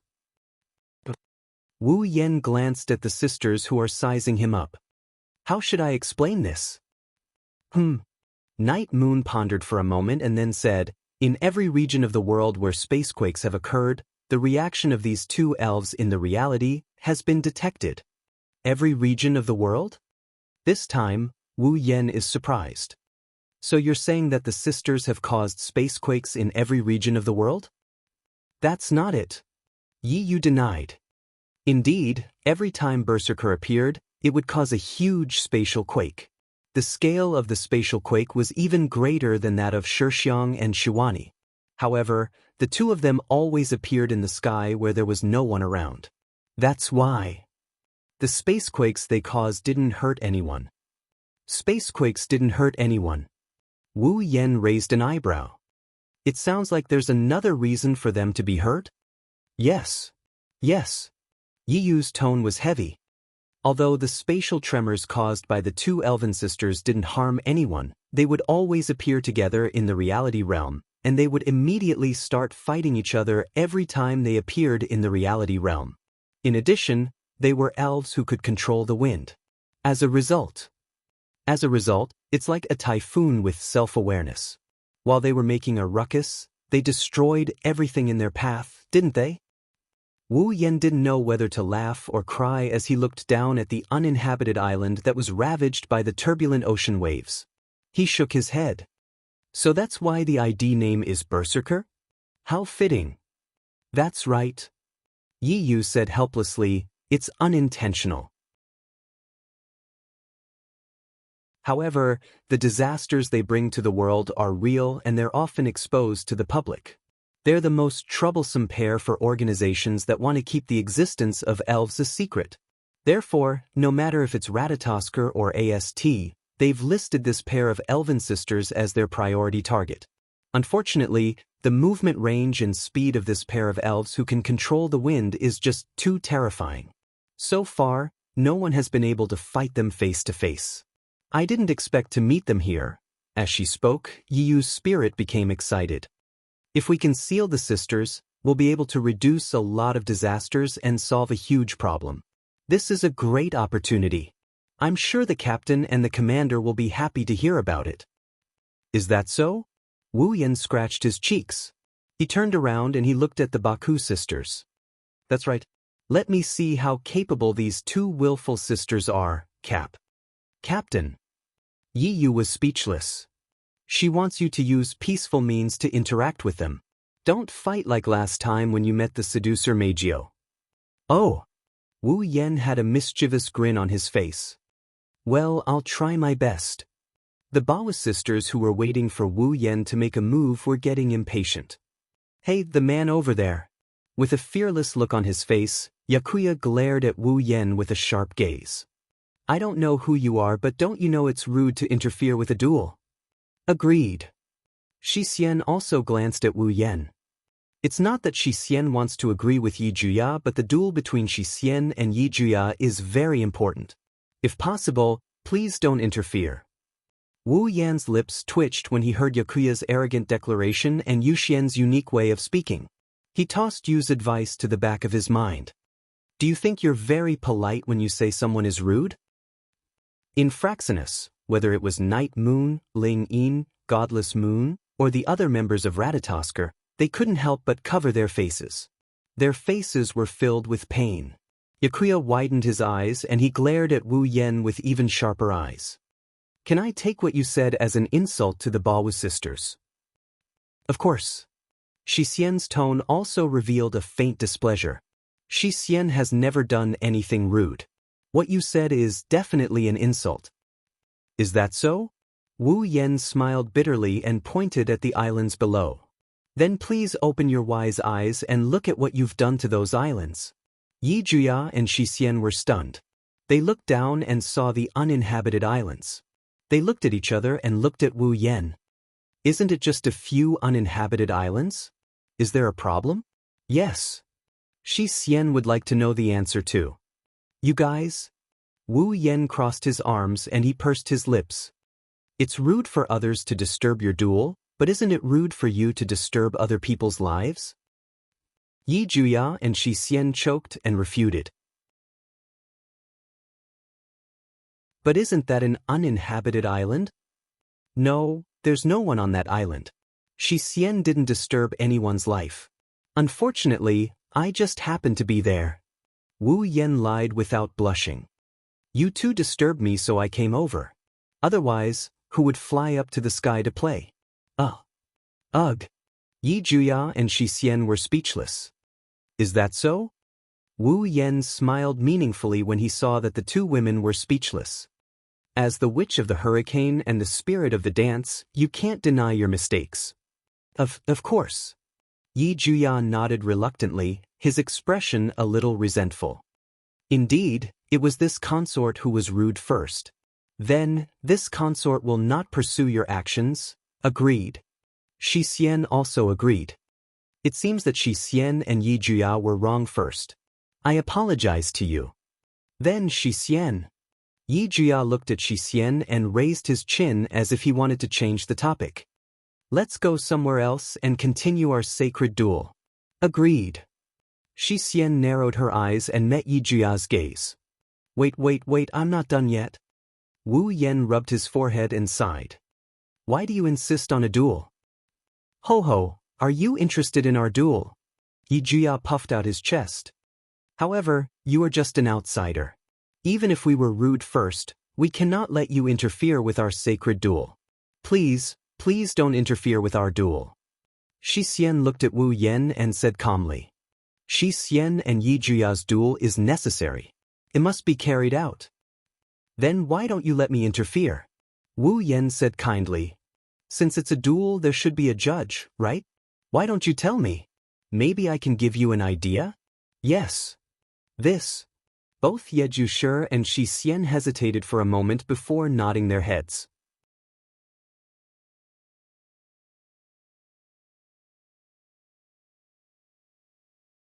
Chapter 1152. Unknowingly, the dark clouds in the sky that seemed to have been stirred up by something slowly returned to their original state. They gradually dissipated, revealing the originally clear and incomparably blue sky. The sea gradually calmed down. The wind was calm and the waves were calm. Warm sunlight poured down and covered the messy and uninhabited islands. If it weren't for the remnants of the storm on the islands, everything that happened just now would have been treated as a dream. In the boundless sky, 3 figures were floating in the air. 2 of the slender figures were saying something to the figure in the middle. From time to time, they would complement each other. Their tacit understanding couldn't be any better. He believed that no matter who saw this scene, no one would believe that the storm that almost destroyed everything was caused by these two incomparably adorable girls. They also wouldn't believe that before that, the two had a life and death duel. In other words, Wu Yen rubbed his chin as he looked at the two sisters floating in front of him. They had the same face but completely different temperament and mannerisms. Simply put, you two were originally the same sprite, named Bawo, but after who knows how many times you appeared, you mysteriously split into two, even Bawo's original personality disappeared.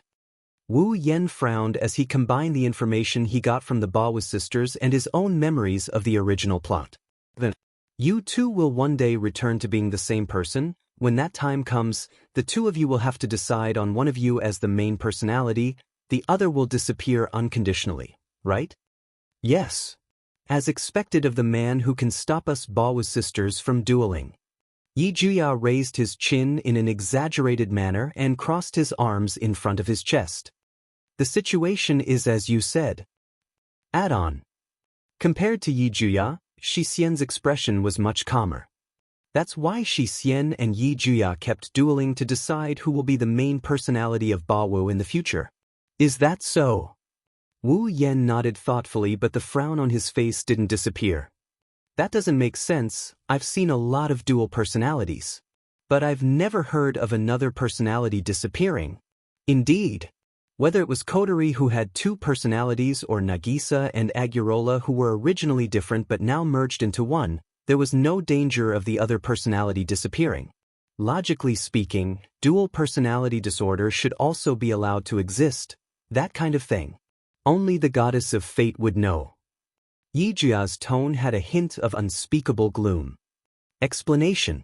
This is something Shi Xian and Yi Juya knew from the moment they were born. Shi Xian's expression didn't change. Shi Xian didn't change her expression, but she looked away. Shi Xian and Yi Juya don't know why this is. This is really tricky. Wu Yen scratched his cheeks.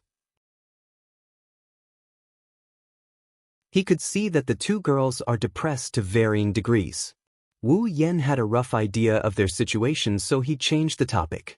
But you guys are just split sprites, and yet, you guys are so strong. If you guys return to your original form, I'm afraid the real Yatan would be on par with Irene. Wu Yen bitterly laughed. So the two of you are the real hidden bosses? Of course. Yi Juya straightened his back when he heard Wu Yan's words. His expression was full of pride, but he was soon confused. But who is Irene? Oh. Ma, don't mind me, don't mind me. Wu Yen waved his hand in a perfunctory manner before turning serious. Now that I understand the general situation, I'll get straight to the point. Wu Yen looked at Yakuya and Dushin before he continued. To be frank, I don't think your duel is meaningful at all. What? Yi Juya and Shi Xian were stunned for a moment before they became angry. You bastard, are you trying to humiliate the duel between us Bawa saints? Angry, Shi Xian can't pretend she didn't hear that. For the sake of survival, Shi Xian and Yi Juya's duel is significant. It's useless even if you're angry at me. As a judge, I have to give you a fair answer, right? Wu Yen was calm when he saw how angry the Bawa sisters were. Think about it. You were originally one entity, but when you split, you became two independent existences. But at the root of it all, you're still the same person. You're equal in power, and your spiritual equipment is the same. Even the angel was split into two and became your trump card. Tell me, do you think it's possible to win if you continue fighting like this? Yaguya and Shi Xian, whose faces were filled with anger, were stunned. They looked at each other and fell silent. But there's nothing we can do about it. Yi Juya said in annoyance, we've tried everything we can, but we still can't come up with a winner. I really can't think of any other way to determine a winner. Depressing, Yukinori is the same, I can't think of a good way to duel. Yukinori slowly shook her head. She looked at Wu Yen with her listless eyes. Or do you have a better way to duel, Mr. Notary? Yagi Shi and Shi Xian looked at Wu Yen at the same time. Wu Yen didn't understand the glint in their eyes, but he could roughly guess what they were looking at him with. He sighed. Even if you say that, I can't think of a better way. What? Yi Juya pursed his lips in disappointment. Then, he thought of something and his eyes lit up. He clapped his hands. I got it. His sudden shout startled Wu Yen and Shi Xian. They looked at each other when they saw how excited Yokosuka was, to the point that he even removed the Hongong prefix. What did you think of? Shi Xian wants to know too. Kik. Yi Juya looked at Wu Yen. When Wu Yen felt that something was wrong, he looked at Shi Xian. Shi Xian, there seems to be one thing we haven't done in our sacred duel.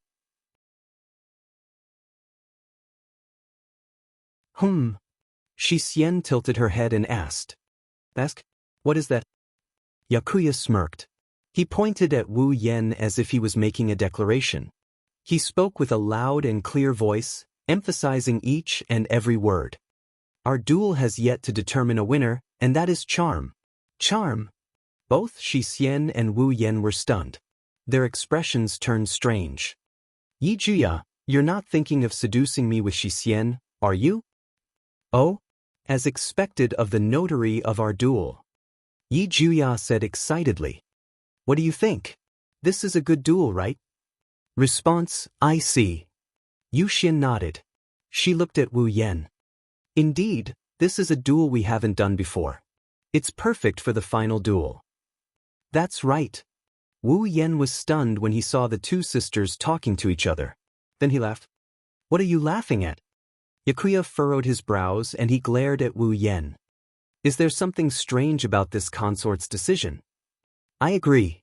I don't know why, but I have a bad feeling about it. Shi Xian frowned and said to Wu Yen, Mr. Notary, please give me some pointers. Nope. Wu Yen laughed while waving his hands at the two girls. It's just a little weird. What's weird about it? Yi Juya stared at Wu Yen. He looked like he would pounce on him at any moment. Are you mocking my charm? Do you think I can't seduce you? Well, that's pretty much what I mean. Wu Yen shrugged and laughed.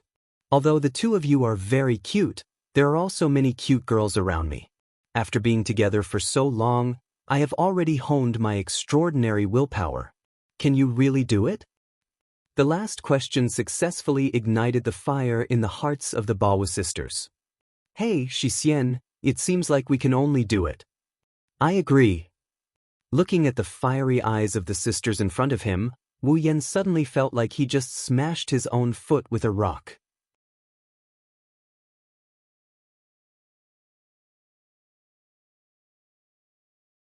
Chapter 1153. Huomei Island. The sky was pitch black, and the howling winds were visible to the naked eye. Like sharp blades, they sliced through the surroundings, blowing all the lighter objects on the ground into the air. Outside the window, the trees slanted more and more under the strong wind. Even though there was a wall between them, the sharp sound of the wind could still be heard clearly by every student who came to Zen High School.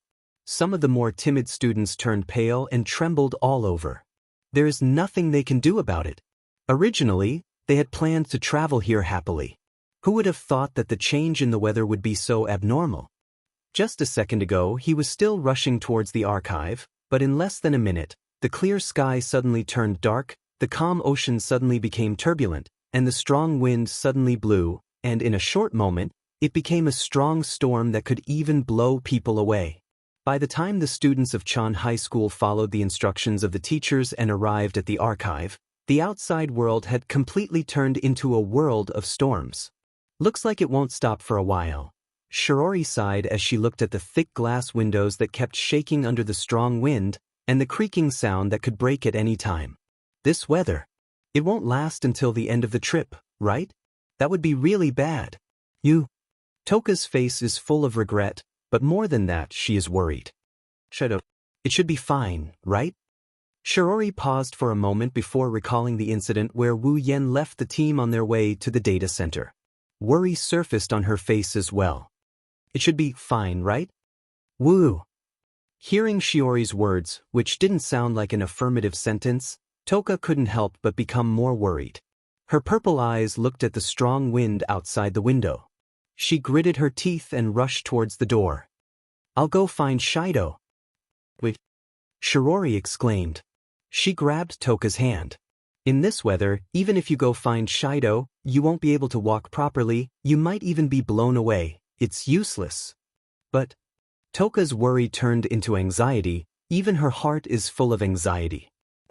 At this moment, a voice filled with surprise and joy reverberated above the archive. It attracted everyone's attention. It's sunny. All the students and teachers hurriedly gathered in the direction of the window and looked up at the sky. They didn't know when the dark clouds had scattered, but the blue sky had revealed itself. The distant sea gradually calmed down, and the wind also stopped. It stopped. It really stopped. That's great. I thought this trip was going to be scrapped. I hope the weather doesn't change so much. The entire archive was suddenly filled with a mixture of surprise and joy. Even the teachers had smiles on their faces. Looking at the sky outside the window that had once again returned to its clear state, he repeatedly sighed with emotion. They are sighing about the magical weather. It's good when it's good, it's bad when it's bad. There was no warning at all, and they were almost caught off guard. It's true. It's sunny. Toka pressed her face against the window. With a touch of joy on his face, he turned around and ran through the densely packed Laichan High School students toward the entrance of the information center. Toka! Shirori also hurriedly followed behind Toka and ran to the door. The group of students and teachers didn't seem to want to stay in the lifeless library anymore. They all ran out one by one. Just as 10 Fragrances, who was running at the front, was about to open the door of the archive and rush out, the door that was less than 3 or 4 meters away from 10 Fragrances suddenly opened by itself, giving 10 Fragrances a fright. Then, the person Toka was looking for appeared at the door, Shido. Toka's face is happy. Just as she was about to rush over, her body stiffened. She can't move anymore. No, it's not just Toka, even Shirori and the other students and teachers behind her are frozen on the spot. Looking at Wu Yen standing at the door, they are silent. Even though there was a big typhoon just now, Wu Yen didn't have any injuries on his body. Even his hair and clothes are in perfect condition, not a single bit messed up. He looked exactly the same as when he left the group. Come to think of it, the typhoon just now didn't affect him at all. This scene made Toka and Shirori, who were worried about Wu Yen, let out a sigh of relief. But after letting out a sigh of relief, the two of them frowned at the same time. Their gazes turned sharp in an instant. Because, next to the unscathed Wu Yen, there are two people. The two of them looked exactly the same. They had orange hair and silvery eyes. They were very beautiful girls. Of course, if it's just 2 extra girls, it's not a problem for Toka and the others to act like this. The problem is, these 2 very beautiful girls are wearing revealing restraints, their necks, hands and feet are all shackled. That's not the most important problem. After all, there are people who like to dress up and have special interests. But when these 2 girls are standing close to the man in the middle, constantly squeezing into his arms, they can't be ignored. Shido. Hugging Wu Yan's right arm, the girl with a proud smile on her face squeezed into Wu Yan's arms and said, "I've already lowered myself, shouldn't you be grateful and give your all to me?" Refute. As soon as the girl on the right finished speaking, the listless girl hugging Wu Yan's left arm immediately spoke up. Choosing Yi Ju-shi will only lower your taste. Compared to Yi Ju-shi, Shi Xian is the real life of Shido. Please stand on Shi Xian's side. What did you say? To be able to receive my love. That's Shido's luck. No, Yi Ju-shi's love is of no use to Shido. Only Shi Xian can give Shido the highest level of service. Your service is useless. Jeer, Yi Ju-shi doesn't understand what a creature like men really need. Laughing, you've already lost by saying that. How can you not know? Men are creatures, don't you just need to smile at them and they'll throw themselves at you? Pity, not all women can do that. Yi Ju-shi is definitely not one of them. Do you want to fight? Accept the challenge. Shi Xian is ready at any time. Ignoring everyone present, Yi Ju-shi and Shi Xian continued to argue with each other with a wall of flesh between them. Their scantily clad bodies kept rubbing against Wu Yan's chest. This is a scene that would make any male creature green with envy and jealousy. However, Wu Yan didn't enjoy it at all. Instead, he sweated profusely. He could clearly feel the more the sisters rubbed against each other, the more intense the gazes from Lai Chan High School's teachers and students became. Some of them even carried negative emotions. Especially two of them, one was full of disdain, the other was extremely cold. Shido. Shixiang lowered her head. A clearly suppressed voice traveled into Wu Yan's ears from under her bangs. Who are they, huh? Wu Yan was sweating as he laughed. Shixiang looked at him with even more disdain. The surrounding students and teachers glared at him, causing his smile to become more and more forced. They're just lost lambs. When he said that, the gazes on Wu Yan became even more intense. Lost lambs? Does that mean they were abducted by him? And they're wearing those clothes, did he force them? What kind of fun is this? It's disgusting, so bad. There's already Yamato Kami, there's also Tokisaki-san. I'm so embarrassed for Shixiang. Yeah, whispers came from the crowd, accompanied by the gazes of the teachers as if they were looking at a problematic youth, causing the scene to become chaotic. Wu Yan started sweating profusely. The Baku sisters are still bickering with each other. Toka is still exuding a terrifying aura, and Shirori suddenly distanced herself from him. He wanted to cry, but he didn't have the tears to do so. You're tuning in to the Passion Pages YouTube channel. We're so grateful for your support, and don't forget to subscribe to join us on this incredible journey through captivating stories. Your generosity through donations truly makes a world of difference, as it's the primary source of revenue that allows me to expand and enhance this channel for you. Thank you from the bottom of my heart for being a part of this adventure.